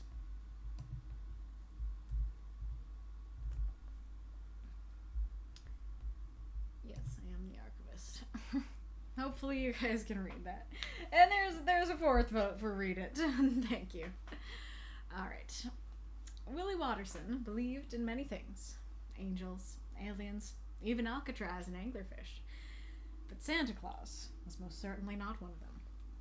Not since a year ago, when Samantha King stood up in front of the class and told everyone Santa wasn't real. Parents found presents under the tree, not a jolly man in red. When the teacher got mad at her, Samantha said the sheeple needed their eyes opened. Many tears fell that day. Not from Willie's eyes, that's for sure. He wasn't as his dad put it, little bitch. He held it in, like a man. He held it in until his eyes hurt. Until recess. Mrs. Jones asked if he was okay, if he wanted to talk about it. He definitely didn't get her a nice blouse all wet. That Christmas Eve last year, when he heard a noise at night, he'd come out and found his dad stumbling up to the tree, throwing a present from Santa down with little regard for whatever was inside it. When his dad saw Willie, he said something about Jesus that wasn't praising him, and shooed Willie back upstairs, cussing all the way. Willie definitely didn't, as quietly as possible, cry himself back to sleep. He wasn't with his parents this Christmas Eve. He was in a foster home. Though a lot of the other kids were, in fact, little bitches about it, Willie much preferred it to home. His foster mom, Marissa, was nice and never did drugs. He ate 3 meals a day, had a nice bed, and on those moments he shed a tear or two. Nobody yelled at him or called him names. Well, he suspected the latter was partially due to a precaution he took. He gave them a fake name. Willie was too much ammunition. When the other kids talked about Santa, he had half a mind to do what Samantha did, let everyone know Santa was a lie. But he hadn't appreciated his eyes being opened then, and didn't think these kids would either. He knew how loud they'd be, how much trouble he'd get in, and how much it'd hurt. So he let them live in blissful ignorance, and tried not to feel bitter that he couldn't. Everything was more decorated here than it ever had been at his house. Lights trailed along the banisters, along with a garland of paper snowflakes they'd made, and there was an actual tree, a real one. They got to decorate it, and their foster mom bought them all one ornament of their choice. And she warned them Santa might not bring very many presents this year, but she'd put in a good word and try to make sure everyone got at least one nice thing. This Christmas Eve, as he lay awake, thinking about how Santa was a stupid thing to believe in, he heard a noise on the roof, a tapping, a thudding. Probably some bird or rodent, right? He definitely wasn't hearing clopping. Was he? He looked out the window and saw snowflakes softly, silently falling. A noise downstairs. Probably their foster mom, eating the cookies they left out for Santa. Hopefully she wouldn't eat all of them. She'd make herself sick. Everyone left out a plate of their own personally decorated cookies, even Willie. Decorating cookies was fun, even if he didn't believe. Marissa had let them have eggnog while they decorated. He suspected they were allowed to have it because she hadn't included the special adults-only juice, and Dad had always put in there. Another noise. A crash. Willie sat up. Well, either his foster mom dropped a plate or a burglar broke in. Either way, he wanted to see. With movements light as a cat, he climbed out of his bunk, down the ladder, careful not to disturb the other kids in their beds. He was surprised they could sleep. Didn't they know it was Christmas Eve? And tiptoed over toys to the door, opened it, and embarked down the stairs, his hand catching on the garland on the banister, his heart catching in his throat. Leaning over, he looked to where the tree stood and saw that wasn't Santa. It couldn't be. Could it?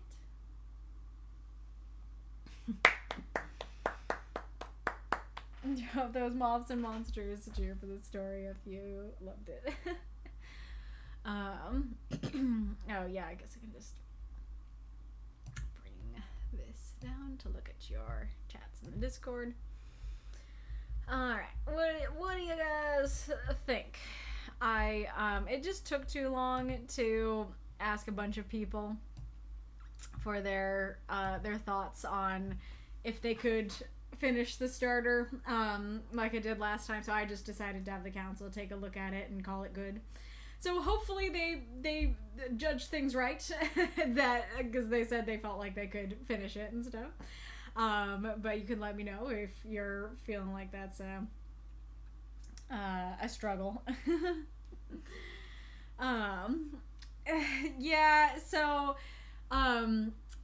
this was just a joke that I recognize not very many people got, that I liked it too much to cut it. So you know in Megamind, there is no Easter Bunny, there is no Tooth Fairy, and there is no Queen of England. And so it's like, there is no make-believe thing, there is no make-believe thing, there is no real thing. I was trying to do the opposite here. It's like, yeah, he believed in things that not everybody believes in. He believes in angels, aliens, and Alcatraz. Willie, like, Alcatraz is a real thing. Like, we have evidence that it exists. Same with anglerfish. No. Alcatraz is a like, Alcatraz is a conspiracy, you know, made by the shadow government, like that kind of thing, where it's just like, you sure it's a real place, like that sort of thing. So yeah, I recognize that was a little confusing, but it was just meant to be like, he believes in thing that's difficult to believe in, thing that's difficult to believe in, thing that's easy to believe in, thing that's easy to believe in, you know, things, debatable if it's real, definitely real, basically. So yeah. Corian, some funny lines in there, thank you.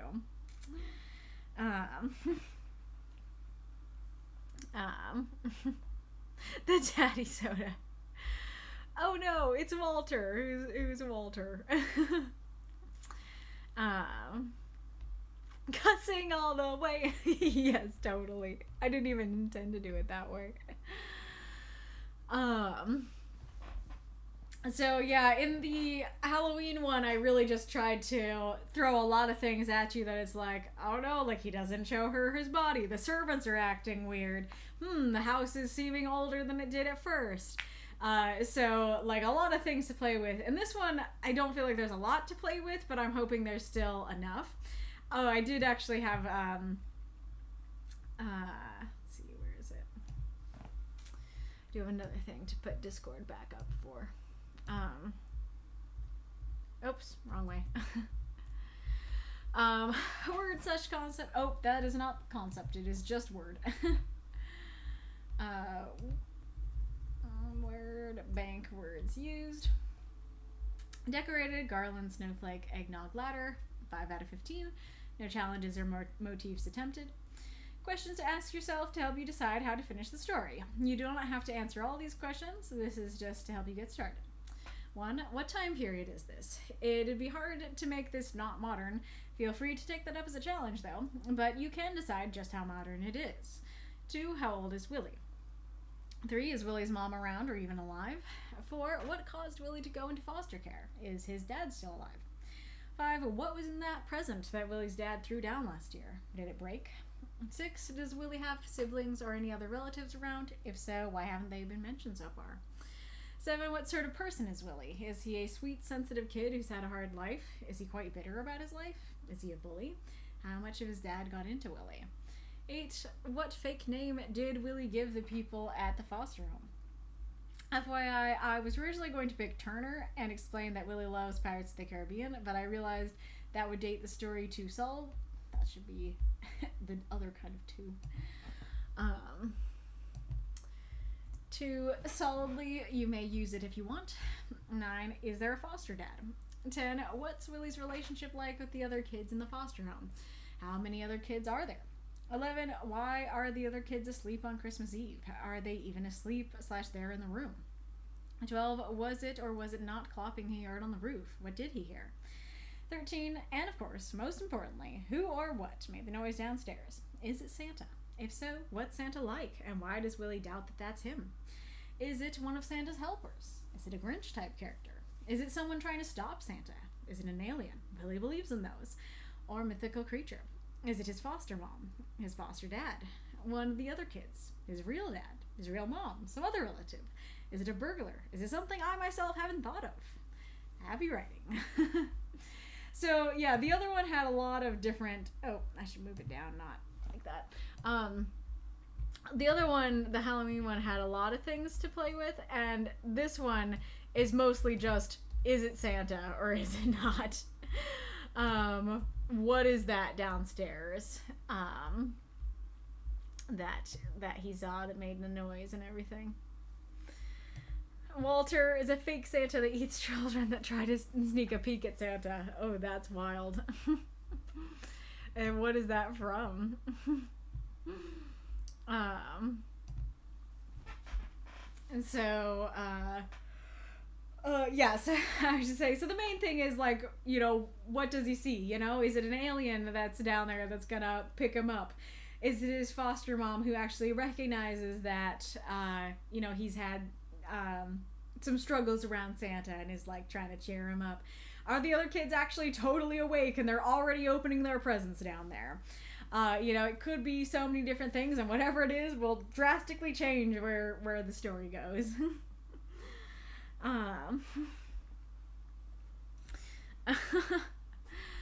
This for sure. Whenever I pick somehow Spectre will write about the same thing. I so want that to happen again. That would be rather hilarious if it did. So is there any other questions that you guys want to ask about this story? Anything else that you want to discuss about it before we go for the evening? I wasn't sure. So basically, this was a very pants story. Like, honestly, like, the thing that it lands on was the premise that I was like, ooh, it would be so great to end a Christmas story on, like, a kid about to see Santa, and then they get to decide if he's seeing Santa, if he's seeing a special kind of, like, version of Santa that's unique, or if he's seeing something totally different. That was the thought. I just had to write the story to get there. And because it was pantsed, I just ended up like, I don't know, I guess his dad sucks. That just ended up coming out. And I wasn't sure if that was too dark for a story that, anyone and everyone can finish. But, people on the council were like, I thought it was fine. Like, if you want to talk about it, if you want to use that, you can. If you don't have to. And everything like that. So sorry if that was a little dark for you, but just me trying to, just what kind of came to mind and me trying to add intrigue and stuff like that. Yeah, it is a bit heavy for sure. I mean, like, I did very specifically use the phrasing, he wasn't with his parents this Christmas Eve. So that could mean that his parents are dead, but it could also just mean that, like, that's actually why I included the drug and alcohol use, because kids get taken away from their parents for that kind of thing. And so it could just be, his dad is totally still alive, but Willie was taken away from him. He lost custody, basically, which is still dark. But if you don't want him to be dead, he doesn't have to be dead. Yeah, that's totally fair. So, yeah, like I said, I knew it was dark, and folks said it was okay. I'm sorry if it's not okay. This is what we've got. And like, yeah, if you think it's too dark, don't use it. Just focus on, the nice foster mom and family, or, have an alien show up and abduct him and have the story go completely off the rails, and, like, you don't have to mention the dad ever again. Merry Christmas! It's a negligence charge! Crypt TV, they used to have a shared universe of horror shorts, and then they tried to do NFTs and everyone vamoosed wild. Really Fudge, I love their horrors. It's not that it's not okay, it's just, do you want a downer? Because I can write a downer for your Christmas event if you want. I mean, I don't necessarily write a downer. Like I said, it's literally just what came to my head. And I actually kind of purposely made the foster mom nice, because I wanted it to lean into, he has a nice home and family now, kind of thing. Like, it used to suck, but it's okay now. You absolutely can write something dark if you want. Yeah, I don't really know how to answer. Like I said, it is literally just what ended up coming to mind. It wasn't put in there with any intention of, like, please write something dark, or please don't write something dark. It was just like, I want to write a story about a kid seeing Santa, and I want to make it not boring. Not boring and cliche, and that's what came to mind.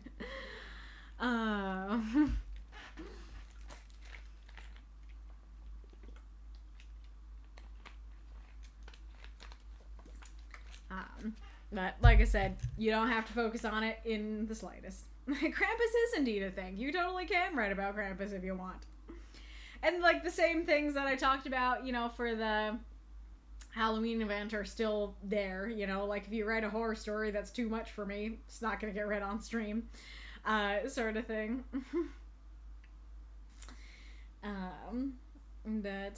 Yeah. So, I mean, that itself is kind of a downer to end the stream on, but if that's all you have to say about that, that's all I have to say about that. And I guess I will say, if you want help figuring out what Willie's personality was and you don't want to, decide for yourself, I was definitely leaning towards that he's a sensitive kid who's had a hard life. Like, he does care about the other kids, and so he doesn't want to hurt them, and so he decides not to reveal the thing about Santa, and he does, cry even though he doesn't feel like he should, sort of thing. So that's the side I was leaning on, but you don't have to lean that way if you don't want him to be like that. Ghost stories are a Christmas thing. That's true. That's part of why ghost is in the word list. It could be a ghost down there. Very true. Also, do I have that right? I can write a 2,300 word finisher. Yes. This was shorter than my other one, and what you were saying before about how the previous story felt like the first act and like you had to write the other 2 acts, I feel like is exacerbated in this story, and so I was like, yeah, I think they should have at least 2,000 words to finish this one. But yeah, so who do you guys want me to raid? And while you're thinking about that, if you're not read here on stream, you're not out of luck, because our Discord is awesome and they do backup readings. They happen in the writing group chat, the writing group voice chat, and the backup queue. It's first come, first serve, so the first person who submits is the first person who's gonna get read.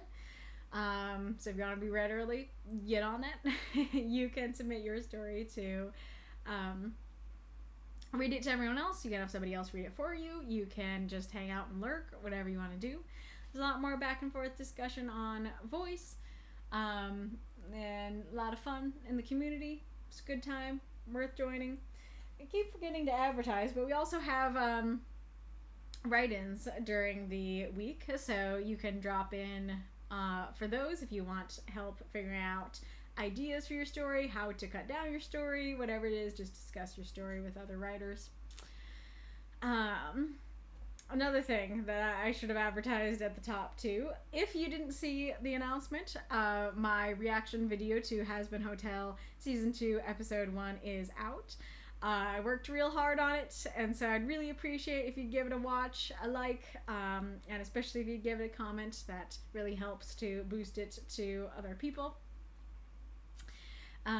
So yeah, you can find that in the announcements channel. Just scroll up from the stream announcement and or just look up A Moth in the Theater and it should be there. Join us or else the writing is on the wall for you. Perfect. Well, we did Hold My Pen pretty recently, and I think we did Lady Winter less recently. Correct me if I'm wrong on that, but as such, I think we'll do Lady Winter.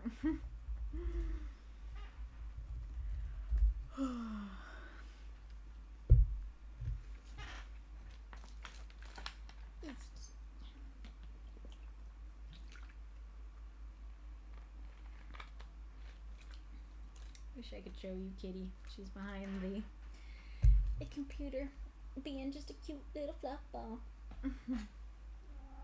Don't know if you can hear that. Oh, the baby cat. You're too cute. Oh, you making biscuits. Biscuit making Bella. Yeah, oh, I've had was 3 weeks ago. Gotcha. Alright. We'll do Lady Winter then. Okie dokie. Oh, Lady Winter is 2 months. Oh, that was longer than I thought. So yeah, definitely.